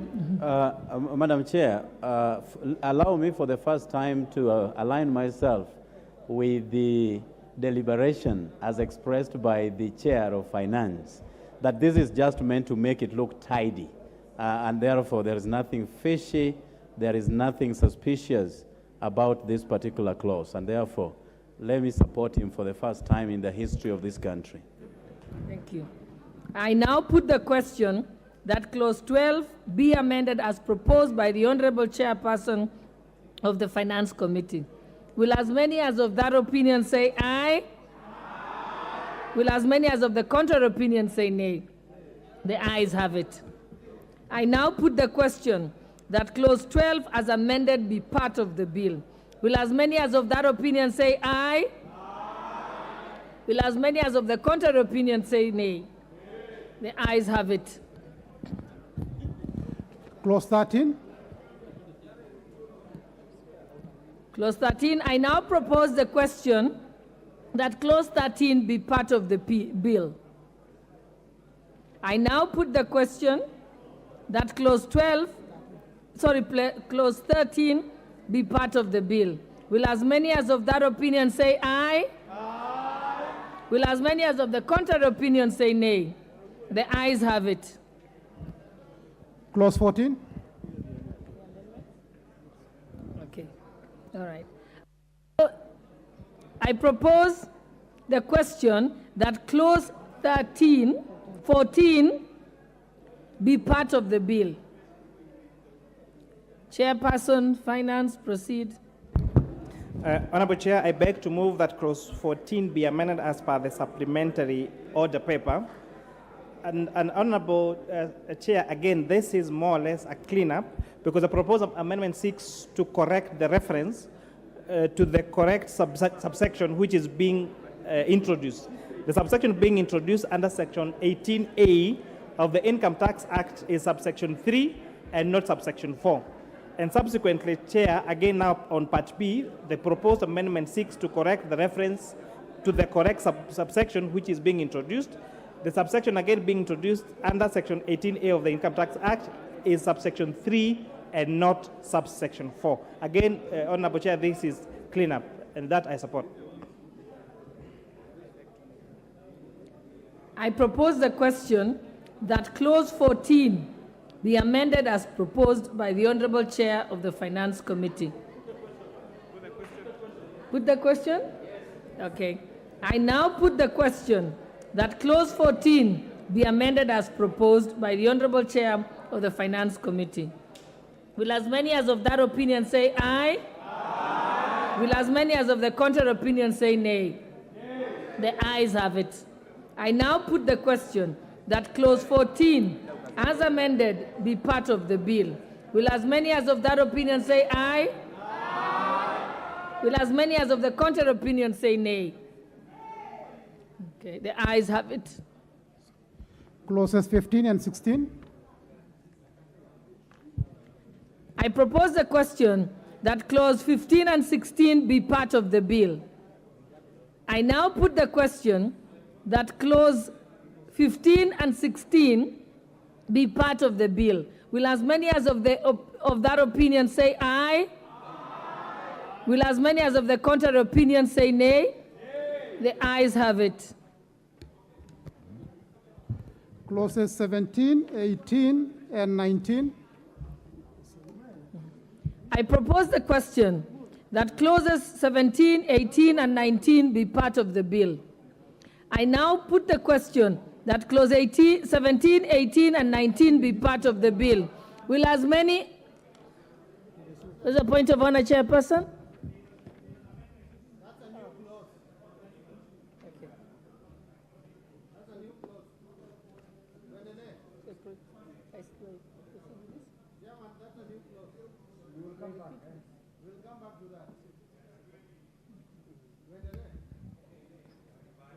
Okay, I now put the question that clauses 17, 18, and 19 be part of the bill. Will as many as of that opinion say aye? Aye. Will as many as of the contrary opinion say nay? The ayes have it. Clause 20. 20, okay. I propose the question that clause 20 be part of the bill. Chairperson, move your amendment. So, Honorable Chair, I beg to move that clause 20 be amended as per the supplementary order paper. And this particular clause number 20 has two areas where we are proposing for digital content monetization to be payable by non-resident persons with no permanent establishment, because with the current provision, it doesn't include non-resident. They're not, so we're now netting even non-residents into this digital content monetization. And then, Honorable Chair, Part C is also changing the time in which rental income tax withholding tax on rental income. The bill proposes that this should be remitted within 24 hours, and we are amending this to change from 24 hours to make it payable within 5 working days. With that, I move, Honorable Chair. Propose the question that clause 20 be amended as proposed by the Honorable Chair of the Finance Committee. Honorable Nyikal. Chair, can we get a little explanation? If we are including non-resident, how is that actually practically going to be implemented and collect the taxes from the non-residents?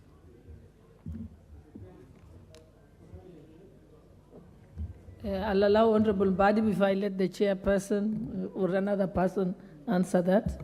Yes, Honorable Badi, I'll come to you, Honorable Oundo. My understanding is that the non-resident persons would be taxed when they are in Kenya. I think we need to understand the definition of residency. It does not mean that you have to be permanently resident. There are a number of days in a year that if you stay in Kenya, then you are considered a resident person. So if you have not stayed in Kenya for those number of days, then you are a non-resident, even when you carry out business activities in Kenya. So during that period that you are in Kenya and you are not a resident, then you become taxable. I guess that is what the committee wanted to. I think, Chairperson, you can say thank you to Honorable Badi because he has eloquently explained it on your behalf. Honorable Chairperson, you wanted to respond? Thank you, CPA Bandi, for that information, and that is correct. That is the intention of the committee. Honorable Oundo, then we can close. We said 2 people for each amendment. Chair, I need your guidance. I had an amendment which was not subject to Article 114, Clause 20 on this page 617 of the supplementary order paper. I need your guidance on how to proceed, since you have not called out the same. Thank you. Yeah, Honorable Oundo, if the committee amendment is carried, then it covers what the amendment that you actually wanted to introduce. Is it any different? Okay, just proceed and then we'll get a counter argument. Proceed. Chair, my amendment is carried into 2. I totally agree with you. The second part about the days of remittance, I would withdraw my amendment because I proposed 3 days. I proposed 5 working days. But in the first section, Honorable Speaker, 3AA, I just want to make an amendment as provided in the order paper, supplementary order paper, and the basic is just to tighten it up, to say that whoever is appointed to collect rent must be a professional registered with the relevant professional organization, so that in the event of anything other than any fines being imposed, there's also professional fiduciary duty to remit the amount. That's all that I'm requesting, and is contained on page 617. So how will they be? Honorable Chairperson. So, Honorable Chair, although the amendment as proposed by the Honorable Oundo would be a good provision and actually would lead to more collection, but remember, you also have the challenge of many landlords who do not necessarily appoint agents. So we have landlords who decide, I do not want an agent for my property, and actually rent becomes payable to them directly. In that case, therefore, this provision actually puts the landlords themselves as the withholding agents.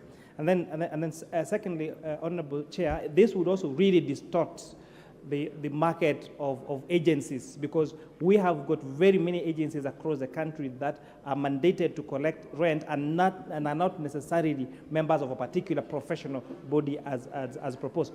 However, this could be done through an amendment to the Parent Act that then, for example, what the roles that are given, for example, to ISPAC or the Law Society of Kenya, that amendment I think would fit more there than amending the finance bill to require that these landlords actually get to appoint professionals. Let them continue using the agents that they use for the collection of their rent. It is within their rights to do so. With that, I thank you, Chair. Honorable Oundo, are you satisfied with the explanation from the Chair? Obviously, if you are, then you can withdraw your obviously amendment. Not, Chair. And I want to take the Chair to the specific provision in the original bill. And it reads, a person who receives rental income on behalf of the owner of the premises shall deduct taxes thereof, provided that only a person appointed by the commission in writing. Here we are not talking about the landlord. We are talking about an agent appointed by the commissioner. He's not asking for so much that whoever is appointed must be legally certified to do the job he's appointed to do. Honorable Speaker, the Estate Agent Act Cap 533 is explicitly clear, and the courts have regularly held that any person who earns a few purports to work and I can refer to the case referring involving Kenya Railways. It's an illegal entity and has no force of law. So in the event where we are a country guided by the rule of law, why do we flout the law simply because for expedient? Here, the chair must understand, it's a person appointed, we're not talking about the landlord. It's a person now where in the event, the commissioner feels probably the landlord will not remit the rent in good time, appoints an agent. How do you appoint an agent? Thank you, Honorable Chair. But the matter belongs to the House now to decide. The Honorable Member Kangombe. Madam Speaker, this is a very emotive issue of landlords. And actually, you know, there's been a lot of misinformation and disinformation, and some of it has been deliberate so that we vilify this bill. I feel that the sentiments of the people out there, they feel that they're being coerced to appoint agents, and that is not the point of the committee. The committee is saying that if you choose to have an agent collecting your rent on your behalf, then they remit the tax at that point. But also, Madam Chair, we cannot force these people to belong to a certain body, because as it is, there is a desired position where they will be members of a certain body. But the actual fact on the ground is that there's no group or body that embodies them together. So I think it will be in very bad faith to institute such amendments to this bill, because we'll be sinking these people to a situation where we will lose jobs that people already have. So I would support that we go with the amendment as proposed by the chair of the committee. Thank you, Madam Speaker. I see the budget chair, Honorable Dindi Nyoro. Thank you very much, Honorable Chair. I think there is a confusion on this issue in regards to rent agent and a tax agent. And listening to Honorable Oudo, I think his amendment is already taken care of, because consequently, by all definitions, a landlord would be a legal person who is liable to collect taxes for the revenue collector, that is KRA. I also want to laud the committee and really support the fact that they have been able to give landlords flexibility from 48 hours to 5 days. Thank you, Madam Chair. I submit. Honorable Mbadi, are you standing because you want to speak? Okay.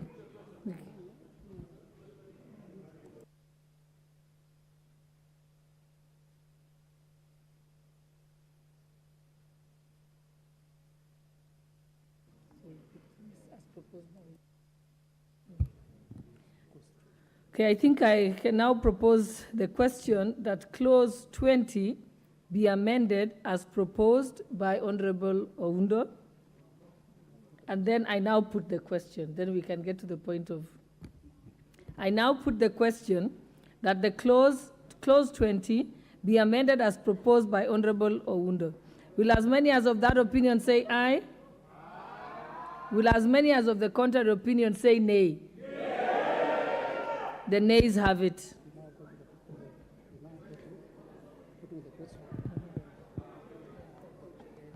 I now put the question that clause 20 be amended as proposed by the Honorable Chairperson of the Finance Committee.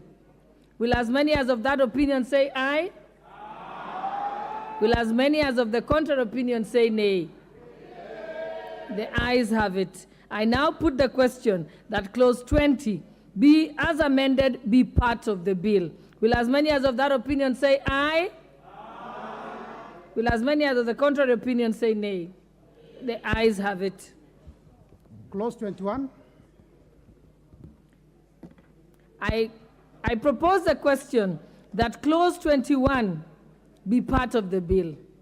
I now put the question that clause 21 be part of the bill. Will as many as of that opinion say aye? Aye. Will as many as of the contrary opinion say nay? The ayes have it. Clause 22. I propose the question that clause 22 be part of the bill. Mover, member. Honorable Chair, I beg to move that clause 22 be part of the bill as proposed as per the supplementary order paper. Honorable Chair, this particular clause under paragraph 71 wants to exempt from tax income earned by contractors, subcontractors, and employees implementing a project that is financed 100% by a grant. And this is, again, to encourage Kenya getting grants from other countries. Under paragraph number 72 and 73, this is to provide a tax incentive to attract investors under the special economic zones. Since the enactment of SEZs, Honorable Speaker, Honorable Chair, from 1915, there has been very few companies that are operating in the SEZs. So this particular amendment is to incentivize investments into the special economic zones that have been set in the country and to encourage Kenya absorb more grants from donor countries. With that, I beg to move, Honorable Chair. I now propose the question that clause 22 be amended as proposed by the Honorable Chair of the Finance Committee. Can I put the question? Seems there's no contributions. I now put the question that clause 22 be amended as proposed by the Honorable Chair of the Finance Committee. Will as many as of that opinion say aye? Aye. Will as many as of the contrary opinion say nay? Nay. The ayes have it. I now put the question that clause 22 as amended be part of the bill. Will as many as of that opinion say aye? Aye. Will as many as of the contrary opinion say nay? The ayes have it. Clause 23. Is it an amendment? Yeah. I propose the question that clause 23 be part of the bill. The mover, Chairperson, Finance. So, Honorable Chair, I beg to move that clause 23 be as proposed in the supplementary order paper. This particular clause 23 has two sections, Honorable Chair. The first one is to incentivize the area of manufacturing to include the word refining, so that those particular sectors that are dealing in refining of pharmaceuticals within the manufacturing sector get to benefit from this tax incentive. Clause B, Honorable Chair, the bill was proposing that the investment deduction allowances will not apply to businesses that are located in places which are outside Nairobi City and Mombasa County, provided they are not, the nature of their business necessitates them to be in those particular areas. So we are now deleting that to allow any huge investments from any particular part of this country to enjoy this particular tax incentive without discriminating whether they are allowed to be there or not. So that if a company wants to go and invest in Kisii and do processing of bananas because bananas are found there, or because potatoes are found in Molo, then they don't get to lose out on this particular incentive. With that, I beg to move, Honorable Chair.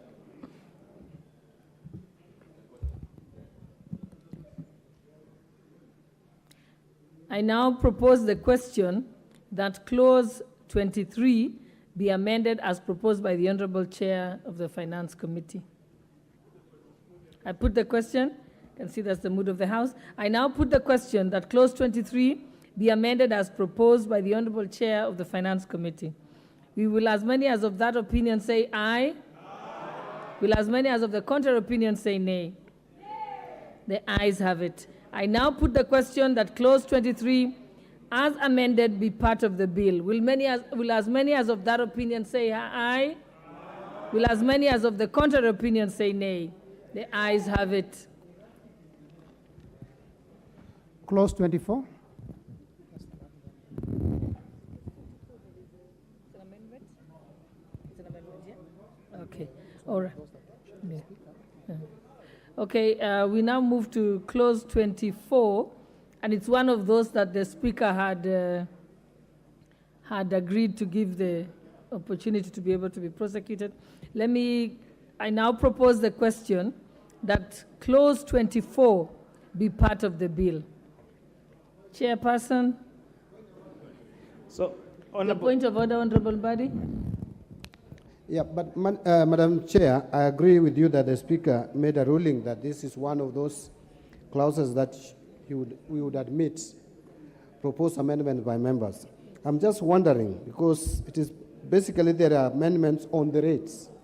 Now, if we carry rate by the chair of the committee, and then there is another rate which is even better, and the House votes, and so which one will we be working with? Sorry. Will we still continue after voting on the rates as proposed by the chair of the committee? We proceed with other members, or once we have voted on the rates by the committee, that now disqualifies all the other rates? No, So I will think allow, we will vote on the rates as proposed by the committee, and then I will go to each of the other members who had different proposals. So we'll go one by each of those members and in fact vote on it. So let's allow you, Chairperson, proceed.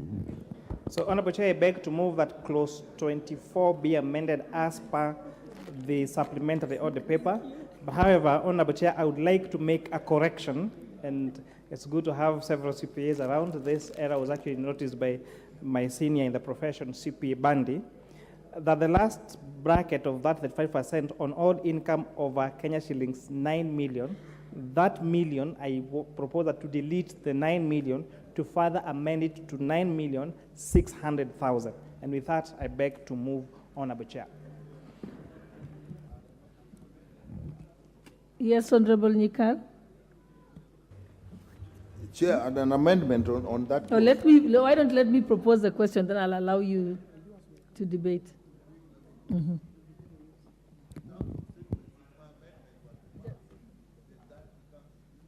Honorable Nikal, I can't hear you. Just put on your mic and then I'll repeat what you said so it can go on record. In terms of sequencing, mine was to delete the whole paragraph. So if that is then deleted, then the amendments of the chair actually falls. So in terms of sequencing, it would have been probably to take my amendment first. Yeah. Yeah, the current. Yeah. Honorable Pukose, you have a point of order or point of information?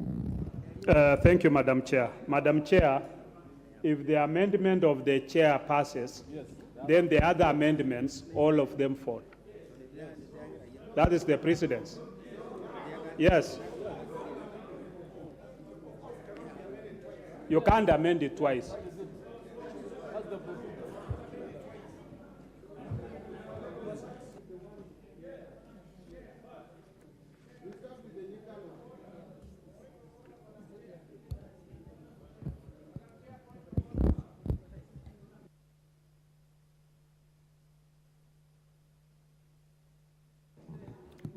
Honorable.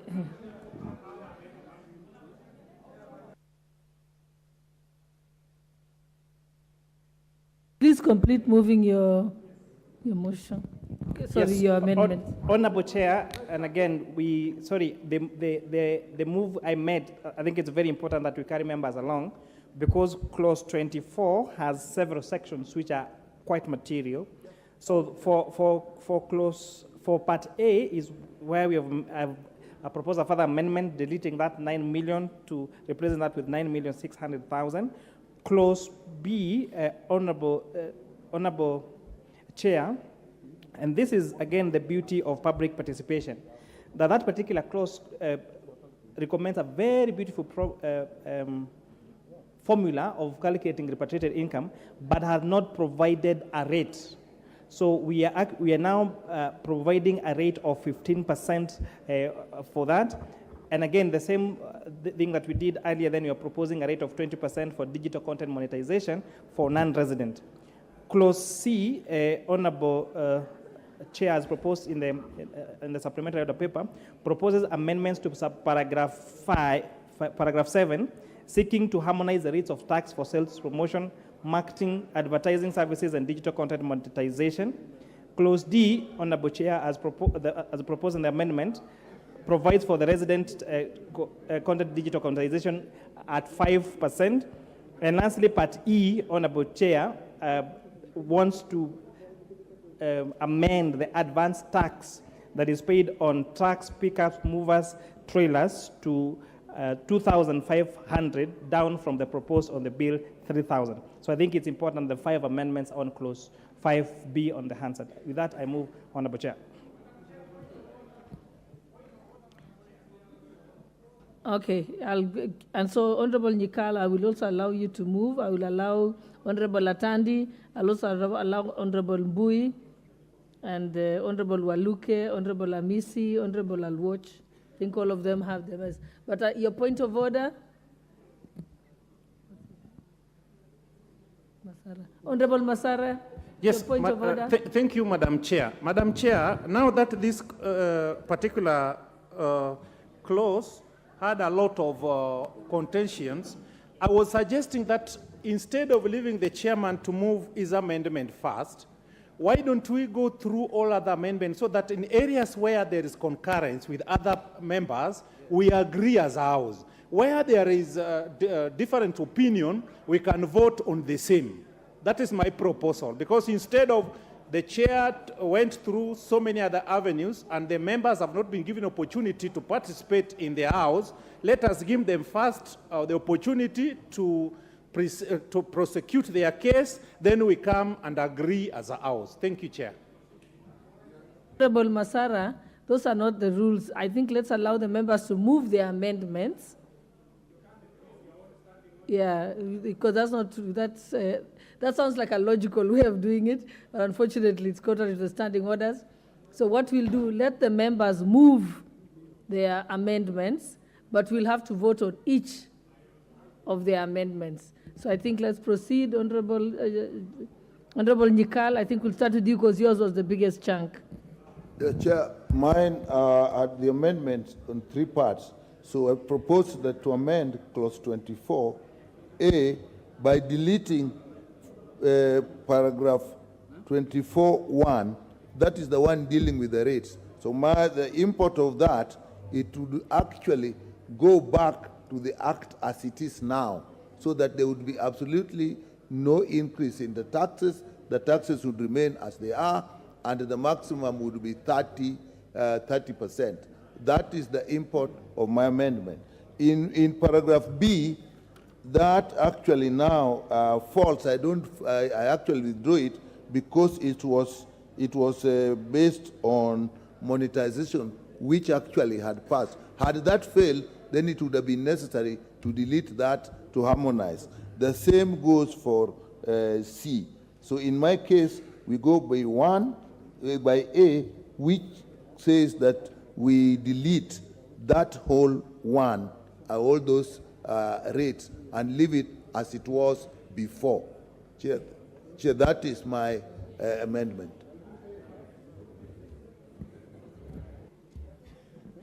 The next is Honorable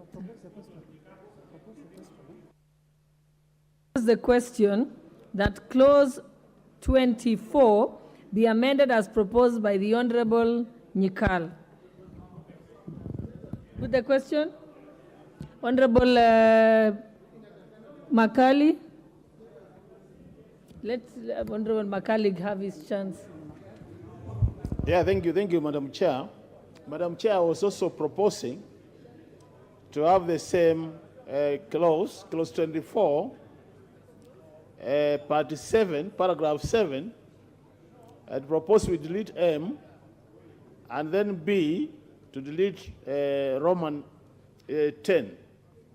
The thinking behind this, Honorable Chair, was the issue of taxing digital content creators. While I have no problem with the taxation of those who are from outside this country, or the foreigners, Honorable Chair, my proposal was that for the locals, who are Kenyans, and where the Chair is proposing that we tax them at 5%, my proposal was actually to have no tax for this category of Kenyans. The thinking behind this, Honorable Chair, was basically what I was saying earlier, that this particular sector has created a lot of jobs for our young people. And my thinking is, this is the time to encourage them so that we build a critical mass, and maybe into the future, then we can tax them and collect a lot of money. That was my thinking, Honorable Chair. So that was my proposed amendment. Thank you. Yes, the Honorable Chairperson. Okay. Thank you, Honorable Chair. And just to give additional information, the proposed withholding tax on digital content monetization as per the bill was proposed at 15%. The committee actually reduced that from 15% to 5%. And why 5%? All professional fees, whether it is management fee, legal fees, accounting fees, all of them are charged at a withholding tax of 5%. However, there is nothing that stops these digital content creators from paying tax as per the Income Tax Act. Because at the end of the year, when they are filing their returns, they just need to declare the amount of money that was withheld as withholding tax, and that becomes allowable because it's now treated as an advance tax. So it's 5% because to get in line with all management fees, and it's like a prepayment so that at the end of the year, they can just calculate their income tax as per the tax bands, as per the Income Tax Act. Yes, Honorable Member of the Honorable Didi Nyoro, Chairperson Budget. Thank you very much, Honorable Chair. And mine is more procedural. Since the Honorable Chair, we have several amendments on the clause. My proposal would be that we hear all the other amendments as we are doing, but then when we get to voting, when we start with the Chair's amendments and we vote for them, then there is no consequence in actually continuing to vote for the rest, Honorable Chair. Because then automatically the rest falls and we uphold the Chair's amendments.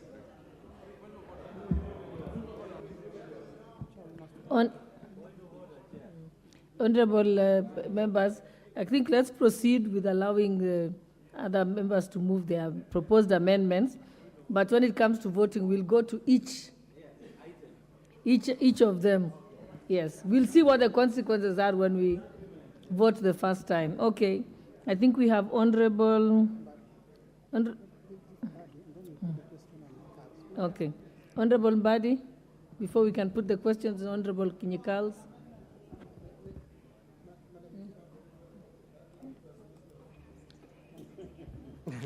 Madam Chair, I'm a bit disturbed with the reasoning by the chair of the Finance Committee when it tells us that we should just leave the withholding tax on digital content monetization.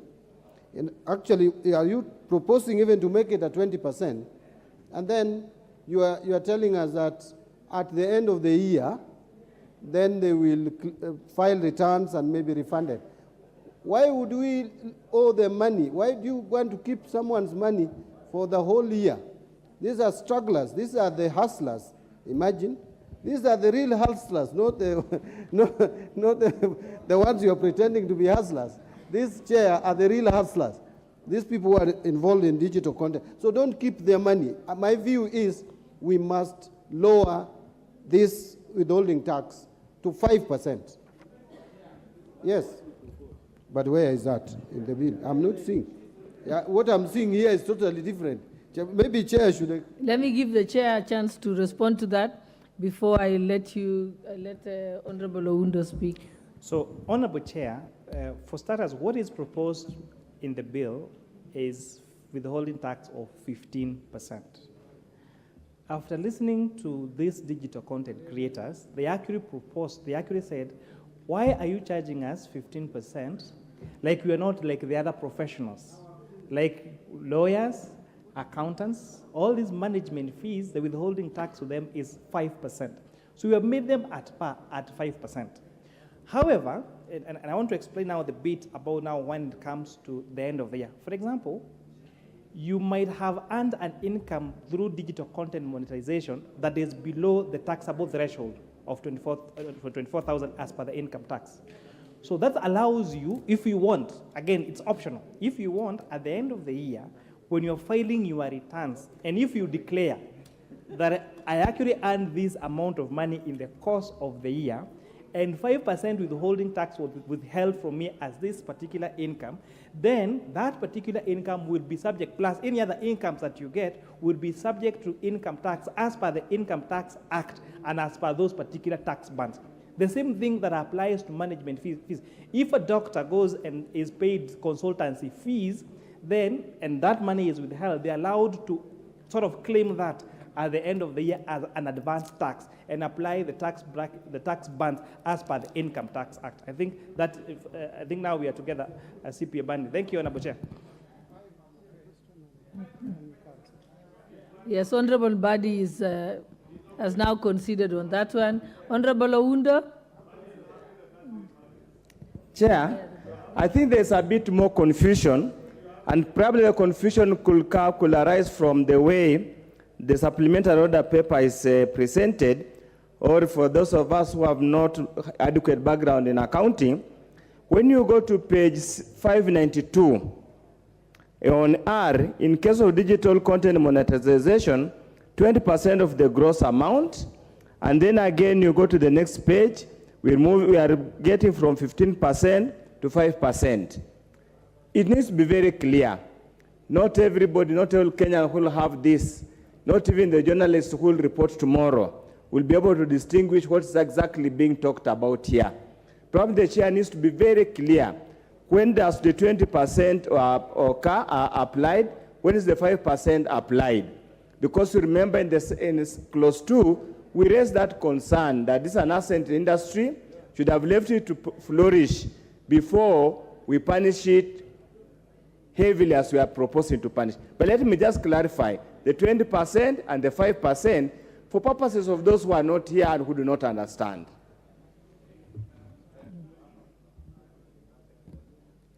Honorable Chair, do you want me to give two people, then you can respond once? Okay. Honorable Chair, if an Honorable Odo, through the Honorable Chair, if you take page 593 of the order paper, that clause D, and I read verbatim, in subparagraph 7, in the proposed paragraph M, by deleting the word 15 and substituting, therefore, the word 5. So we are substituting 15% with 5%. The consequence of that is that the withholding tax that's going to be held to digital content monetization is therefore going to be 5% and not 15% as per the supplementary order paper. Thank you, Chairperson. I think Honorable Robert Basil, I've seen you. Let me just give Mudhoni wa Mshomba, member for Githunguri, and then I come to you. Thank you, Chair. I want to put more weight on this confusion that has been created between the 5 and the 15% on the two different pages as cited by Honorable Oudo. While I put more weight on that confusion, which I think needs to be clarified, Honorable Chair, I honestly feel that the people who are heavily involved in digital monetization are the young people. And these are people, most of them who play within the age of below 35 years. This is the AGPO group, the group that we call affirmative group, the AGPO. So dealing with this category of Kenyans as any other body of professionals and charging them or imposing on them the 15% down to 5%, I still feel we are not being very fair to this category of digital monetizers. And therefore, I still feel that this bill needs to be probably maybe relooked at more, if possible, so that we can take care of this asset industry, the growing category of industry. Thank you. Madam Chair. The Honorable Robert Basil, member for Yatta. I'll come to you. Thank you, Chair. I'm actually looking at the individual rate taxes. The one on the first rate of 288,000 and the next of 100,000, if you sum them together, comes to 35%. Now, if you go down, the 199.6, you are taxing that 5%. So I find to be a bit is ironical, and I would appreciate clarity from the chair, because why would you overburden the middle income, the upcoming one? Those who are earning a lot of money, we peg it at that 5%. So it doesn't make sense at all. So it would be appreciated if the chair could actually explain.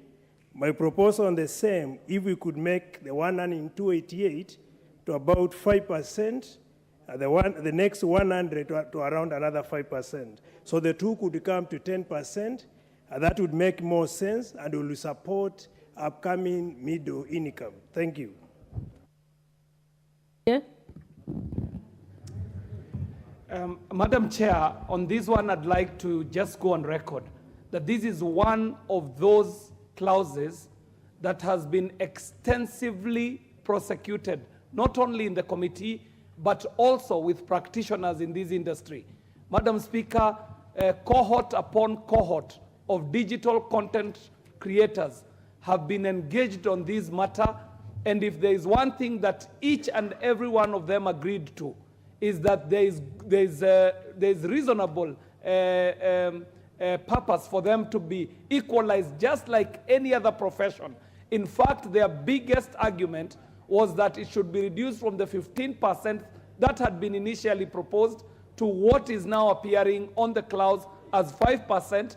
And anyone who feels that they had paid beyond what they want after their declaration at the end of the year, they can actually reclaim. So in essence, the withholding digital tax on content creators is actually the 5% that we see on the clause, and that should be the informing principle to this debate. And Madam Chair, I support. Okay. No, now we want to put the question on Honorable Nikal's, so that we can move to the next move of the amendment. We all agree that we do just three people on every amendment. You'll have an...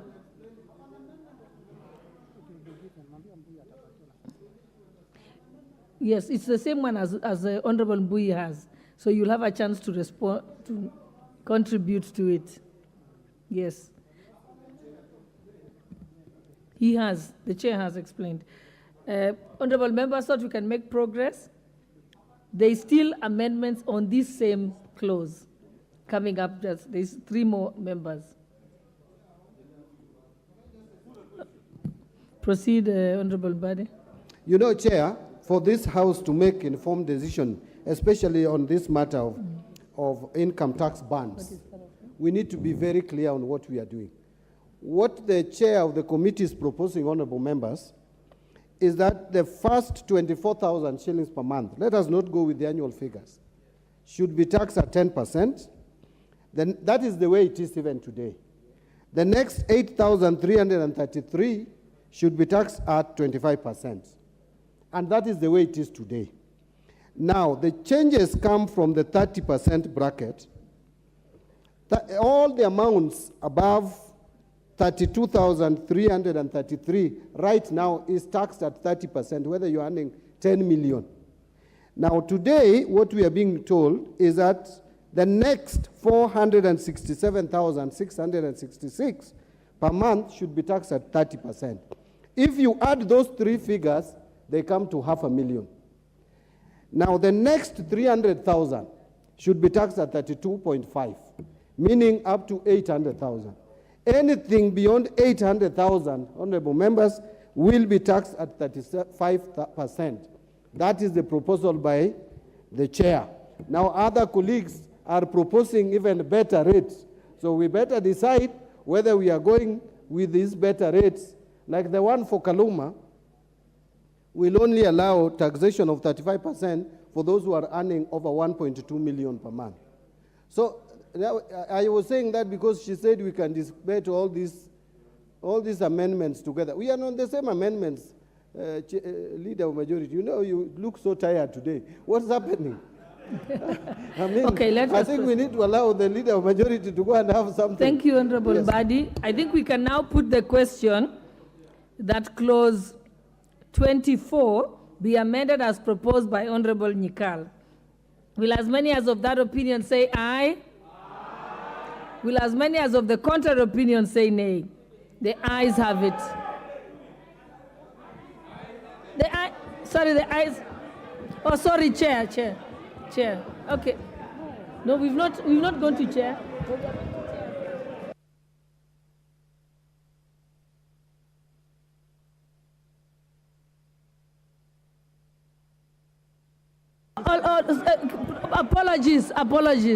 Apologies. I said Honorable Nikal instead of Honorable Chairperson.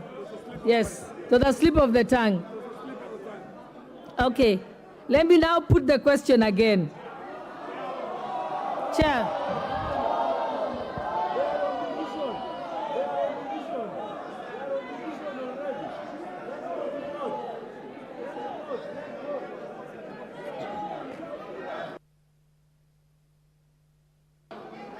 Yes, what's your point of order, Leader of Majority?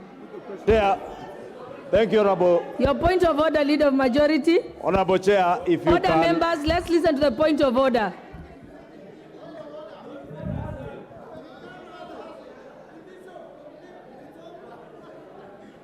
Chair.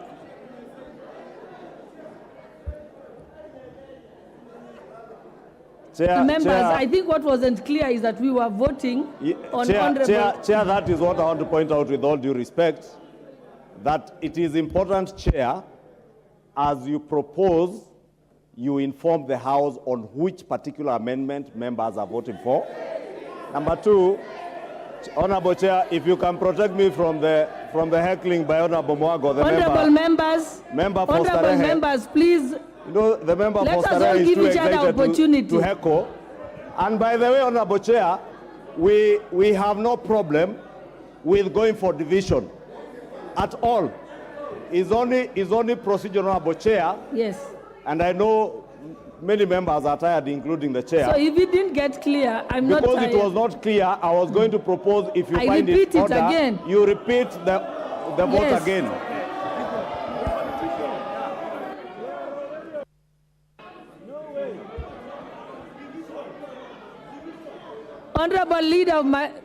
Honorable members, we can repeat it because the members did not hear.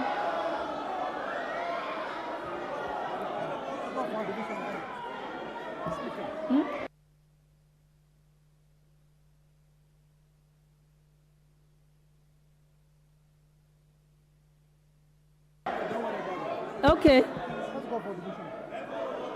Okay.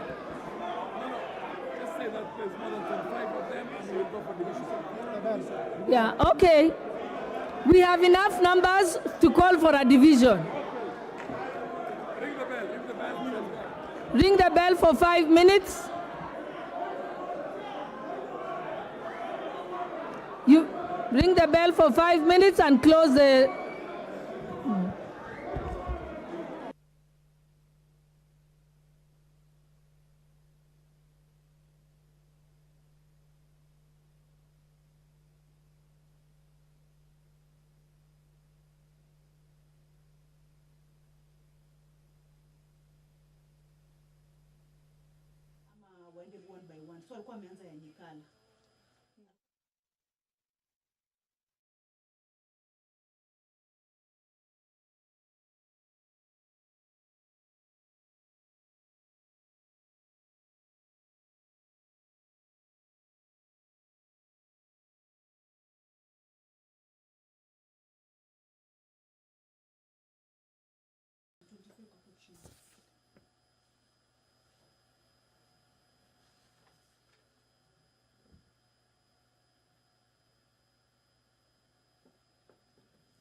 The House has called for division on clause number 24, another clause that has divided the House in regards to the proposals in this particular clause.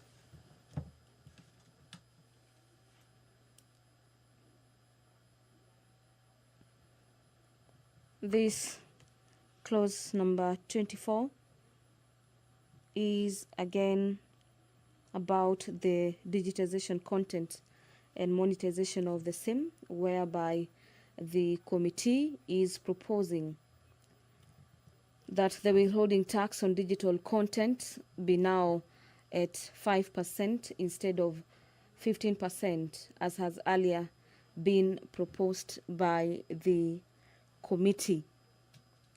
The deliberations in the House this evening is whether members should consider amendments proposed by other members, such as Honourable Member for Homa Bay Town, Honourable Peter Kaluma, that is proposing a taxation of 35% of earnings above 1.5 million shillings. The committee has yet again made amendments this evening that the maximum be now at 9,600,000 shillings at 35% instead of 9 million shillings.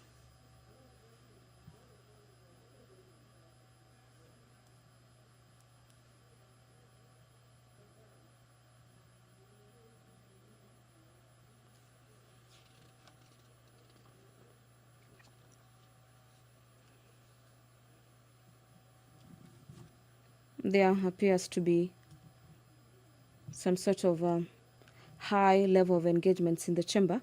The chair, Honorable Gladys Boss, is addressing members.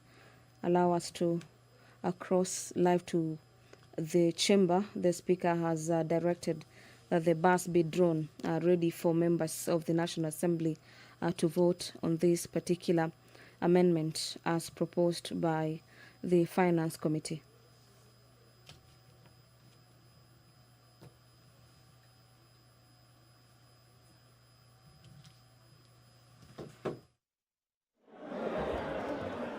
Honorable members, take your seats.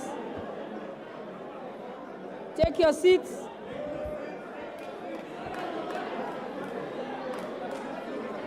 Can the respective whips get their members to the seats? Get your members on the seat.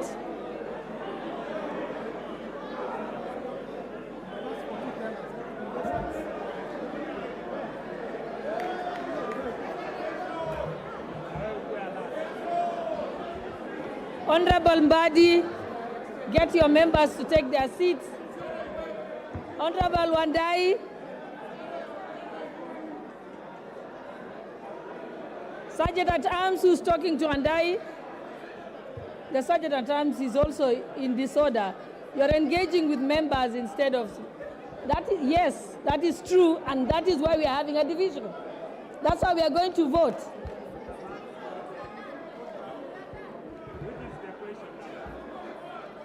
I didn't call for the final question. Let's proceed. We did not.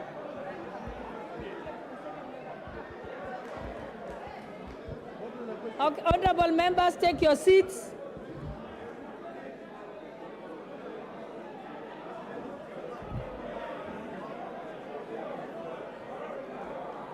We didn't even get to the final vote. Yes, let us proceed. Can we have two people from each side? They're here, okay, the tellers are already here.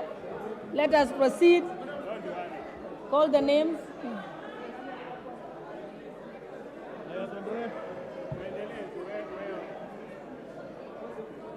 Proceed. 24 be amended as proposed by Honorable Mikal.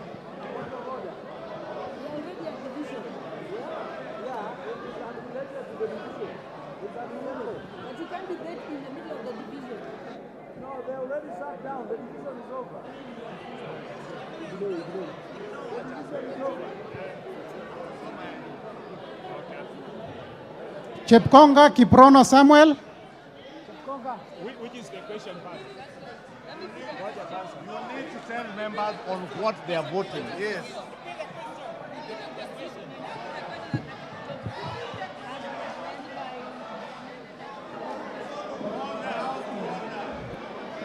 Honorable members, let me put the question again.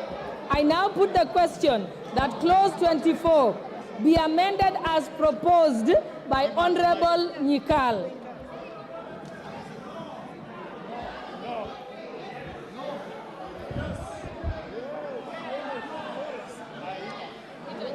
Chepkongo Kiprono Samuel. No.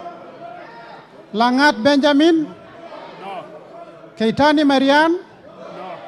Atandi Samuel. Owino John.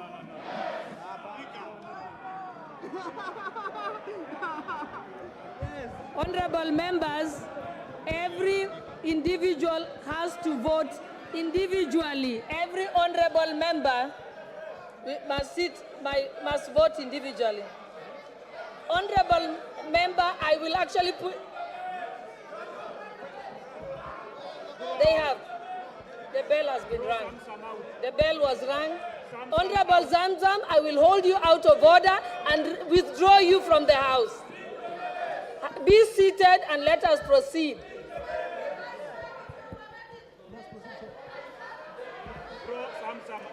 Honorable Zamzam, you're out of order. Let us proceed with the voting. And each person, we cannot chorus the voting. Each person must announce itself. Okay.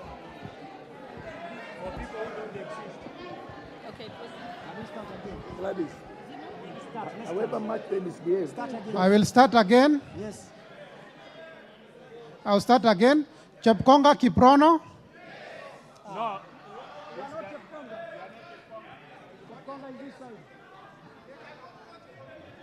That is cross misconduct. Just name a few and throw them out. Give the microphone. Get the microphone. Proceed. Honorable members, let us begin again. Okay, I now put the question that clause 24 be amended as proposed by Honorable Nyikal. So now let us proceed. Start with the first one. Chepkonga Kiprono.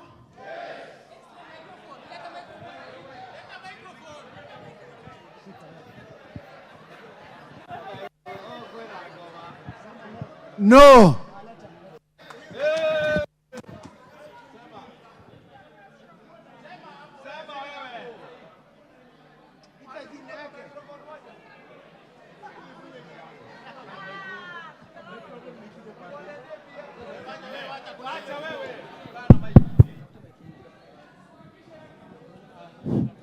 Benjamin Langat.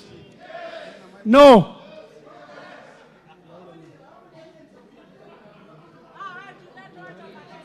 Keitan Merian.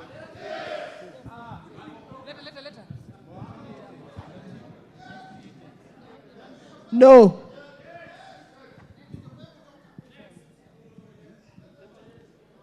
Atandi Samuel. No. Where is Atandi? Where is Atandi? Where is Atandi? If it's a chorus, then it will be a spoiled vote. So let us allow the person to vote themselves. Proceed. Call again. Atandi is there. Yes. Atandi Samuel. Yes. Owino John Walter. No. He's absent. Owino John Walter is absent. He's absent. Are you come? No, he's not in there. He's in the...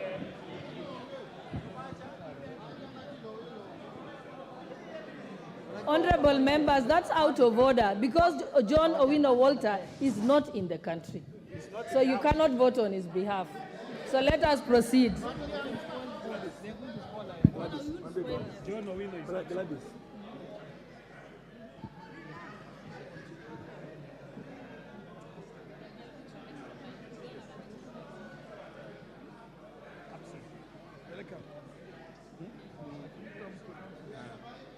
Just absent. Mrembo Irene Juki.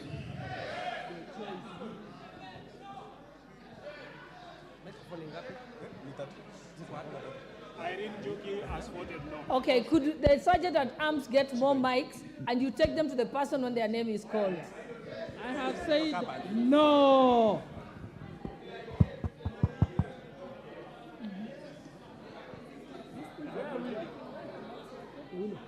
No. Shuria Abdi is absent.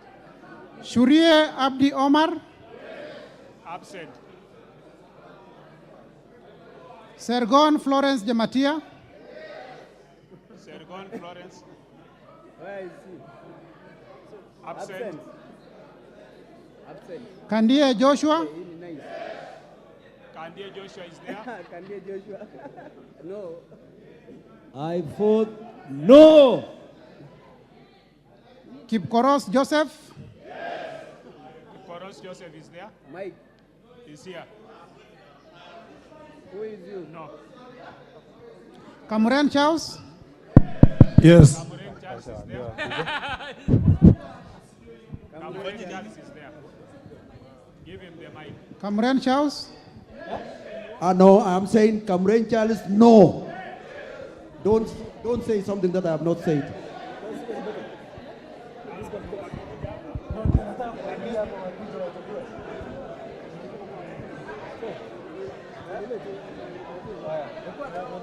Koesh Nelson.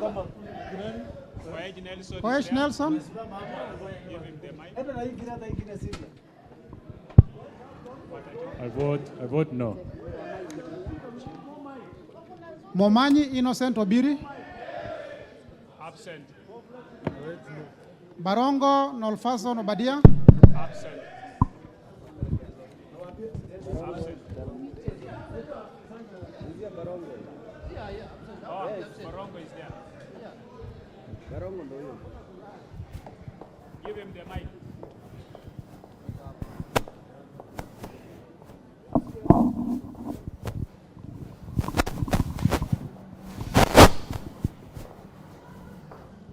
Yes. Amesema na vote yes. Yes, amesema yes. Yes. Alpha Miruka. Alpha Miruka absent. Kilel Richard. No, Lynette Chepkorir.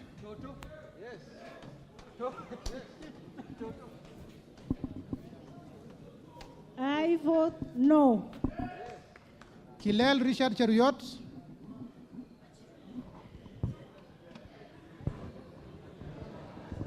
I vote no. Yegon Richard.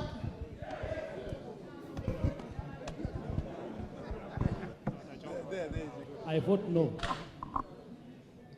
Mamwacha Onchoke Charles.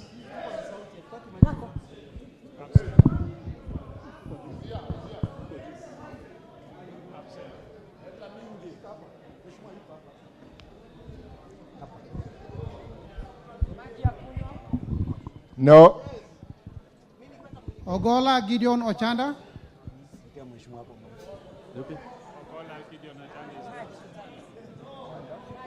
No. Osero Patrick Kibagendi. Absent.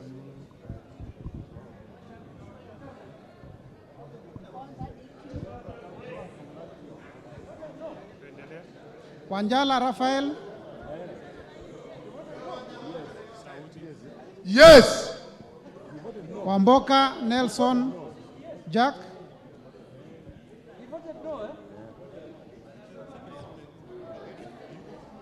Madam Chair, look at what is happening here. I'm being harassed by the Honorable Didymus Baraza. You need to protect me, Madam Chair.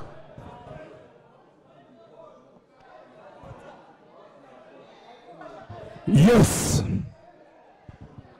Wambilianga Catherine.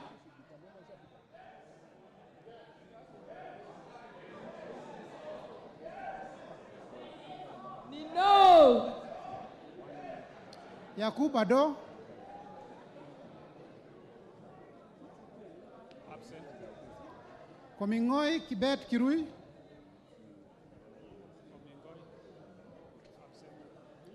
Omanyo Catherine. Absent. Mwale Nicholas Tindi. Absent. Tindi Amanda. Oyula Joseph. Oyula absent. Wiridhania Rindikiri.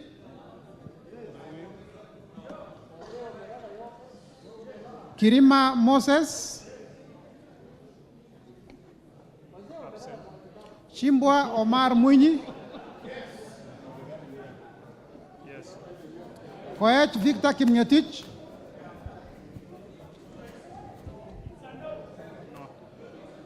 Baraza Patrick Simiu. No, absent.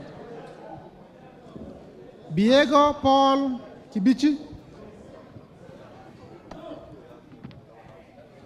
Ntwiga Patrick Munene. No, I vote no. Mahalim Farah. Elachi Beatrice.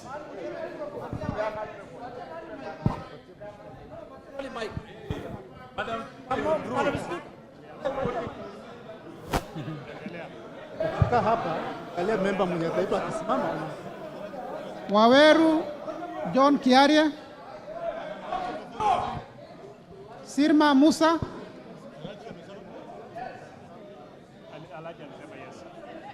Welie Adan.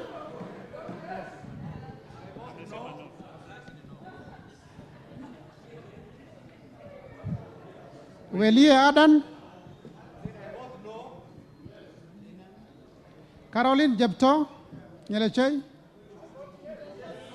No.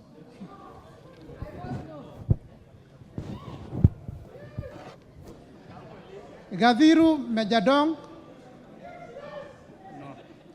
Ongili Babu Owino.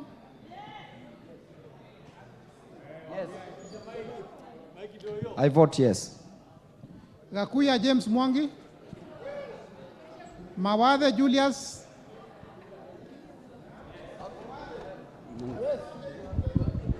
I vote yes. Mwenje Mark Murithi. I vote yes. Daboen Pamela Njoki.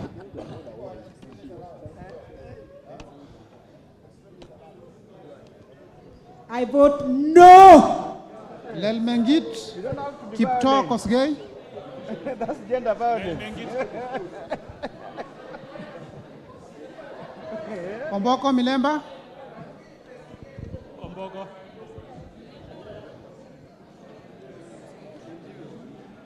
Absent, Amanda. Kipiegon Johanna Ngeno. Ukose Robert. No. Yakub Farah.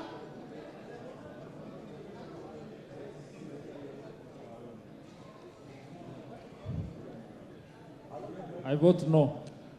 Oundo Wilberforce Ojambo. I vote yes. Iribae Said Buya.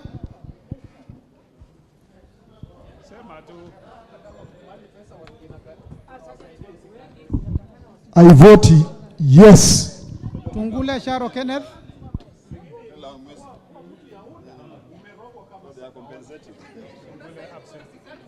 Siad Amina Udgon. Baro Deko Mohammed.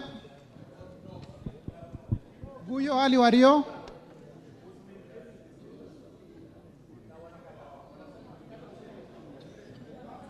Absent. Muriu Wakili Edward. Sema tu. Na si ulikuwa naongea ile maneno ingine kwa I vote no. Kururia Elijah Njoroge.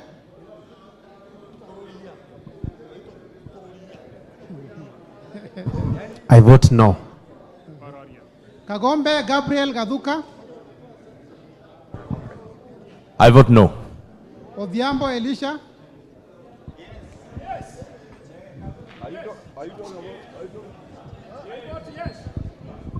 No. Yethenji Robert Gishimo. Wanjira Martha Wangare. Wamushomba Gadhoni.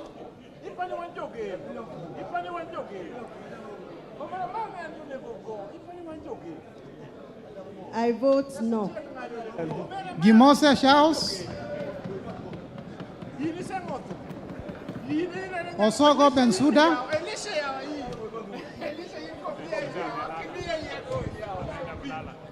Kaluma George. Karidho Kiili.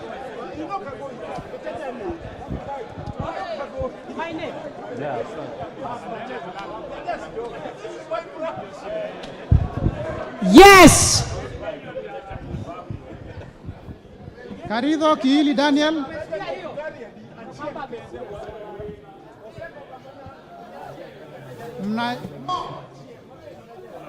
Manaiba Julius Taitimu, Murigi John Paul,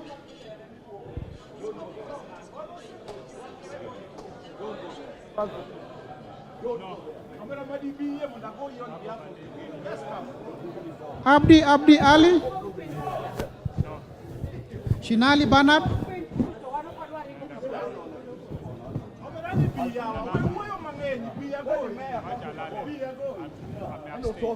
Bonaya Mumina Golo, Lomwa Joseph Samal,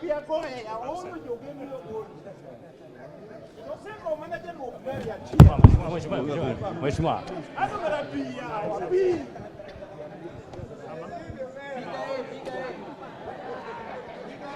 Tubi Bidu Mohammed,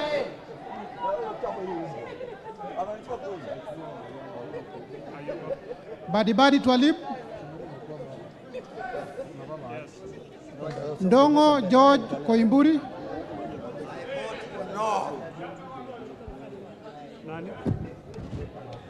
Just Samal, Ayuko.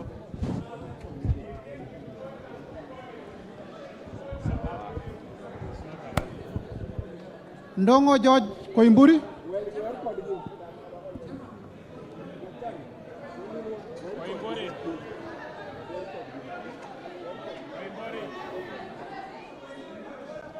Wamashukuru James, Wamashukuru amesema no. Obara Eve Akinyi, Tumesema, tumepata. Amefika, yes. Kalasinga Joseph,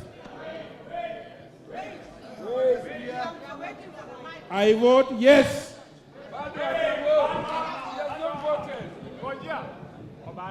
I vote yes. Obara Eve. Asante.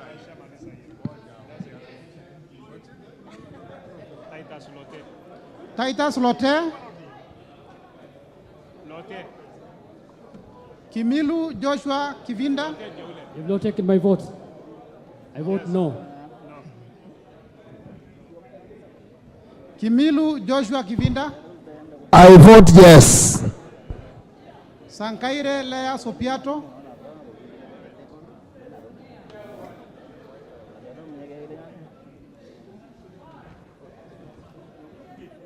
I vote no. Kanchore Elijah,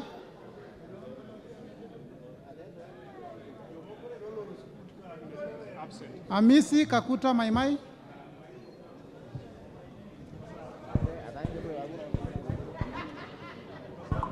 I vote yes. Nguro Onesmas, No. Sakimba Parashina, Risa Sunkuya George, Mwanda Elsie,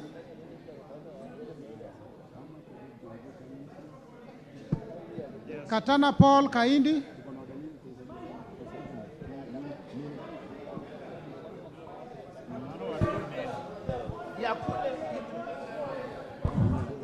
I vote yes. Hassan Abdi Yusuf,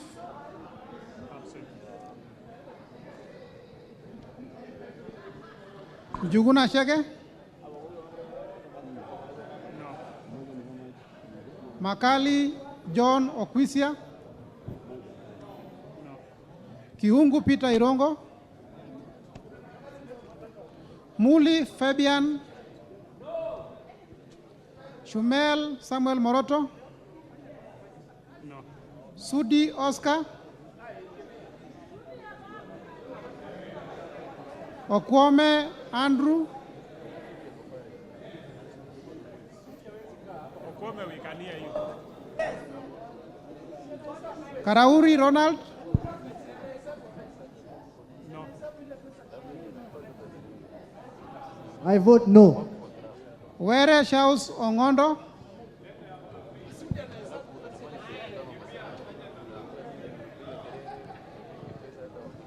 I vote yes.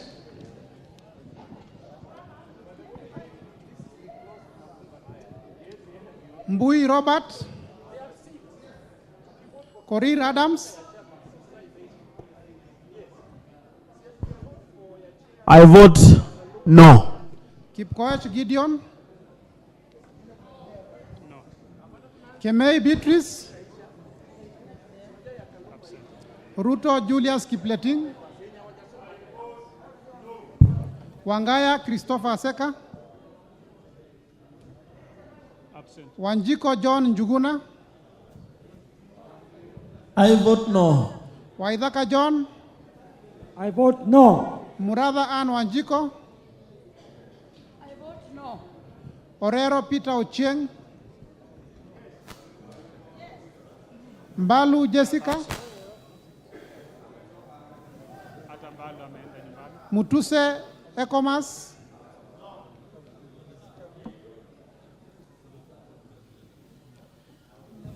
Wainaina Anthony Njoroge. Munyoro Joseph Kamau.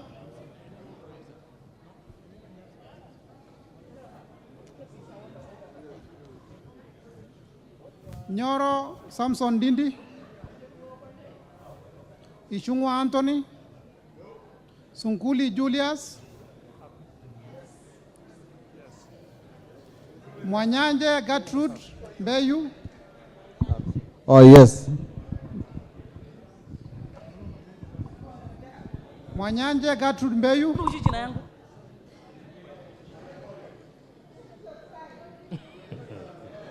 Baya.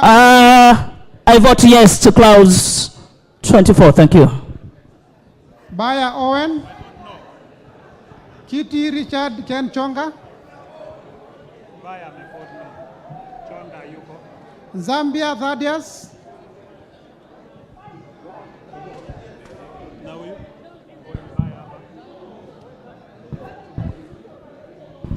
Yes. Mutua Didmas Wekesa.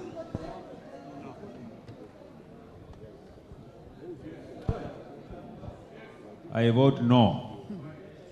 Bisau Morris Kakai.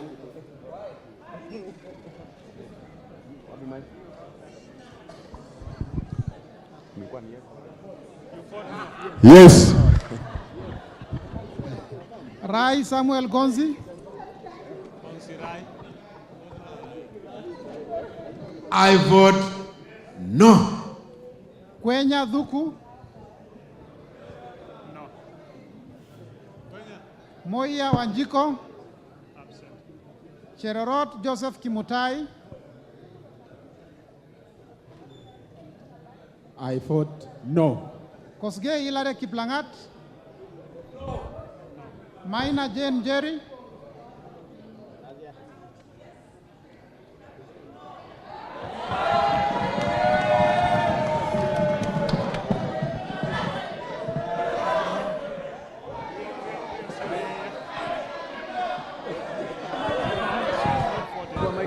Maina Jane Jerry. I vote no.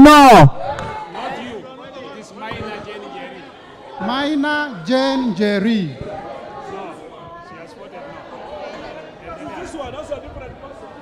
I vote no. And I'm Maina Gingery. The other one is Mary Maindi. Gitari Joseph Gashoki. No. Bedzimba Rashid Juma.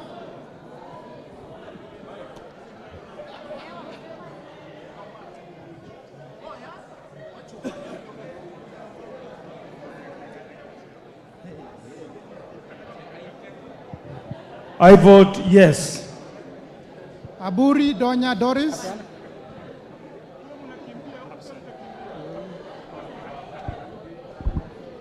Where are our machines not working, Madam Chair? Somebody should be fired. We keep the sergeant at arms running up and down. We vote electronically. We are tired. And members, you don't want to defend your welfare. I vote yes. Ruth Adhiambo Odinga. If you are tired, go and sleep. Ruth Adhiambo Odinga.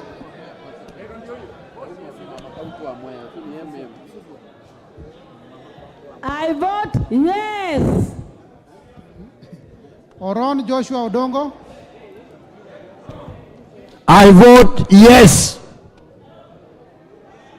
Ahmed Shakil Ahmed Shabir. Buyu Rosa Akinyi. Kasalu Irene Mudhoni. Mulu Makali Benson.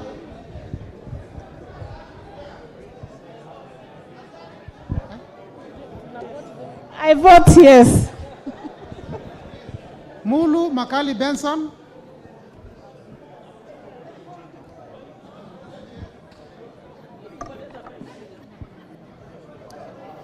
Mbai Nimrod Mbizuka. I vote no. Mboni Rashid Mwalika. You can't have a point of order in between voting. Just ignore it. It's rigging.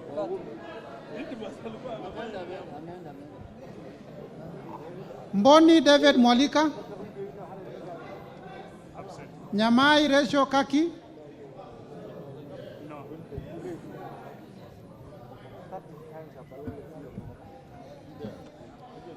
Nyenze Edith Mokaya Nyakundi. Kibagendi Anthony. Gisairo Cliff Ombane.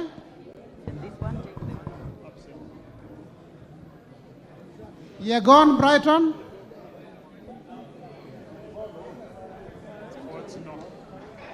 Kiprono Mutai Alfred. I vote no. Tunui Joseph Kipkosgei. Enjoy your mic hapo.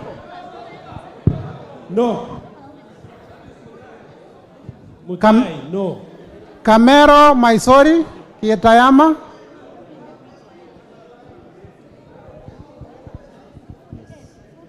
Robbie Mathias Nyamabe. I vote yes. No, I vote no.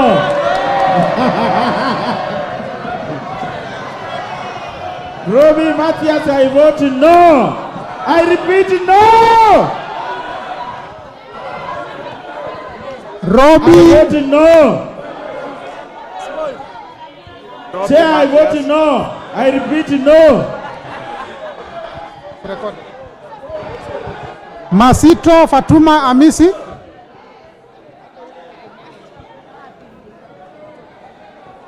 Masito Fatuma Amisi. Na ameongoja kupata micro. Masito is not there. Fatuma Amisa yuko. Absent. Wanyonyi Ferdinand.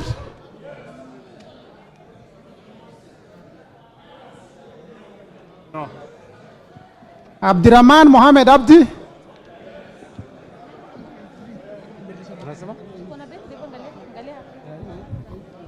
Ayuko.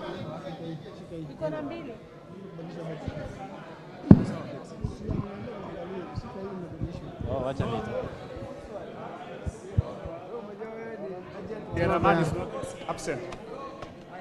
Mohamed Abdikadir Hussein. No. Kagiri Jane Wangeshi. No. Kionjori Festus Mwangi. Vote no. I vote no. Korere Sara Paulata. Absent. Karani Stephen Washira. No. Lekuton Joseph. Marubu Monica Mudhoni. Obo Ruweida Mohamed.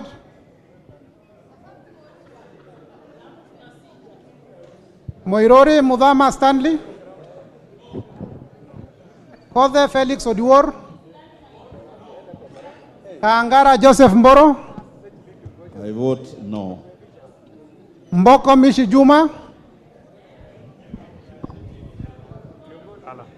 I vote yes.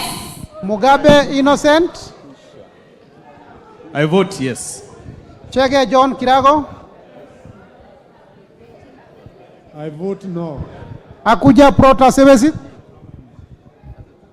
I vote no. Oyugi Dick Maungu. the one. Nabii Nabwera. Kiforomondo Mangale. Mukwana Titus. Mbiuki Jafet Kareke. Absent. Kamene Joyce. I vote yes. Mule Caleb Mutiso. Kombe Harrison Garama.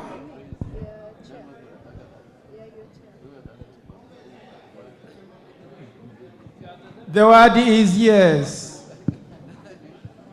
Omwera George Aladwa. I vote yes. Kiamba Susan Ndonye Dunge.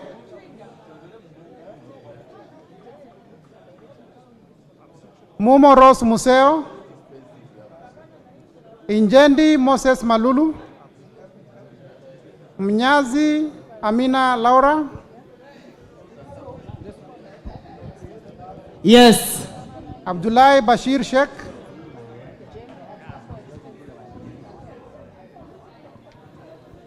Sheikh Humel Kher Kasim.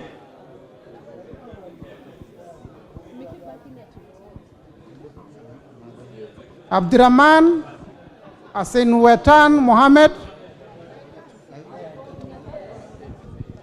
Haro Abdul Ibrahim. It's a no. Yusuf Hadan Haji. Mukunji John Gitonga. Bowen David Kangogo. I vote no. Joroge Mary Wamaua.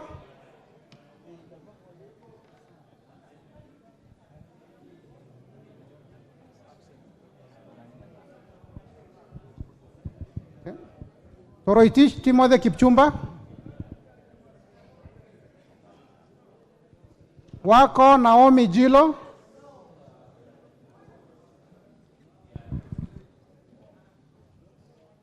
Walio Joshua Mbithi Mutua. Odanga Geoffrey Makoa.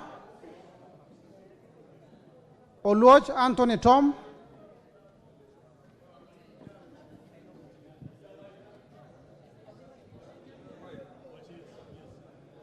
I vote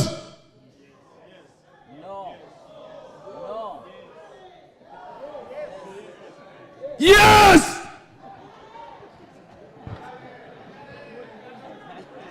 Gishuki Edwin Mugo. I vote no. Kahugu Eric Mwangi. Tandaza Kasim Sawa. No. Amesema no. Na Bulindo Peter Oscar. Mule Stephen Mutinda. Kingola Patrick Makau. Ruku Geoffrey. Nabat Bernard Morioki. I vote no. Zioka Erastus Kivazu.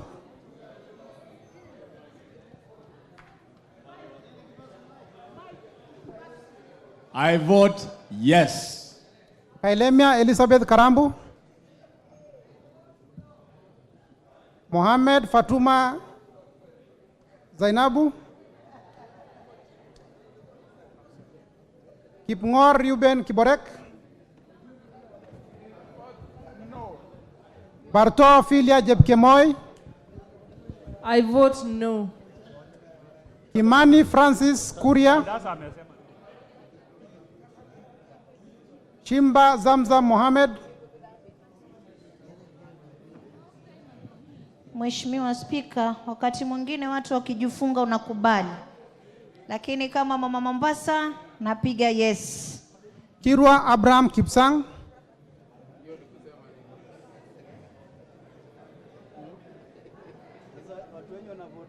Jaldesa Guyo Wako. Bader Salim Faisal. Kesebe Fred Kapondi. No. Oyo James Onyango.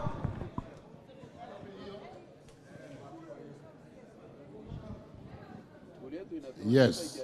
Gishoi Kagushia. I vote no. Salasia Peter Kalerwa.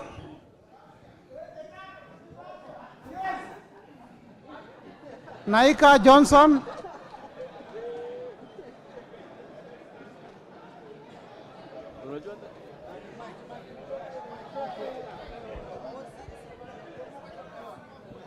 Maina Bettingeri. I am here. I'm voting yes. Naika Johnson. Maina Bettingeri. Mashele Mohamed Saud.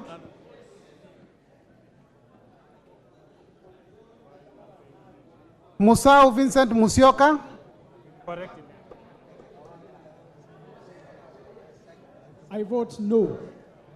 Shake Peter Mbogo.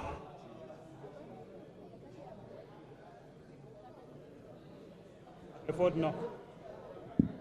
Peter. Michelle. Mashele Mohamed Sud. Yes. Shake Peter Mbogo.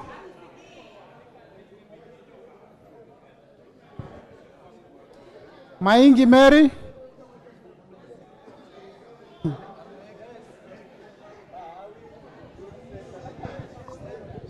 Molyongi Gideon Mutemi.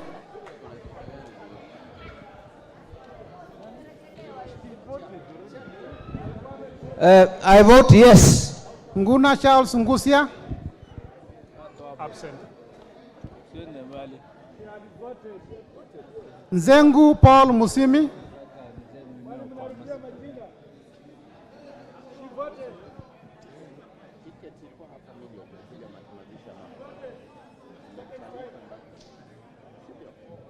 I vote yes. Pasari Sesta Mudhoni.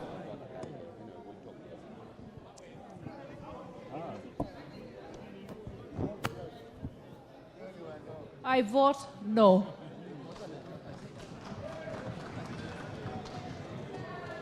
Nguna Charles Ngusia. Absent. Kiara Jane Wanjiro.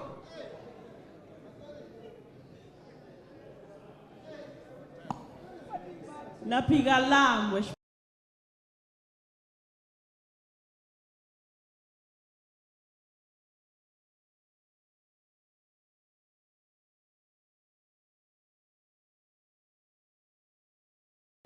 Mugia Cynthia Jebkoskei. Absent. Kitur Bernard Kibor.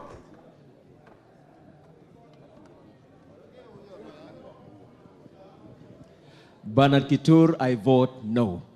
Tonkei Rebecca.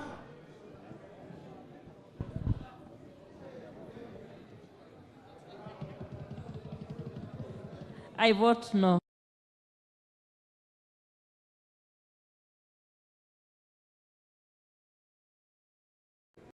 I vote no.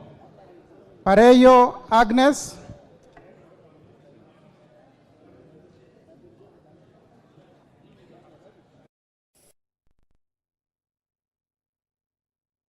I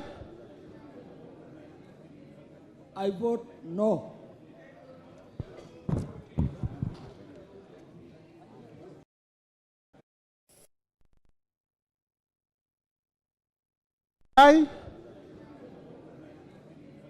I vote no.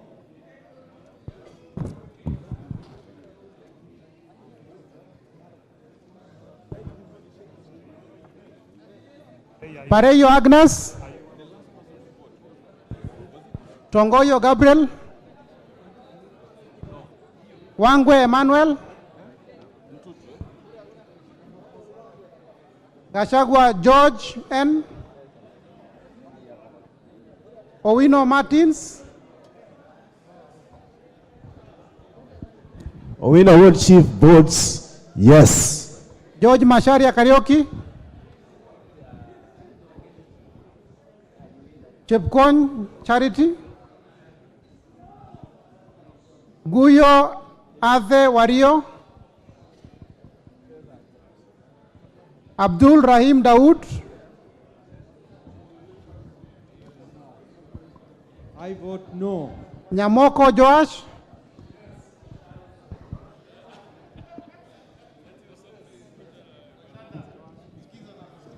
I vote no.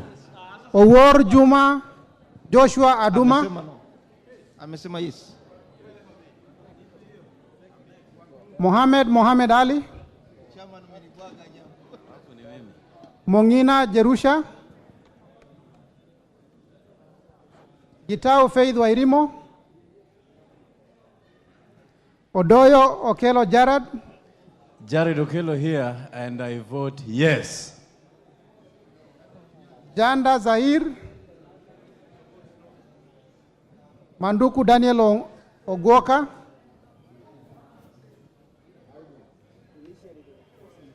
Odege Tom Mboya, Washira Rahab Mukami, Udege Tom Mboya, yes. Washira Rahab Mukami,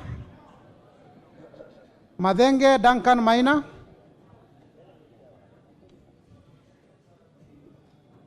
I vote no. Mushira Michael Mwangi, No. Kiarao David Njuguna, Wainaina Michael Wambogo, Kosing David Losiako,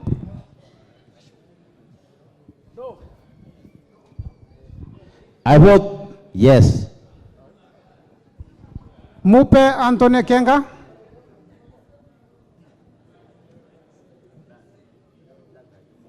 Gogo Lilian,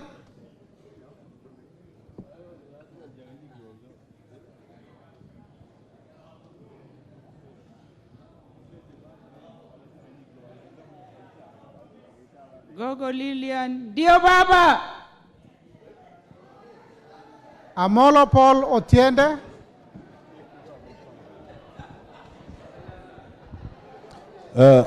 On this division caused by the inattention of our counterparts, I vote yes. Shebor Paul Kibet,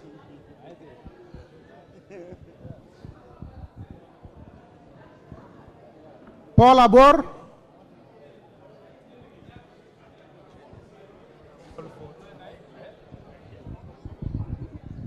I vote no.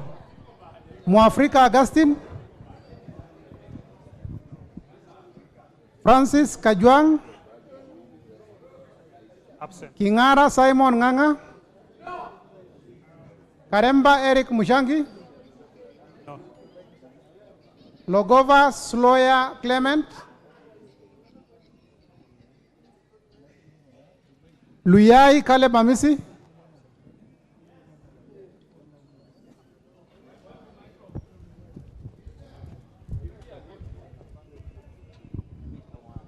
I vote yes. Raso Dido Ali, Lenguris Pauline, Lento Johnny Jackson Lekumontare, Letipila Dominic Eli, Lesuda Josephine Isula,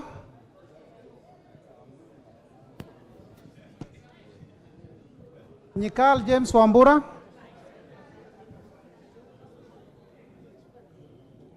Ikana Frederick Lusuli,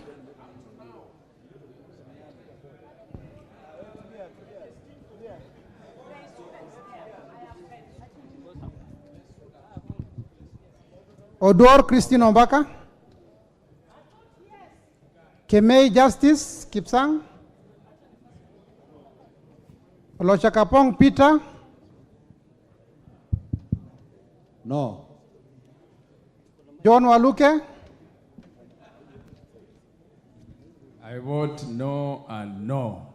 Sigei Francis Kipiegon,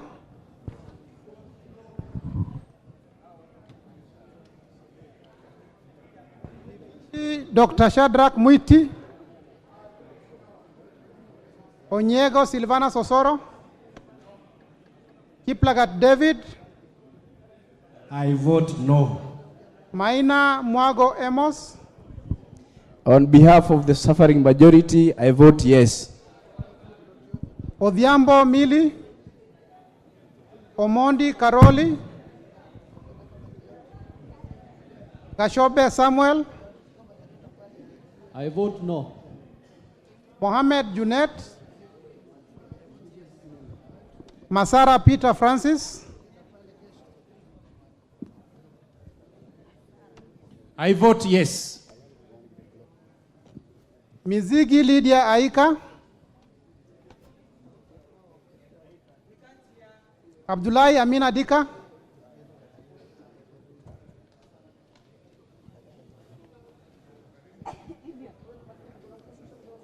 Bare Hussein Abdi,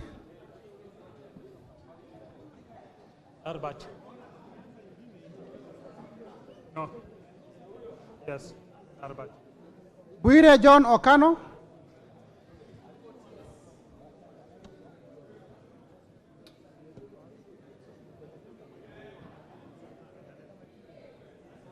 Oku Edward Kaunya, Absent. Otusho Mere Emase,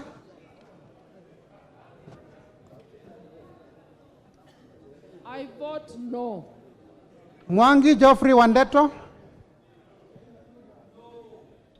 Murugara George Gitonga, I vote no. Nduyo Susan Ngoge,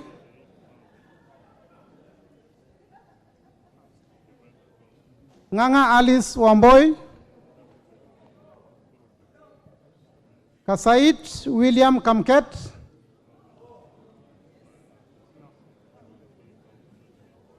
Aburi Lawrence Mpuru,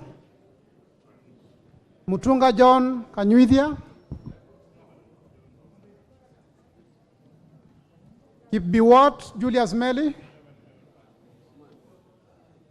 Shikati John Murumba, Sioi Lilian Chebet,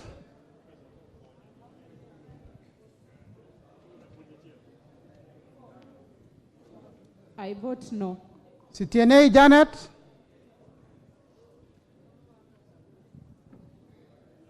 I vote no.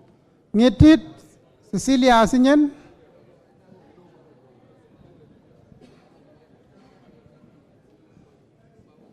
Emade Joseph Namwar, No.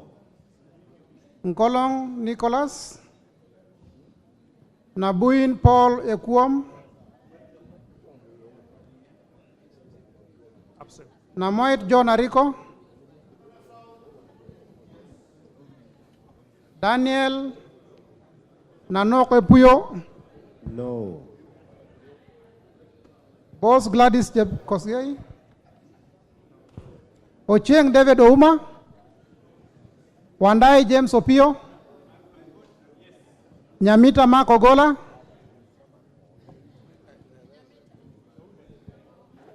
I vote no. Kagesi Kivai Hannes Togesi, Adagala Beatrice Kahai, Abdi Kamis Shome, I vote yes. Jeho Fatuma Abdi,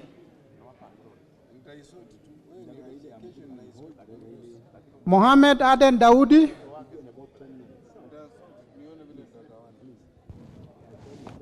Sane Ibrahim Abdi, I vote no. Ado Mohammed Aden,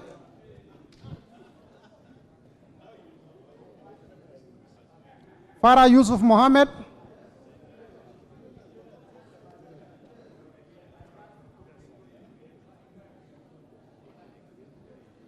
Wanyonyi Martin Pepela,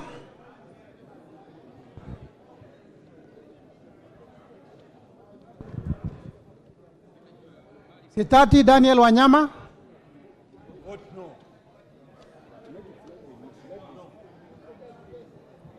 Mogaka Stephen,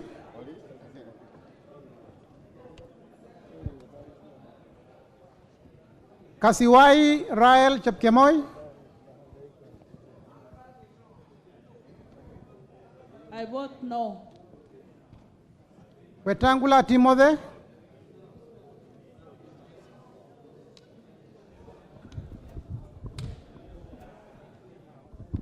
I vote yes. Mwakuona Danson Mwashako.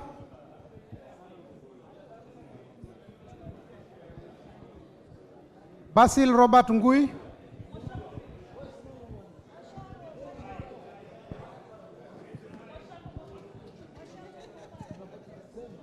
I vote yes.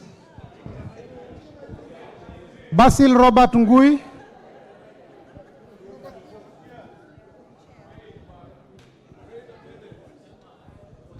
I vote yes.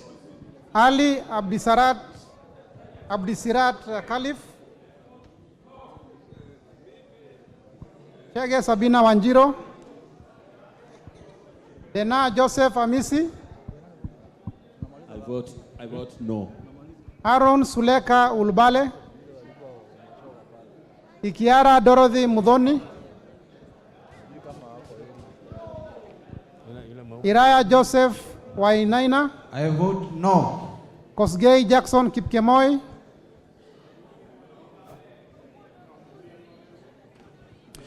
Mayaka Irene Nyakerario. Mohamed Umulker Arun. Mwangi Teresia Wanjiro. I vote no. John Badi. Yes. Talib Abubakar Hamed.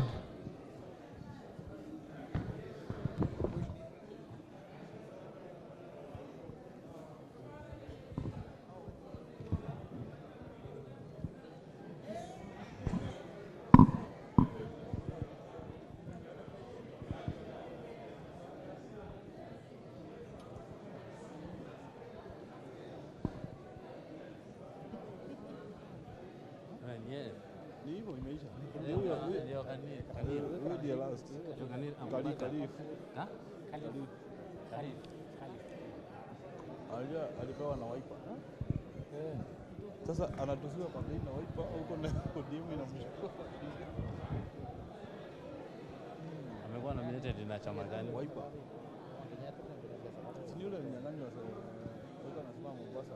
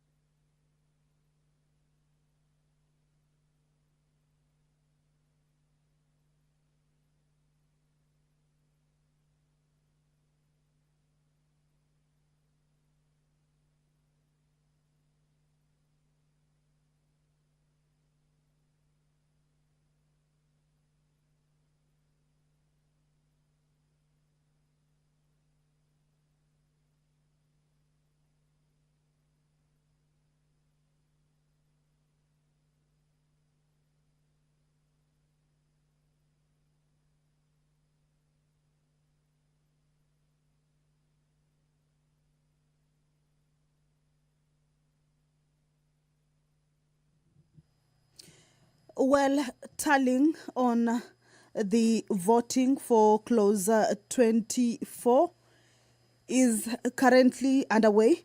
The members just finished taking their votes on this particular clause, specifically on the amendments that had been proposed, or on the amendments that have been proposed by Honorable Member James Nyikal on clause 24A.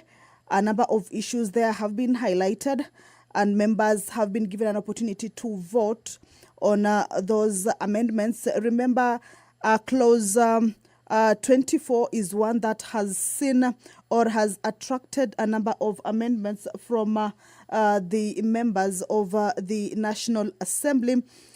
Clause that is touching on a number of issues, especially on the taxations, the income tax bans, the 5% withholding tax on digital content monetization, that the chair, Honorable Kuria Kimani, has expounded or clarified that it will not be 15%, but has so far been, or rather, has been so far amended by the committee to 5%.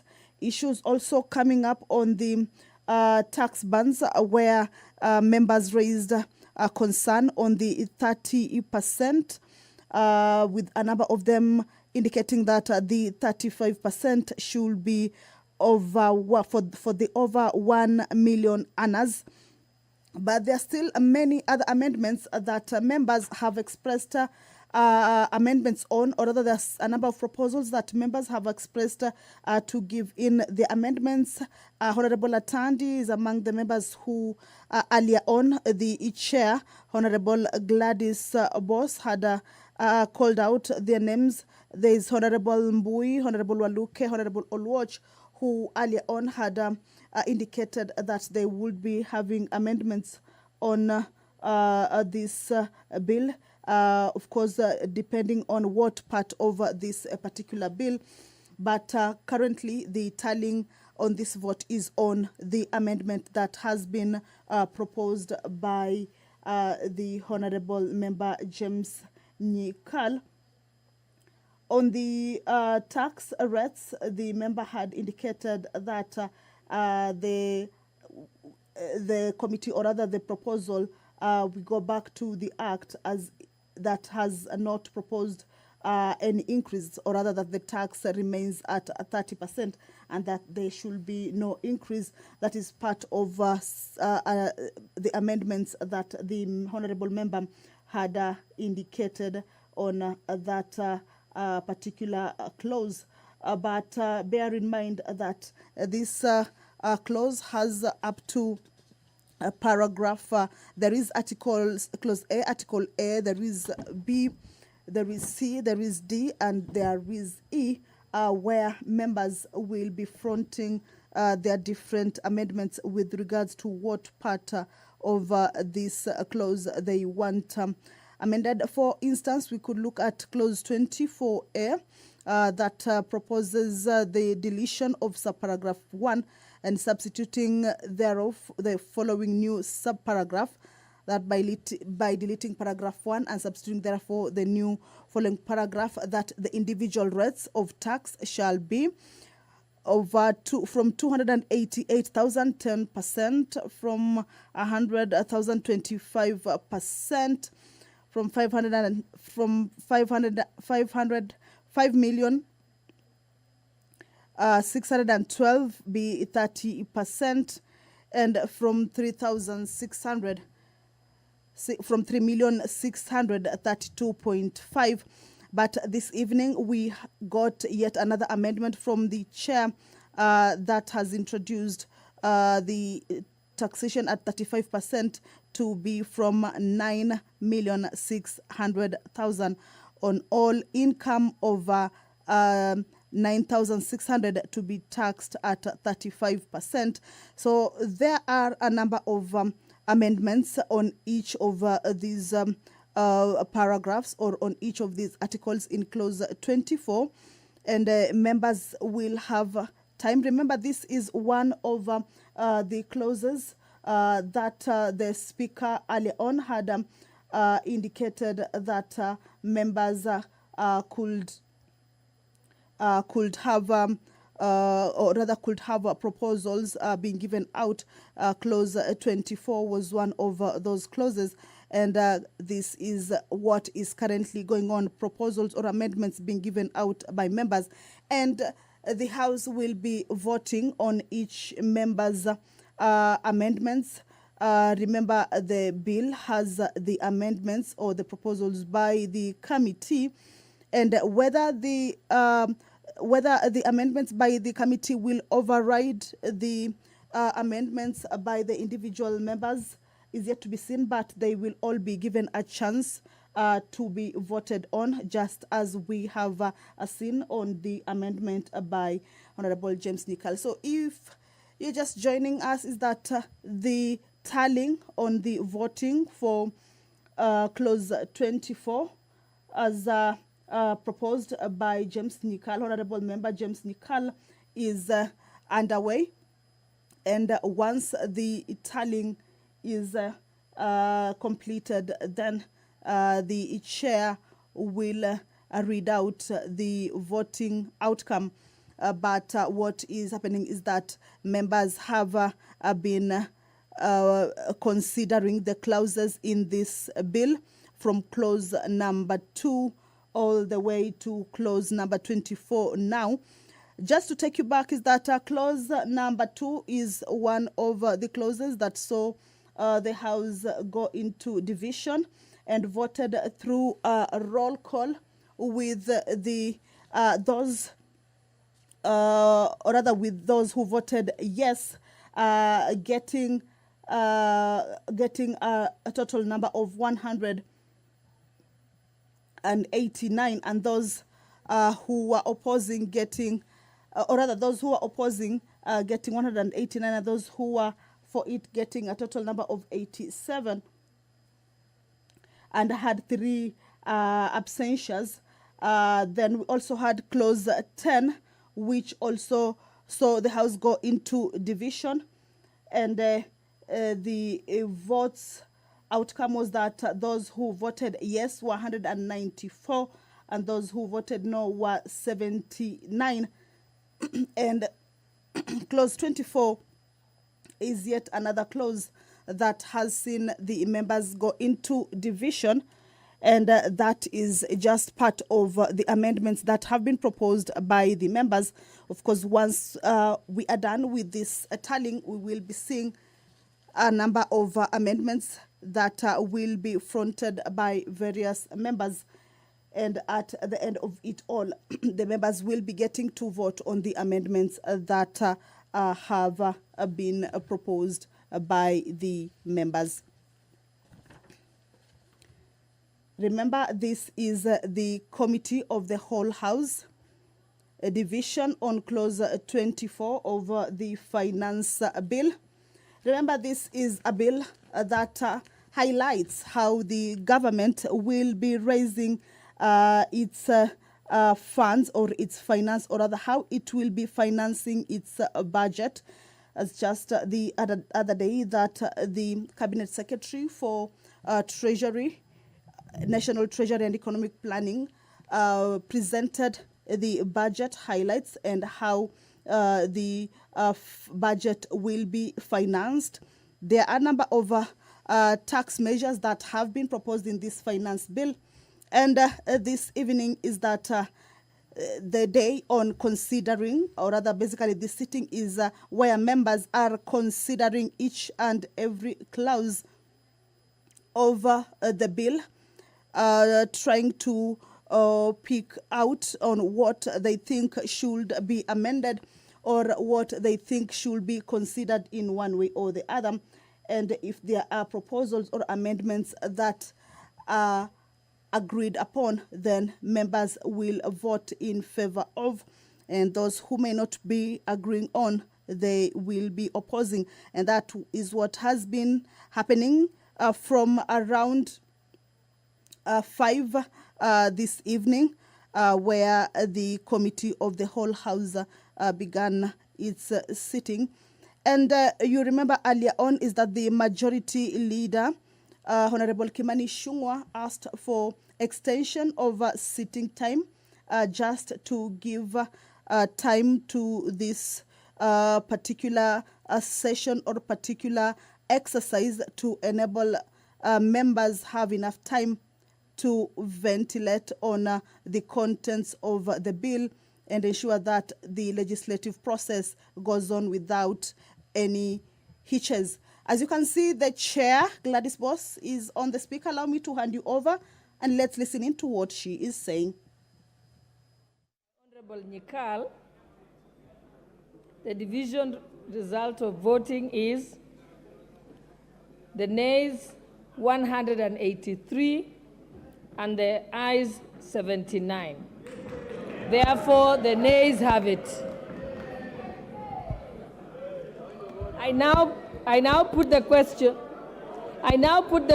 that clause 24 as amended be part of the bill. Will as many as of that opinion say aye?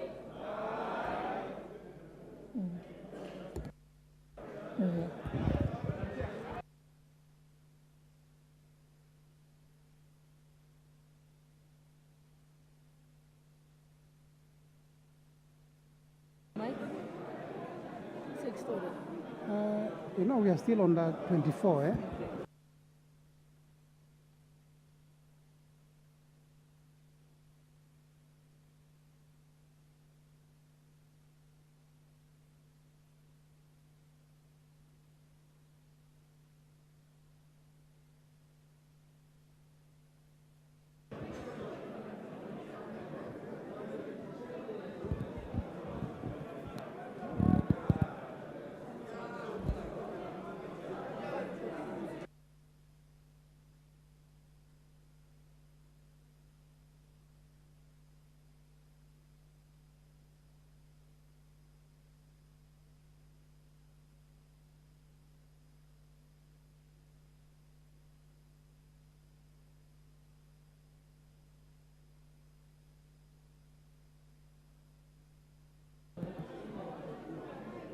Honorable Mbui, I think you can move your amendment, but if you can avoid paragraph 1, because that has already fallen under Honorable Nyikal's amendment. Oh, sorry. Please open the doors. Yeah. Yeah. Honorable Mbui, you may proceed. Thank you, Chair. My proposals were, I think, 4 of them. First one was deleting subparagraph 1, which is the one that you've alluded to of the pay-as-you-earn tax rates. The second one, B, by deleting paragraph 8, which is on the advance tax, Madam Speaker, for vans, pickups, trucks, prime movers, the one that proposes to increase the advance tax to 3,000 per ton of load capacity. The other proposal I had, Madam Speaker, was to delete subparagraph 9, which also proposes an advance tax for saloons, station wagons, minibuses, buses, coaches, to 100 shillings per passenger capacity. And the last one, B, by deleting subparagraph 10, which is the one that proposes to change the turnover tax from 1% to 3%, Madam Speaker.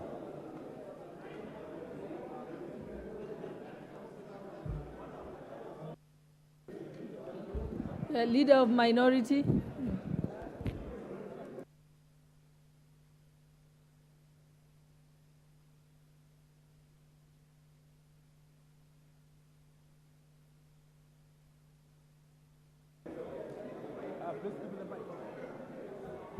What way?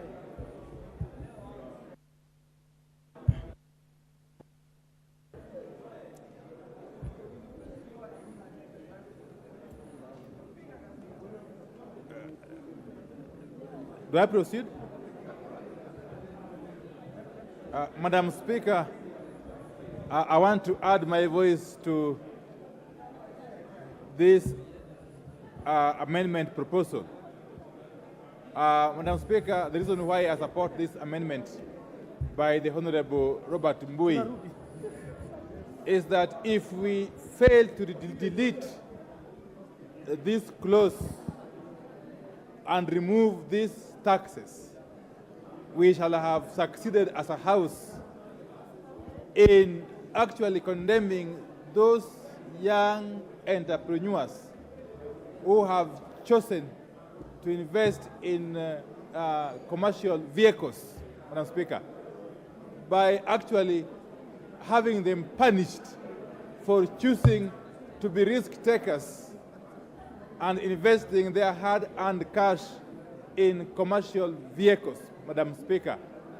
And I therefore want to urge my colleague members that the only recourse we have to right this wrong is by supporting Honorable Robert Mbui's proposed amendments. Because otherwise, this whole thing will make a joke of our commitment as a country to support small businesses, upcoming businesses, entrepreneurs, risk takers, people who, when actually supported, would actually contribute immensely to the economic development of this country and indeed create numerous employment opportunities for our youth who are wallowing in unemployment that has now reached alarming proportions. Thank you, Madam Speaker.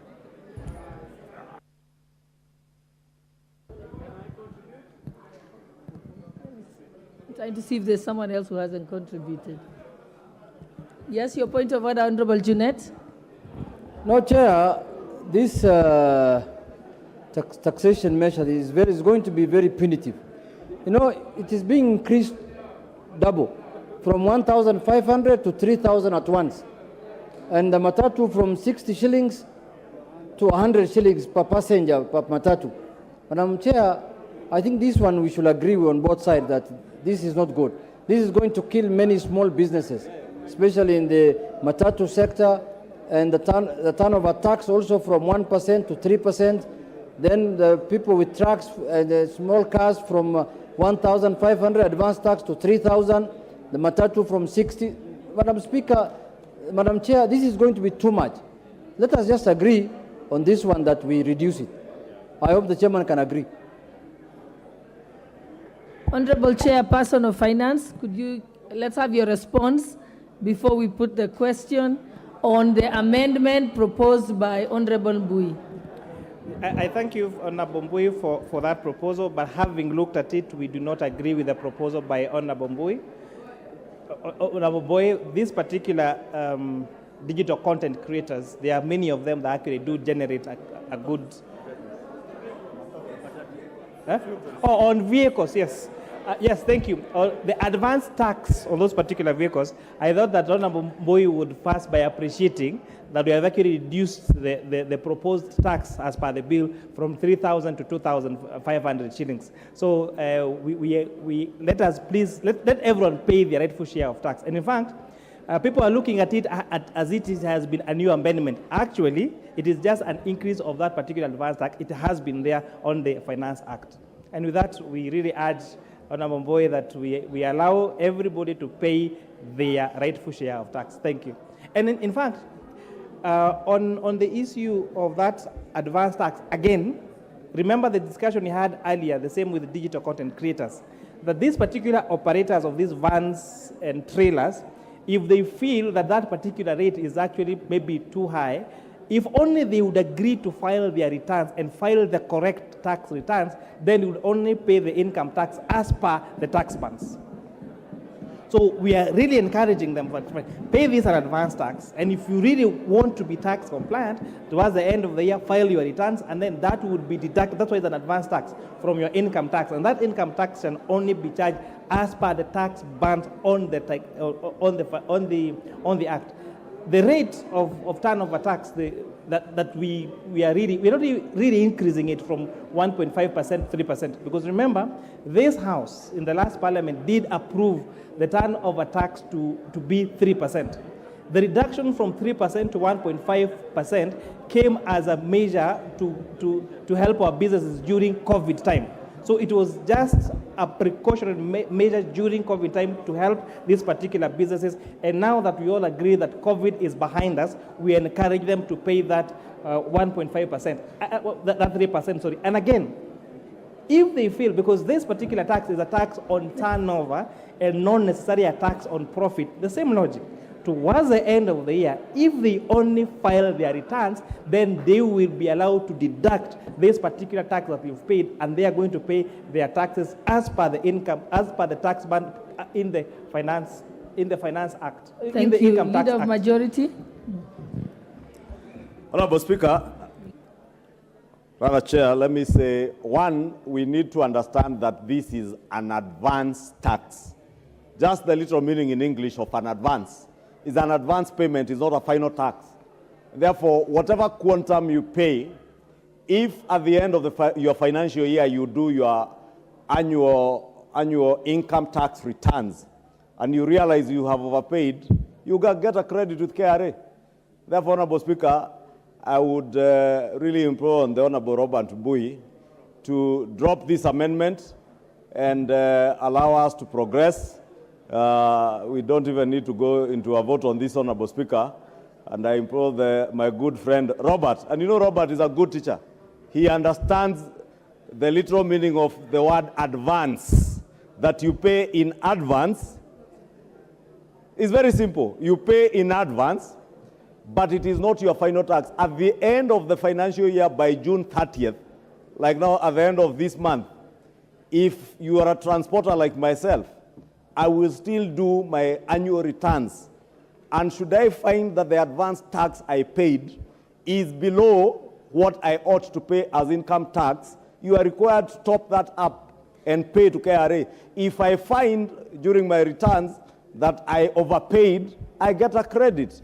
And the earlier you pay tax matters, the better. Even the Holy Book in the Bible says, give unto Caesar what belongs unto Caesar.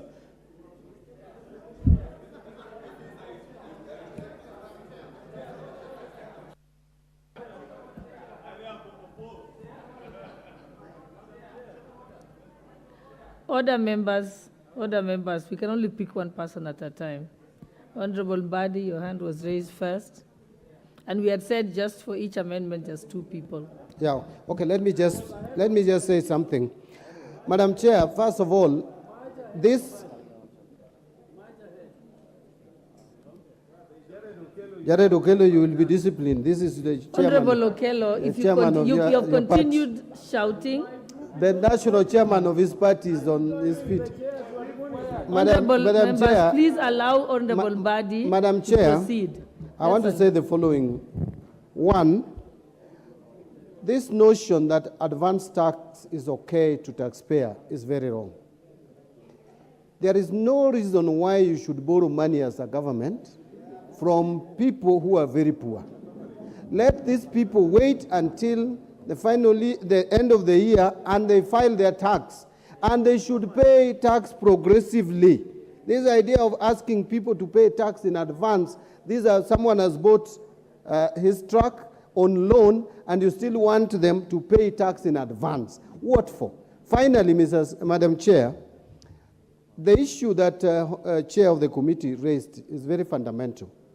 First, is wrong on the percentages. It's not 1.5, it is 1%. It's not 1.5. And again, we are talking about who? Mama Mboga to go and file returns? To wait?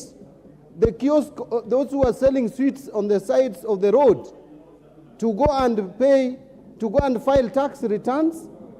Even administratively, it is very difficult. Madam Chair, if this House can be considerate to the downtrodden, if we can make amendments to at least exclude some of our payments like per diem, which we have successfully done here, and Mama Mboga out there, the hustler, the ones you are addressing in our public rallies, I hope hustlers are watching how they were deceived, how they were duped by Kenya Kwanza. No one cares about them.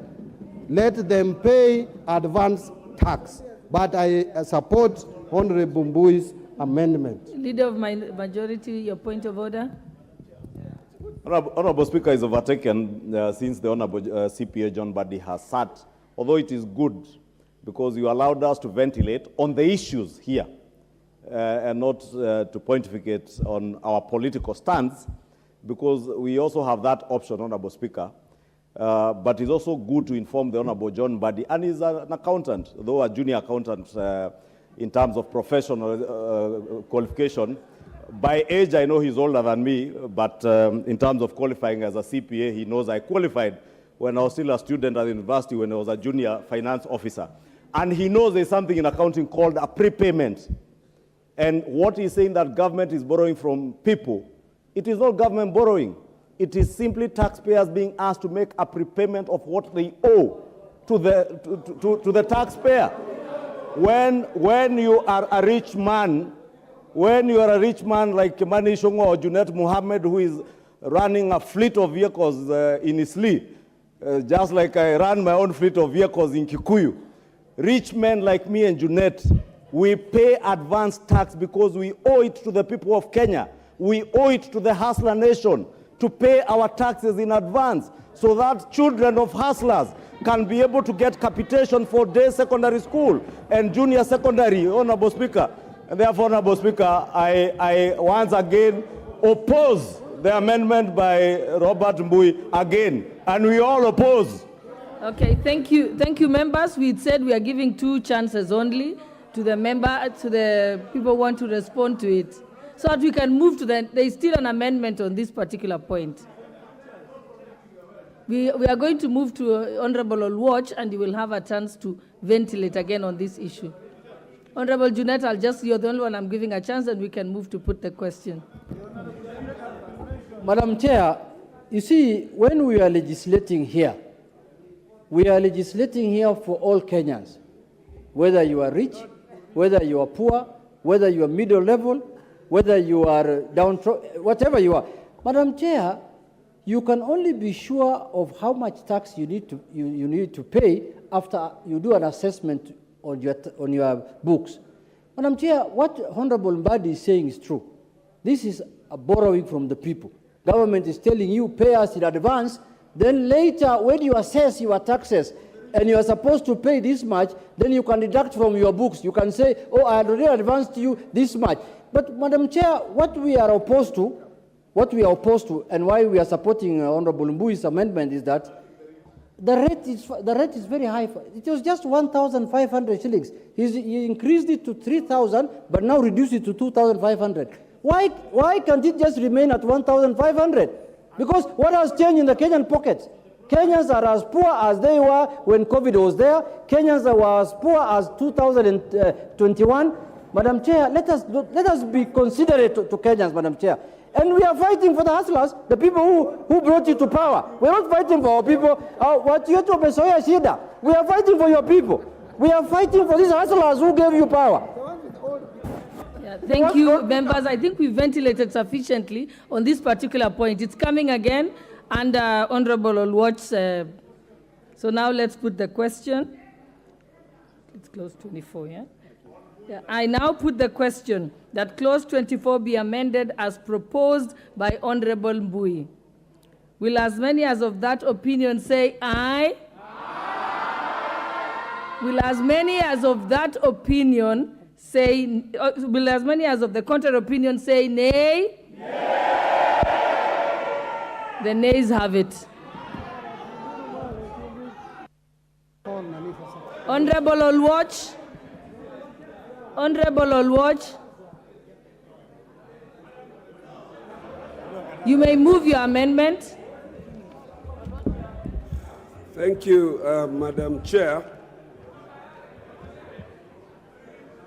Thank you, Madam Chair, and I stand to move amendments on page 623 on the clause 28, in particular, subparagraph B, 24, in particular, subparagraph B, and seeking to amend clause 7, and the justification for this, Madam Speaker, is that this tax, which is put at 5% and which was dropped from 15%, literally targets the very people whom we are calling the hustlers. Madam Speaker, the content creators, the ones that we seek to remove or ask to pay the 5%, are not the sort of persons that my good friend, Honorable KJ, refers to as professionals. It takes quite some time to develop content. And content creation, even after you have been able to develop, takes time before you get to the next content, and to take away 5% from you, from this hustler, from that person whom we have set digital corners and ICT hubs in Mathare and everywhere, to take away 5% from them. 5% is to impoverish these people and to put them in a situation where during these hard economic times, during these times when the economy is struggling, as we all admit that it is struggling, we ought to have staggered this and put them in a band in which we are able to say that people who are earning below 500,000 on content creation ought to have been exempt, so that we begin by saying, if you're making money on digital content beyond 500,000 to 1 million, you pay X amount. If you're making digital content, like my good friend Jalash, and you're earning 3 million from digital content, then you're able to pay X amount. But to put a blanket figure on that person in my constituency in Mathare, who makes 50,000 on a content, 100,000 on a content, and has to wait for another 3 months to be able to develop content to earn another money, is punitive at a time when the economy is struggling, and this hits at the very core, at the very heart of the hustler nation. And so I'm trying to persuade us that we drop this particular and exempt the people that are affected by this. I move on, Madam Chair.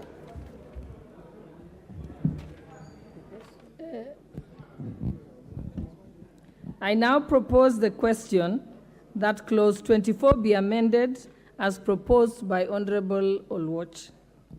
I will give a chance to leader of minority, and then I'll come to you, Babula. We have to go to order of seniority. Let your leader go first. Now, Madam Chair, I just want to support this proposed amendment by Honorable Olwach for the simple reason that we have got no justification whatsoever to punish young, talented Kenyans who are basically making a living out of their own creativity, Madam Chair. I think if we are to be fair to the youth of this country, what this House should do in one accord is to support this amendment by Honorable Olwach. Because otherwise, how will the youth ever get a chance to prosper, Madam Chair? And they are investing. They are investing in content creation, Madam Chair. And yet, we are proposing a tax regime that is going actually to run them out of business, Madam Chair. So I think if we really mean well for the youth of this country, this is such a time that we must stand on our feet. We must stand firm as a House and say yes to Olwach's amendment. Thank you, Madam Chair. Honorable Babu Owino. Thank you very much, Madam Speaker. Suda, let's finish with Babu Owino first. Thank you very much, Madam Speaker. On the issue of content creation, Madam Speaker, these are people who are very poor, Madam Speaker. The Kenya Kwanza government campaigned on a platform of bottom-up. Did this bottom-up meaning stealing money from the bottom and feeding the up? Madam Speaker, the content creators, for them to earn a living, somebody must have viewership of around 3 million for this person to earn 10,000 Kenya shillings.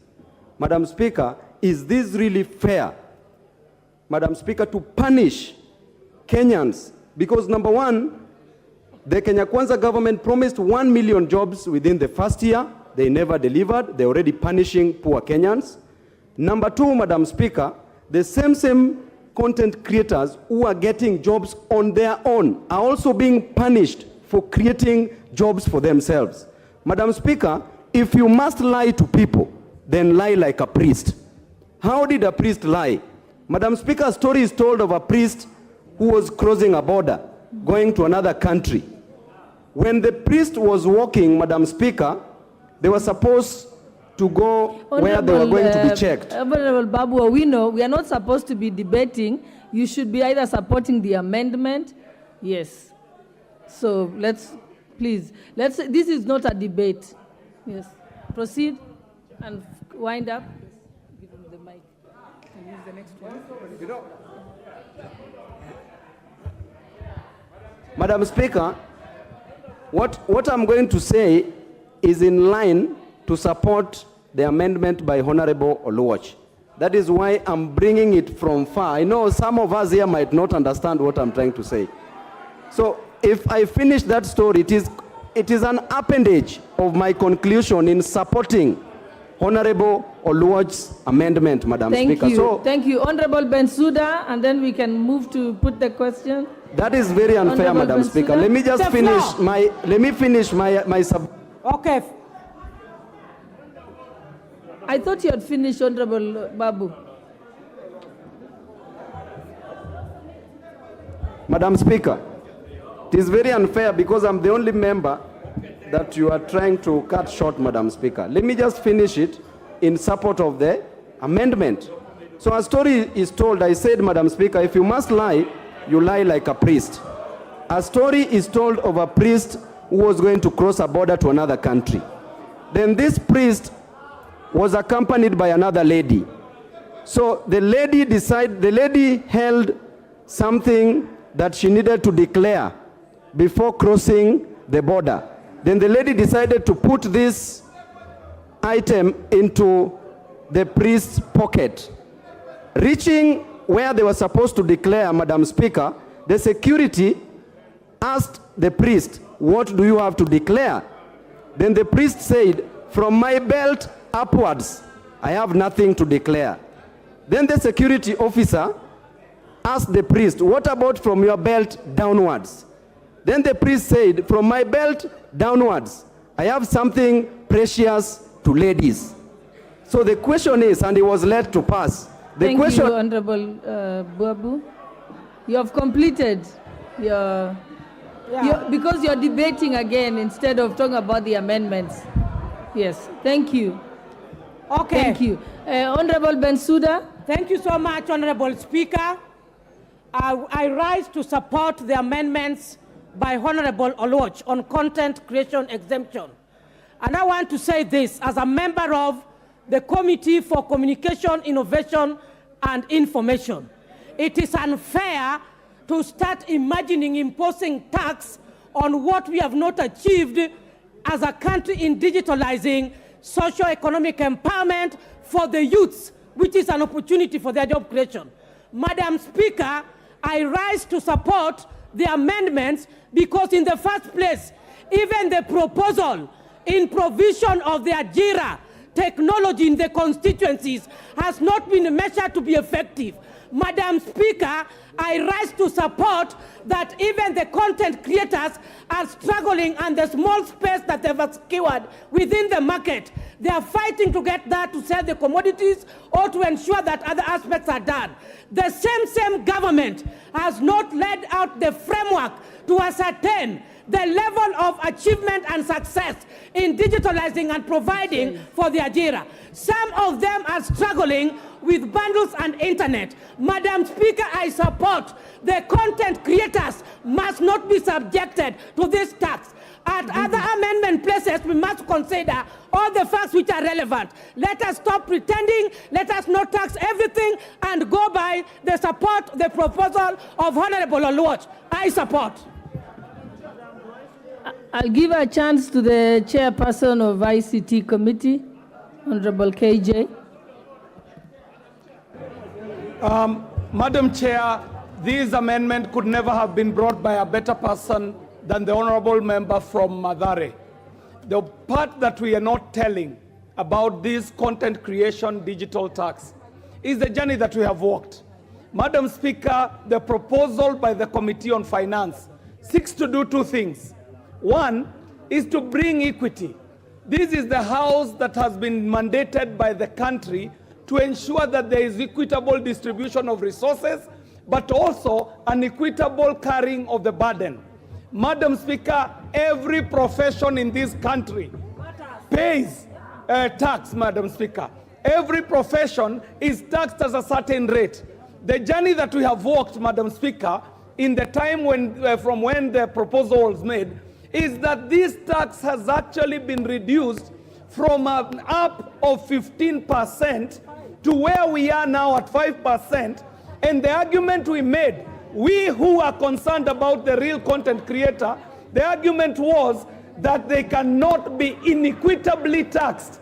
If other professions are being taxed at 5%, then digital content creators should also be taxed not more than 5%. So, Madam Speaker, the truth of the matter is that there has been a 15% reduction from the proposal to where we are. Madam Speaker, I stand to support. Thank you. I now put the question that clause 24 be amended as proposed by Honorable Anthony Olwach. Will as many as of that opinion say aye? Aye. Will as many as of the contrary opinion say nay? Nay. The nays have it. Chairperson Finance, you can now sum up all the moved amendments, yes, including... Honorable Chair, I really want to thank I really want to thank all the members that have proposed amendments on this particular clause. But really, I am loving the discussion you're having in this country about digital content creators, because this was a profession that nobody was talking about. But this particular proposal have actually made that we have spent the last 1 hour talking about something called digital content creation, which means everyone across the country is asking themselves what this is, and therefore we are having to start having a sober and open conversation about this particular sector.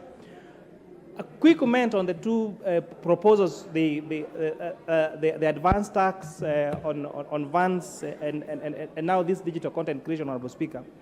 That primary school teacher who sacrifices his time to go and teach ECD children, that nurse who spends very many hours in the theater or taking care of patients in ICU, that medical doctor who spends hours on end doing operations, they all pay their rightful share of tax.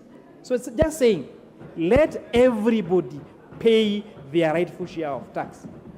Because we have been unfairly targeting employed people, so that the employed people are the only ones who are paying taxes. Yeah. But now let us have everyone there. Yes.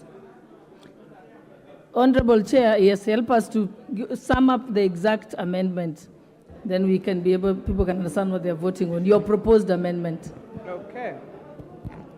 So Honorable Chair, I've done this, but just for the record again, the proposed amendment as proposed by the Chair, or as proposed by the Committee on Finance and National Planning, is that clause 24 again be amended to be amended again to have 9.6 million shillings instead of by deleting that 9 million shillings. That the digital content that the digital content creators the withholding tax be reduced from 15% as proposed on the bill to 5%, and introduce a tax, the digital content creation tax for non-residents at 20%.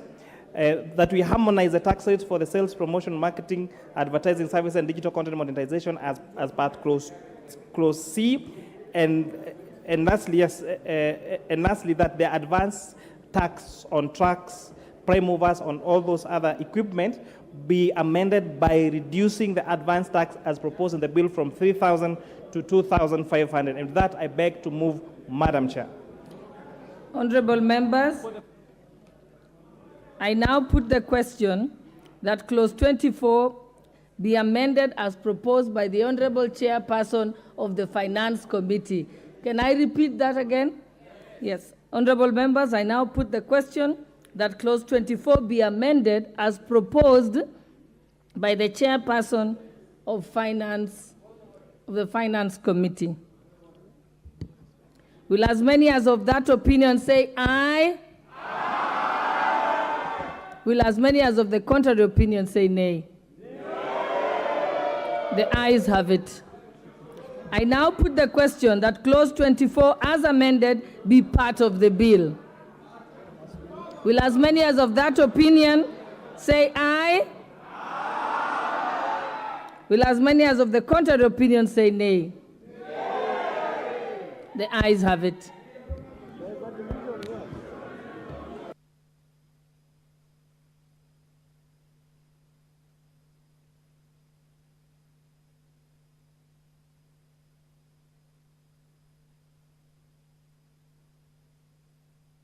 I see, do we have the numbers, Sergeant Adams?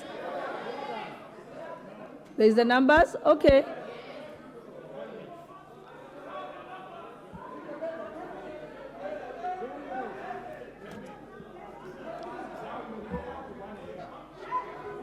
We can ring the bell for 5 minutes.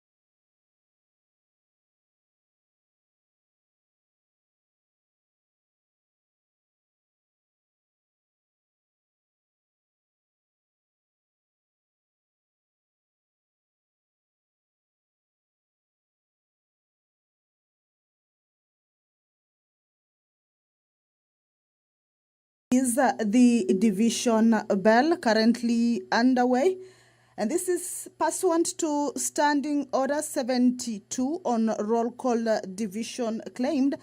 72.1 indicates that the Speaker shall direct a roll call vote to be taken if a member claims a division.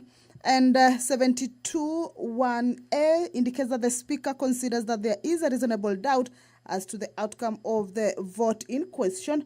This is after the ayes outweighed the nays, but there is a member who called for division, or rather who claimed for division, and that is what has led to this division bell on clause 24. This time round is on clause 24 in its entirety. Remember earlier on the division bell or the roll call that was underway was on an amendment that has been proposed by Honorable Member James Nikal, and we have seen two other members coming up to give their proposed amendments. That is Honorable Robert Mbui and Honorable Anthony Olwach on various sections of this clause 24.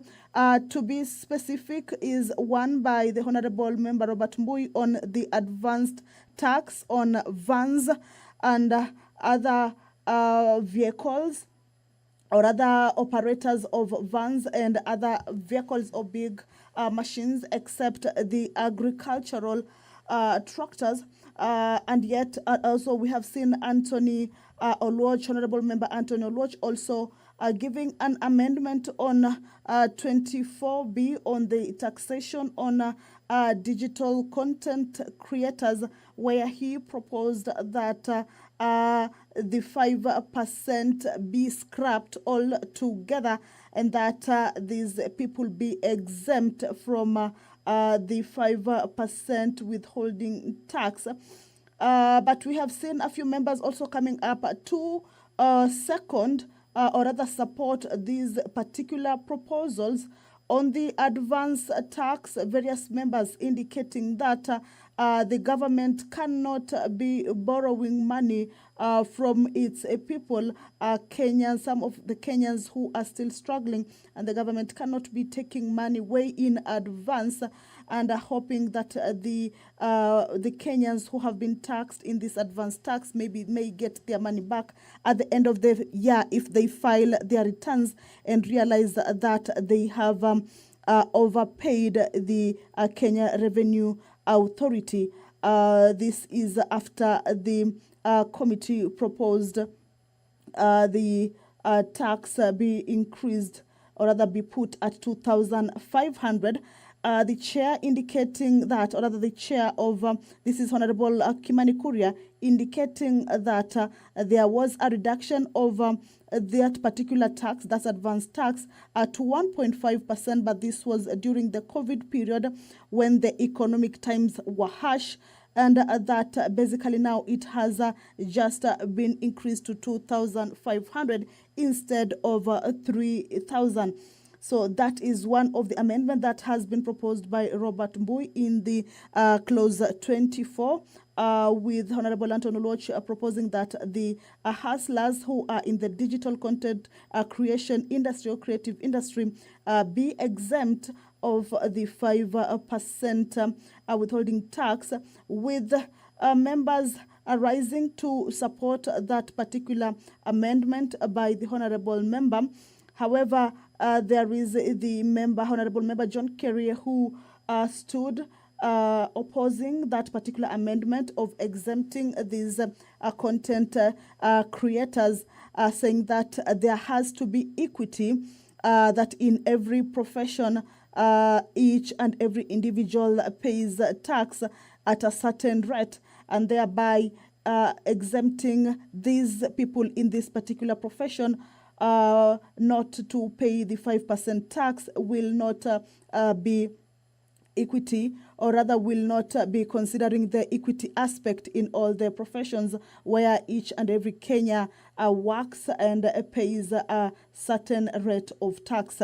However, the chair, Kimani Kuria, on the proposed amendments on this clause 24, indicated 4 issues, with one being the amendment of the amount of money on all income over 9 million. Initially, the committee had indicated 9 million, but this evening he changed it to 9.6 million shillings to be taxed 35%. Of course, on the digital content creators withholding tax, saying that it has been reduced to 5% and that it should be so, having been reduced from 15%. Also, he indicated that the proposed amendments in the clause 24 is that the introduction of tax on non-residents in the digital content creative industry at 20%. This was earlier on explained that there could be non-residents of Kenyans who are living in the country, and yet they are pertaining in this particular profession. They are regarded as non-resident and will be taxed 20% once they're in the country. But when they leave the country, then that tax does not apply. But once they are back in the country, though they are not residents and partake in this particular creative industry, then they will be charged at 20%. That is part of the proposed amendments in the clause 24. Also, on the advanced tax, Honorable Kimani Kuria indicating that the tax be reduced from 3,000 to 2,500. So these are 4 of the proposed amendments in clause 24 that the Chair Finance Committee is seeking to have the House agree with. Remember, there was a vote, but there was a member who stood up on claiming a division, and that division has been granted to that member. So what you are seeing now is a division bell. This is to allow the House put itself in order to be able to take the vote. Remember, the vote is a roll call, so each member will be called out by their name and indicate their position on these 4 proposals in the clause 24. And at the end of it, then the chair will give the outcome of the vote. Clause 24 will become the 3rd clause in this bill to get into division and go into the roll call division and go into the roll call division way. Remember, earlier on they had proposed the electronic voting, but it failed to work, so they resorted to the roll call division. So this will be the 3rd clause going that way. And of course, at the end of it, we will see which side carries the day. The 2 clauses, clause 2 and clause 10, which also went the roll call way division, we saw the Kenya Kwanza side taking the day on some of the amendments that had been proposed by the opposition side, but were not agreed on. So I understand they have started voting. Allow me to hand you over to the live broadcast of the voting on the clause 24. Wamboka Nelson. Wambilianga Catherine. Yakuba Do. Komingoi Kibet Kirui. Omanyo Catherine. Mwale Nicholas Tindi. Oyula Joseph. Mwiridhania Rindikiri. Kirima Moses. Chimbwa Omar Mwinyi. Koech Victor Kipngetich. Baraza Patrick Simiu.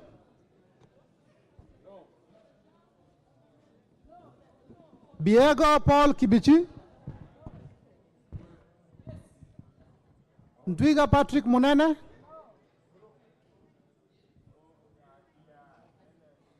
Mahalim Farah. Elashi Beatrice. Waweru John Kiarie. Sirma Musa. Welie Adan Keinan. Caroline Jeptong Elechei.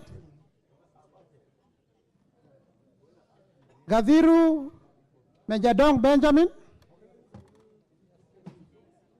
Ongili Babu Owino.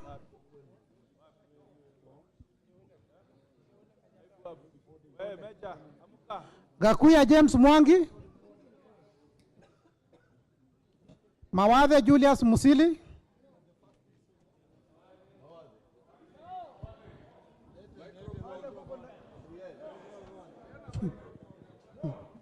Mwenje Mark Samuel. Daboen Pamela Njoki. Lelmengit Joseph. Omboko Milemba. Kipiegon Johanna. Robert Pukoze. Yakub Farah Sala. Oundo Wilberforce. Iribae Said Buya. Tungule Sharo Kenneth. Siad Amina Odgun.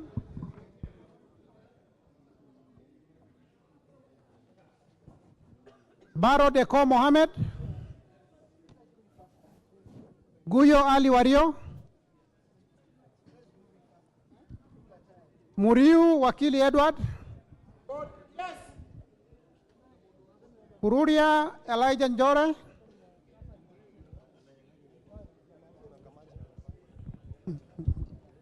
Kagombe Gabriel.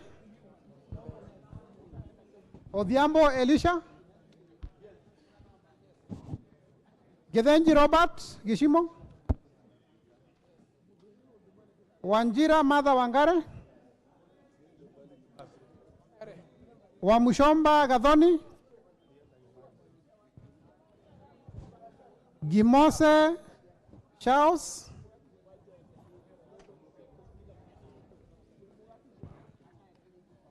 Osogo Bensuda. Kaluma George Peter. Karido Kiili Daniel. Manaiba Julius Taitumu. Mwirigi John Paul. Abdi Ali. Shinali Bernard Masaka. Bonaya Mumina Golo. Lomwa Joseph Samal. Tubi Bidu Mohammed. Badibadi Twalib. Ndongo George Koimburi. Omashukuru James. Obara If Akinyi.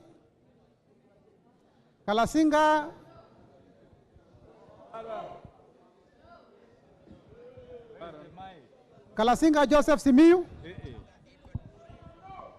Chairman, I vote no. Obara Eve Akinyi. Thank you. Kalasinga Joseph.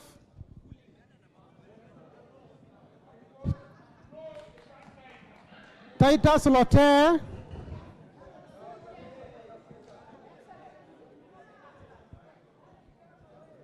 Kimilu Joshua Kivinda.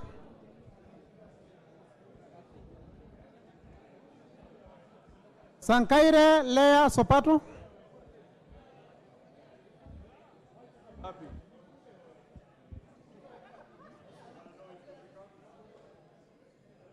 Elijah Kanshori. Amisi Kakuta Maimai.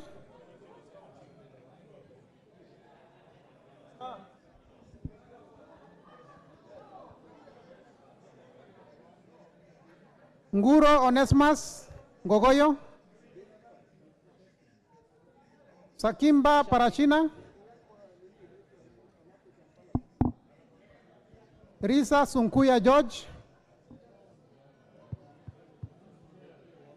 Muhanda Elsie.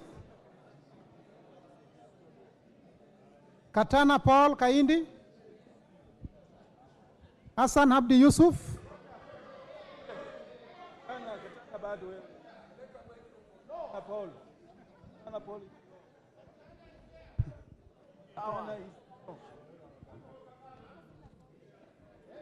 Hassan Abdi Yusuf.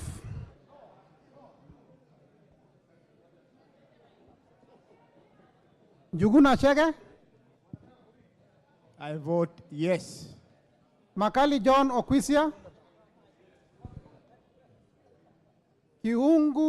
Kiungi Peter Irongo. Muli Fabian Hule. Samuel Moroto Shumel.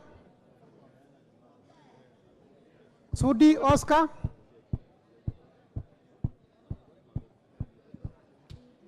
Okwame Andrew Odipo.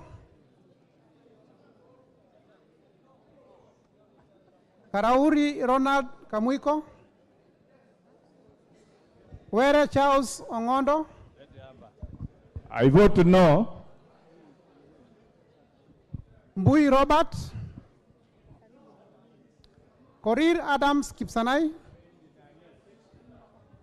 Kipkoech Gideon Kimayo, Kemei Beatrice Chepngeno,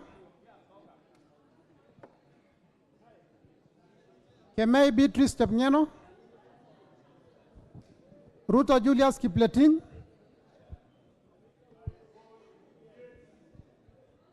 Wangaya Christopher Aseka, Wanjiko John Njuguna, Waithaka John Mashua, Muratha Ann Wanjiko, Orero Peter Ochieng, Mbalu Jessica. I vote no. Mutuse Ekomas, Wainaina Anthony Njoroge,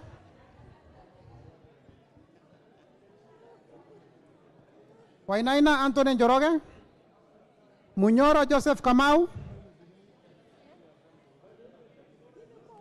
Nyoro Samson Dindi,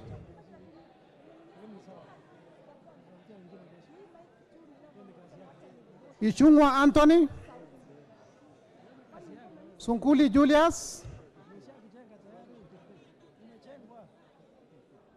Mwanyanje Gertrude Mbeyu,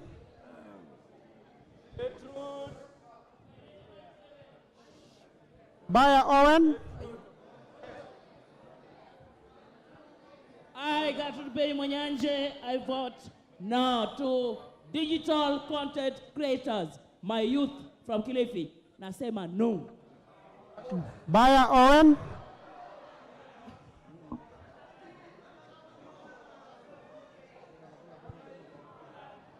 Baya Owen, Kitty Richard Ken Chonga, Zambia Tudeas Kidhua,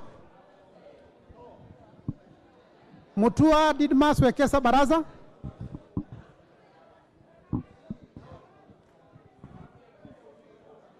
Bisau Morris Kakai, Samuel Gonzirai,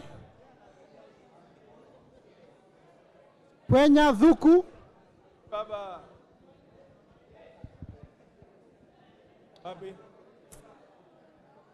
Moya Wanjiko, Cherorot Joseph, Kosgei Ilare Kiplagat, Maina Jane Njeri, Gitari Joseph Gashoki, I vote yes.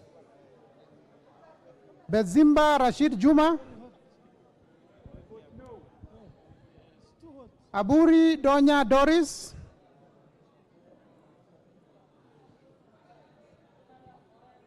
Busia Ruth,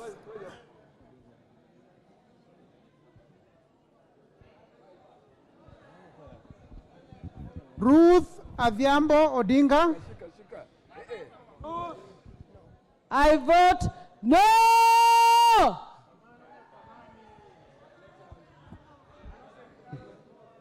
Oron Joshua Odongo. I vote no. Ahmed Shabir. Buya Rosa Akinyi. Kasalu Irene Mudhoni. Mulu Makali Benson. Mbai Nimrod Mbithuka. Mboni David Mwalika. Nyamai Resho Kaki. Nyenze Edith. Mokaya Nyakundi.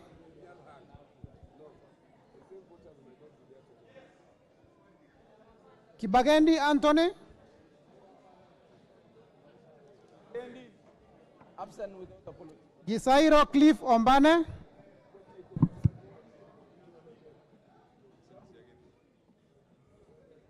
Yegon Brighton.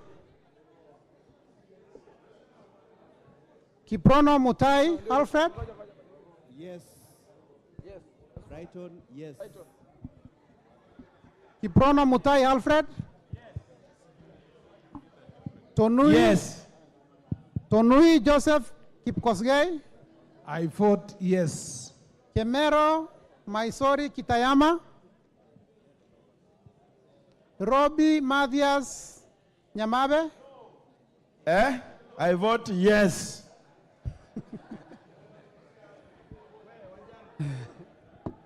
Masito Fatuma Amisi,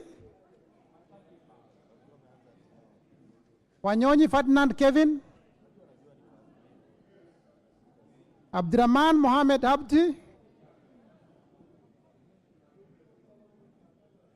Mohamed Abdi Kadir Hussein, Kagiri Jane Wangeshi, Kionjori Festus Mwangi, I vote yes.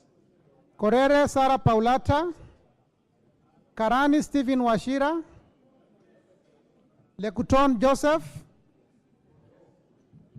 Marubu Monica Mudhoni, Obo Ruweida Mohamed, Moirori Mudama Stanley, Kothe Felix Oduor, Kaangara Joseph Mboro, I vote yes. Mboko Mishi Juma Khamisi, I vote no to stand with the youth of this country on digital content creation. Mugabe Innocent Maino, Shege John Kirago, Akuja Protas Ewesit, I vote yes. Oyugi Dick Maungu, Nabi Nabwera,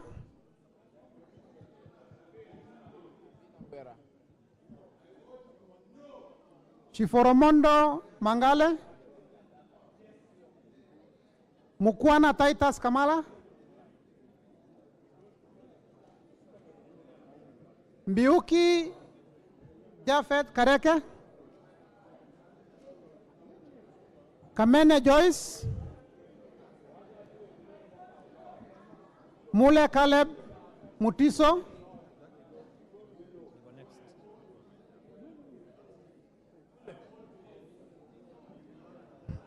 Kombe Harrison Garama, Omwera,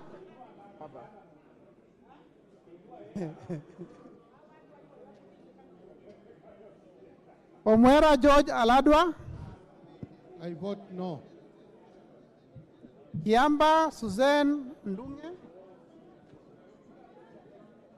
Momo Rose Museo, Injendi Moses Malulu, Mnyazi Amina Lora, Abdullahi Amina Laura no hapa. Abdullahi Bashir Sheikh Umul Khair Kasim, Abdirahman Mohammed, I vote no. Haro Abdul Ibrahim, Yusuf Hadan Haji,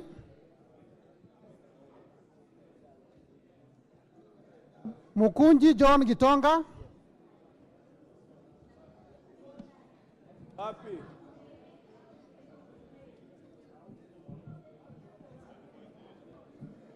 Njoroge Mere wa Maua, Bowen David Kangogo, Toroitich Timothy Kipchumba, I vote yes. Wako Naomi Jilo,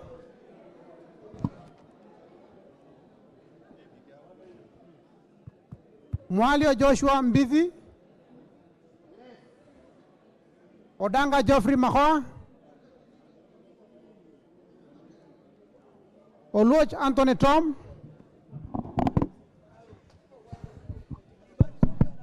I, Anthony Tom Oluoch, on behalf of the people of Mathare, on behalf of all the struggling hustlers abandoned by the Kenya Kwanza government, on behalf of all content creators, wale wananyanyaswa, I vote a big no!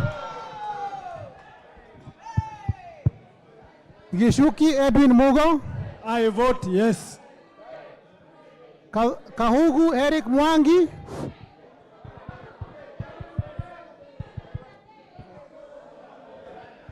Tandaza Kasim Sawa.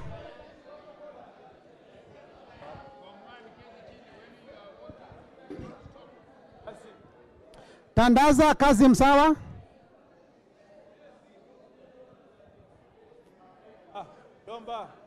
Na Bulindo Peter Oscar.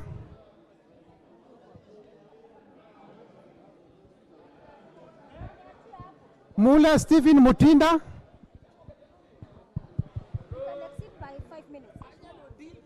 Kingola Patrick Makau.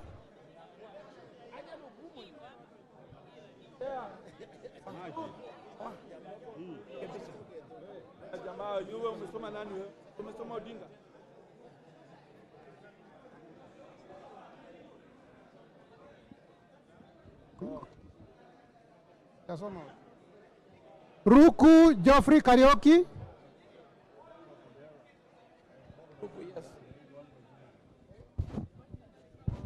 Nebat Bernard Morioki.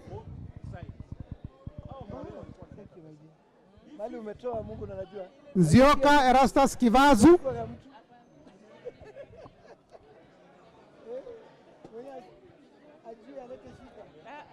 I vote no.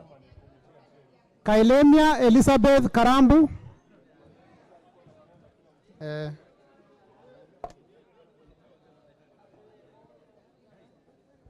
Mohamed Fatuma Zainabu.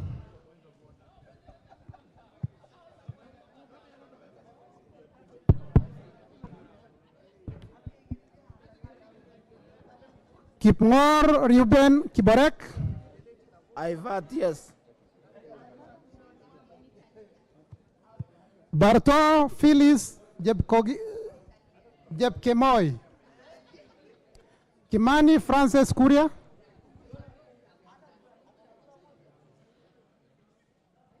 Shimba Zamzam Mohamed.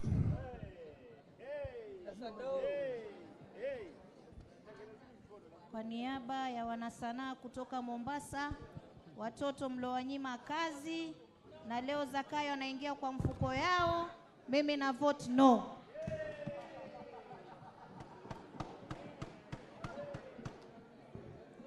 Kirwa Abraham Kipsang.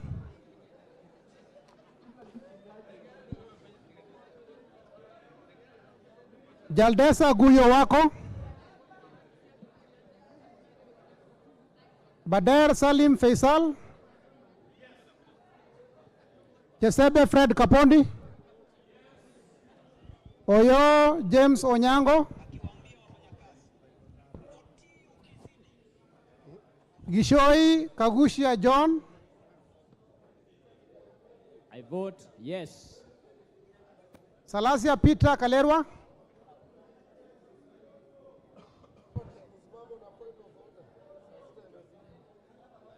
Naika Johnson.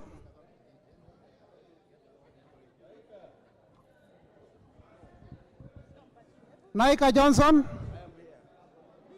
I vote no. Maina Betty Njeri. Maina Betty Njeri.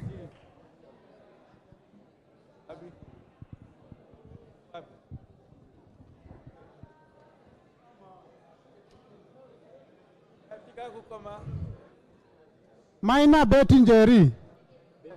Yes, yes. Mashele Mohammed Sud.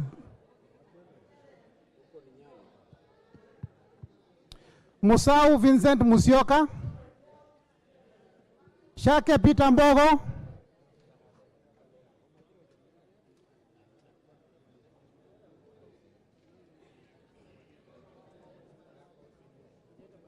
Maingi Mary,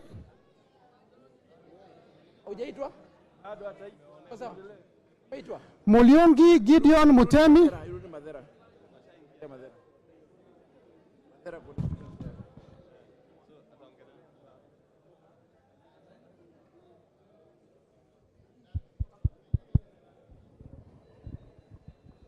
Kaungu Eric Mwangi,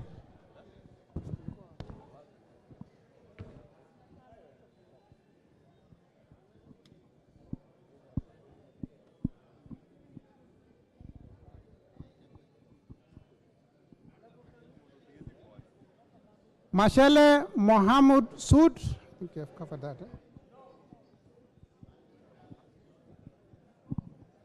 Mulyongi Gideon Mutemi, Nzengu Paul Musimi, Nguna Charles Ngusia, Pasaris Esther Mudhoni,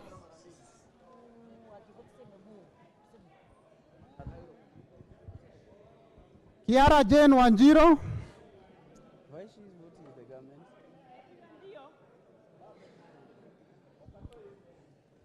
Shelule Liza Chepkorir, Gikaria David,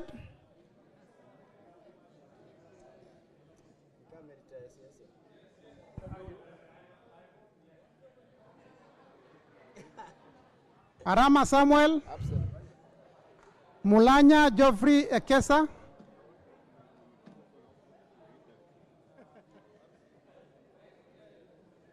Muge Cynthia Jebkosgei, Kitur Bernard Kibor, Tonkei Rebecca Nonaishi, Aramat Lemanken,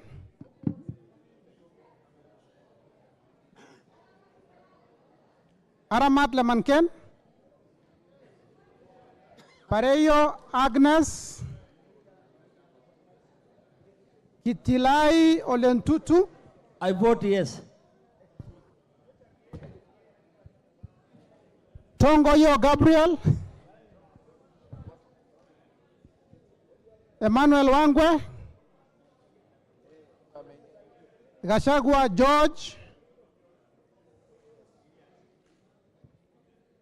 Owino Martin Peters, George Masharia Karaoke, Chepkwon Charity Kadhambi, Guyo Athi Wario,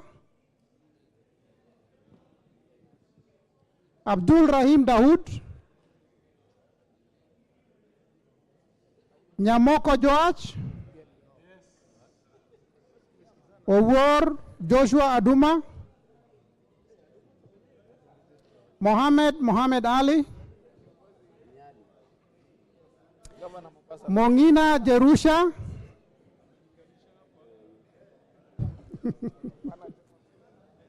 Gitau Faith Wairimo, Yes. Odoyo Okelo Jared, Jared Okello, I vote no. Janda Zahir, Manduku Daniel Ogoka, Odege Tomboya, Washira Rahab Mukami, Madenge Duncan Maina,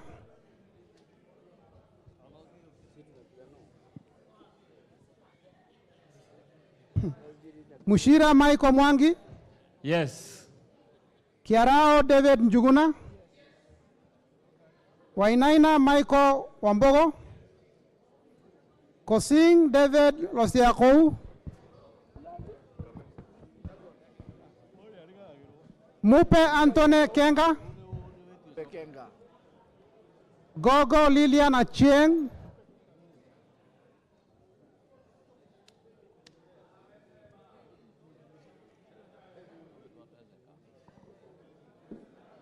Gogo Lilian Achieng,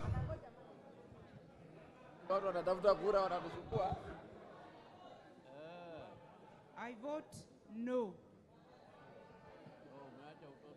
Amolo Paul Otiende.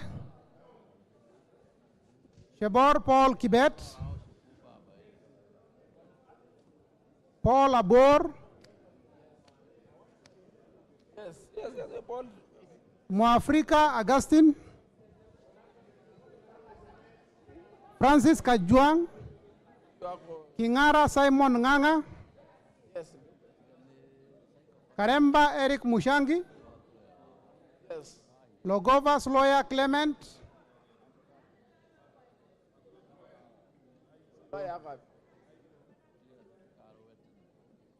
Luyai Kalebamisi. Raso Dido Ali. Lengrus Pauline. Lendoi Johnny Jackson Lekumontare. Letipila Dominic Eli. Lesuda Josephine Naisula. Nikal James Wambura. Ikana Frederick Lusuli.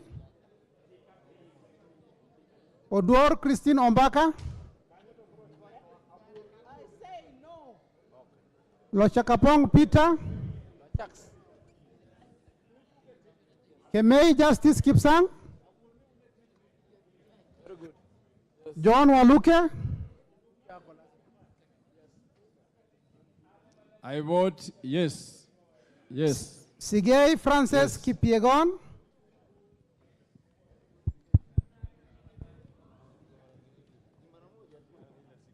Ivenji Shadrach Muiti.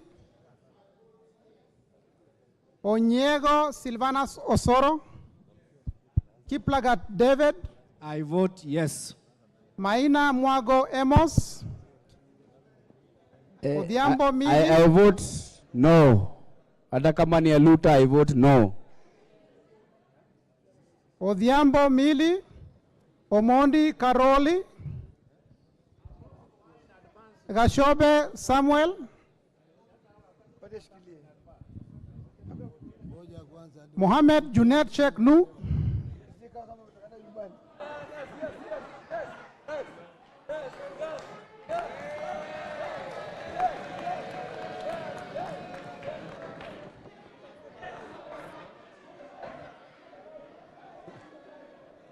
Yes. Umego, yes. Masara Peter Francis. I vote no. Mizigi Lydia Aika Mnene. Yes. Abdullahi Amina Dika.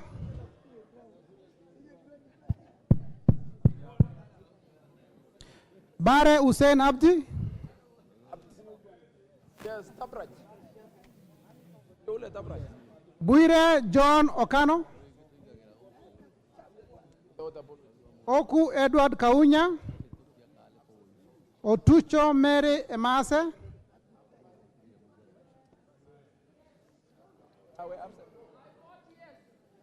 Mwangi Geoffrey Wandeto. I vote yes. Murugara George Gitonga. Nduyo Susan Ngugi. Nganga Alice Wamboi. Ahalis. Kasait William Kamket. Aburi Lawrence Mpuru. Mutunga John Kanyuithia.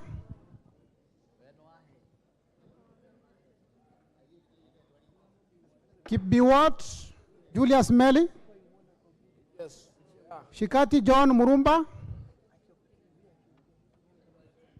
Siyoi Lilian Shabet. Sitienei Janet. Nyetit Cecilia Asinyen. Iti tako pale, angoja mwisho. Ule pale, ule nyuma. Amusha, hapo.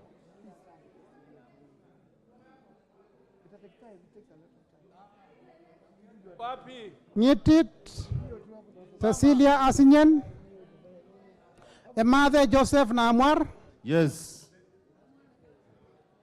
Nkolong Nicholas, Nabuin Paul Ekwom, Namoit John Ariko. I fought for reduction of the rate from 15% to 5%. That is a yes. Nanok Daniel Epuyo, Yes.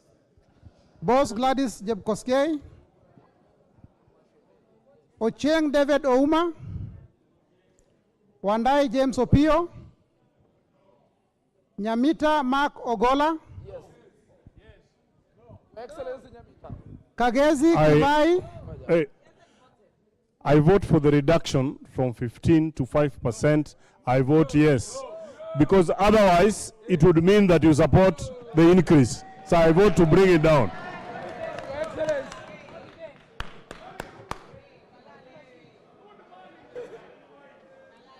Kagezi Kivai Ernest Ogesi,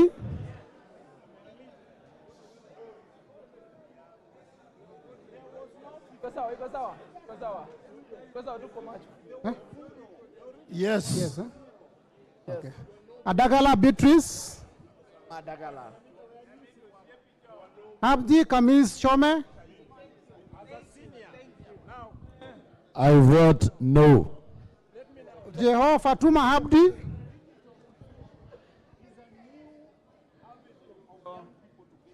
Mohammed Aden Daudi,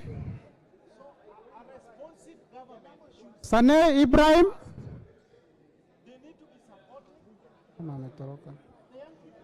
Yule sana, yes. Yule sana. Sawa sawa. Ado Mohammed Aden, Yes.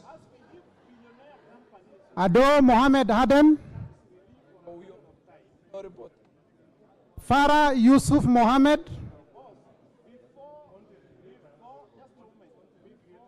Wanyonyi Martin Pepela,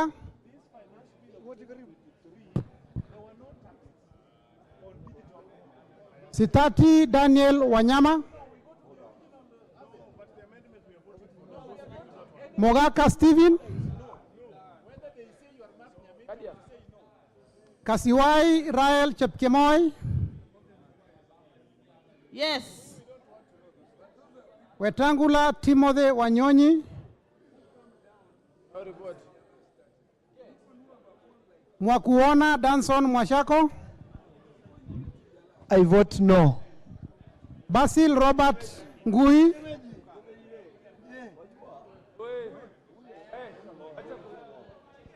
Ngui.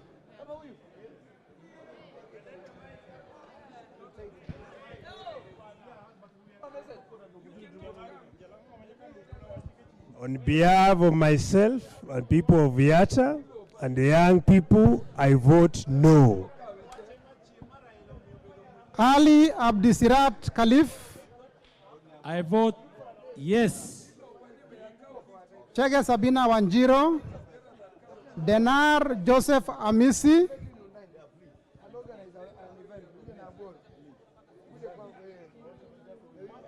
Harun Suleka Ulbale, I vote yes. Ikiara Dorothy Mudhoni, Iraya Joseph Wainaina, Kosgei Jackson Kipkemoi,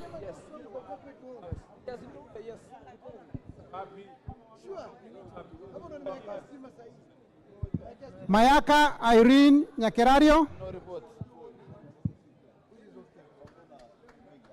Mohammed Umulker Harun, Mwangi Teresia Wanjiro, I vote yes. John Mbadi, Yes. Talib Abubakar Ahmed. Abubakar. Talib Abubakar Ahmed.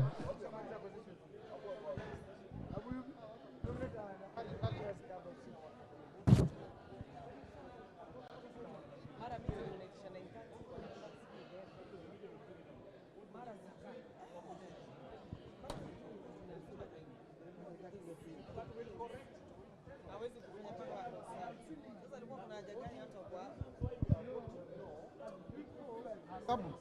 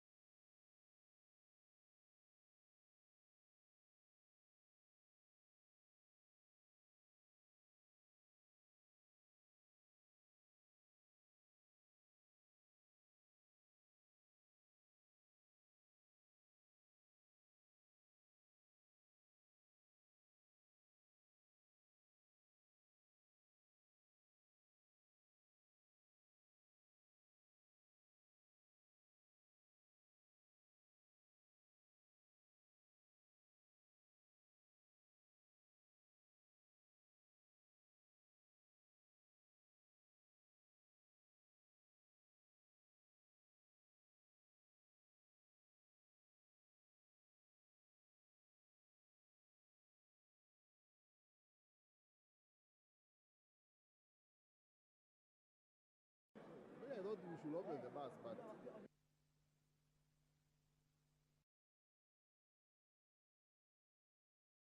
It's meant to prevent members from moving out.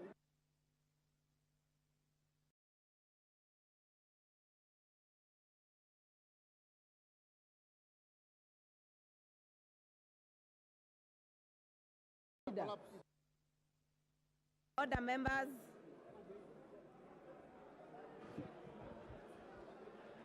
Order. This thing is not very audible. Order, members. Honorable members, take your seats. Order, members, take your seats. Order. Order, members, take your seats.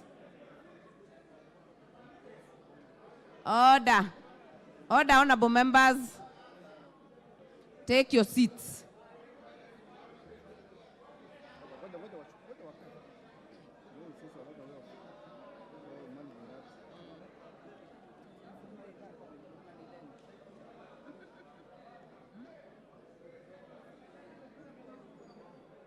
Take your seats.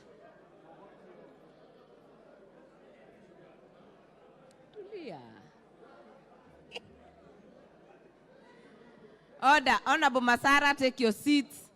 Members at the bar, take your seats.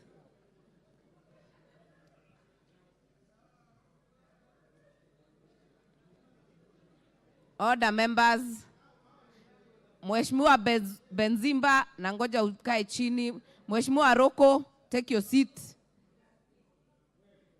Mheshimiwa Kalasinga, take your seat. David Makali, take your seat. Brighton Yegon, take your seat.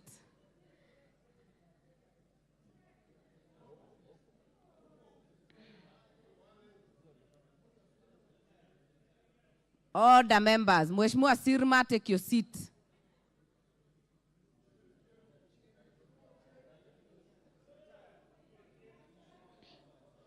Order, members. The division on clause 24 is out. The numbers are as follows. Manual voting, 171 ayes versus 66 nays. Therefore, the ayes have it.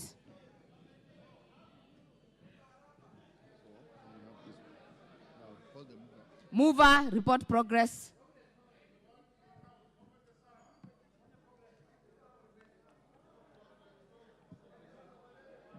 Microphone.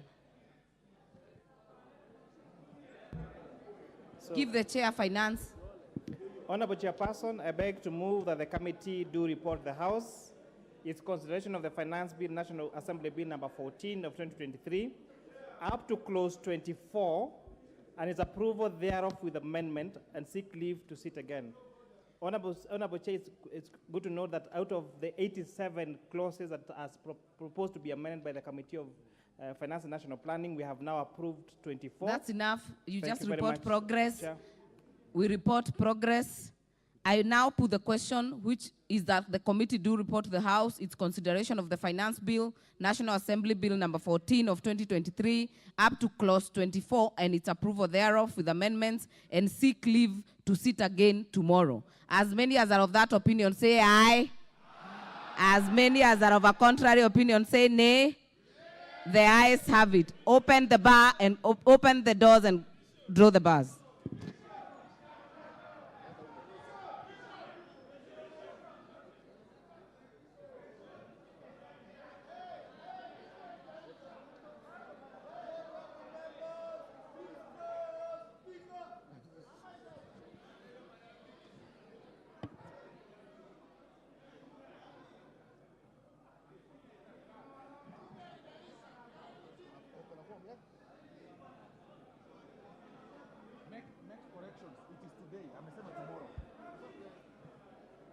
Order, honorable members. Order.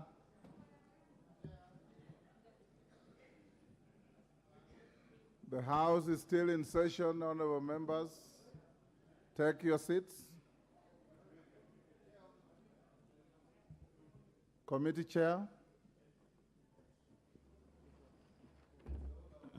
Thank you, Mr. Speaker.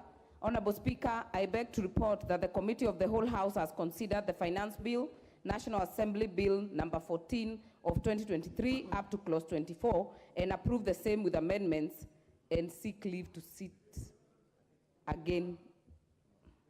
Thank you. Tomorrow. Today.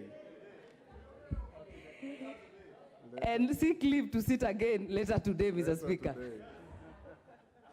Yes, mover. Honorable Speaker, I beg to move that the House do agree with the committee in the said report, and I request Honorable the Vice Chairperson, Honorable Ambassador Langat, to second the motion for agreement with the report of the Committee of the Whole House.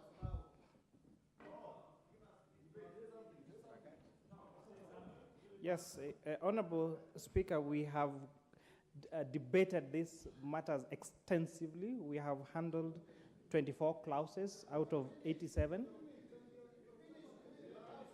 Chairman, you are spent.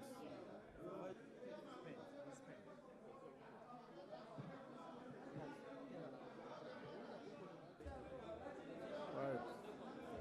Divisions. No. Yes, Langat?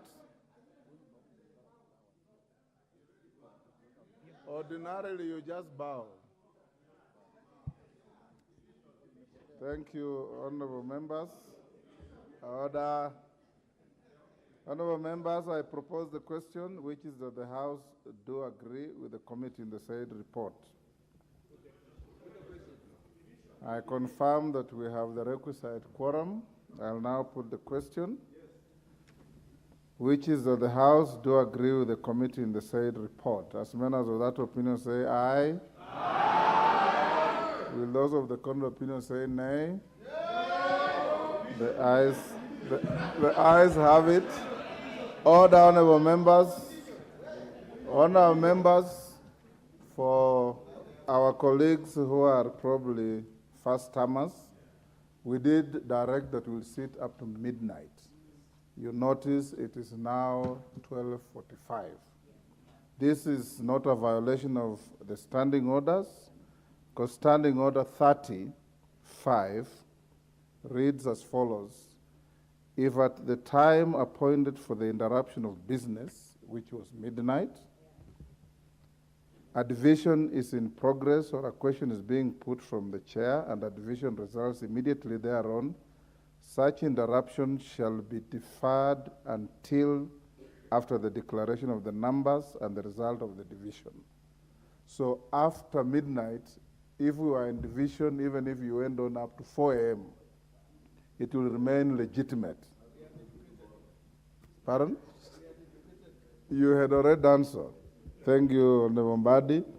Honorable members, you may be upstanding.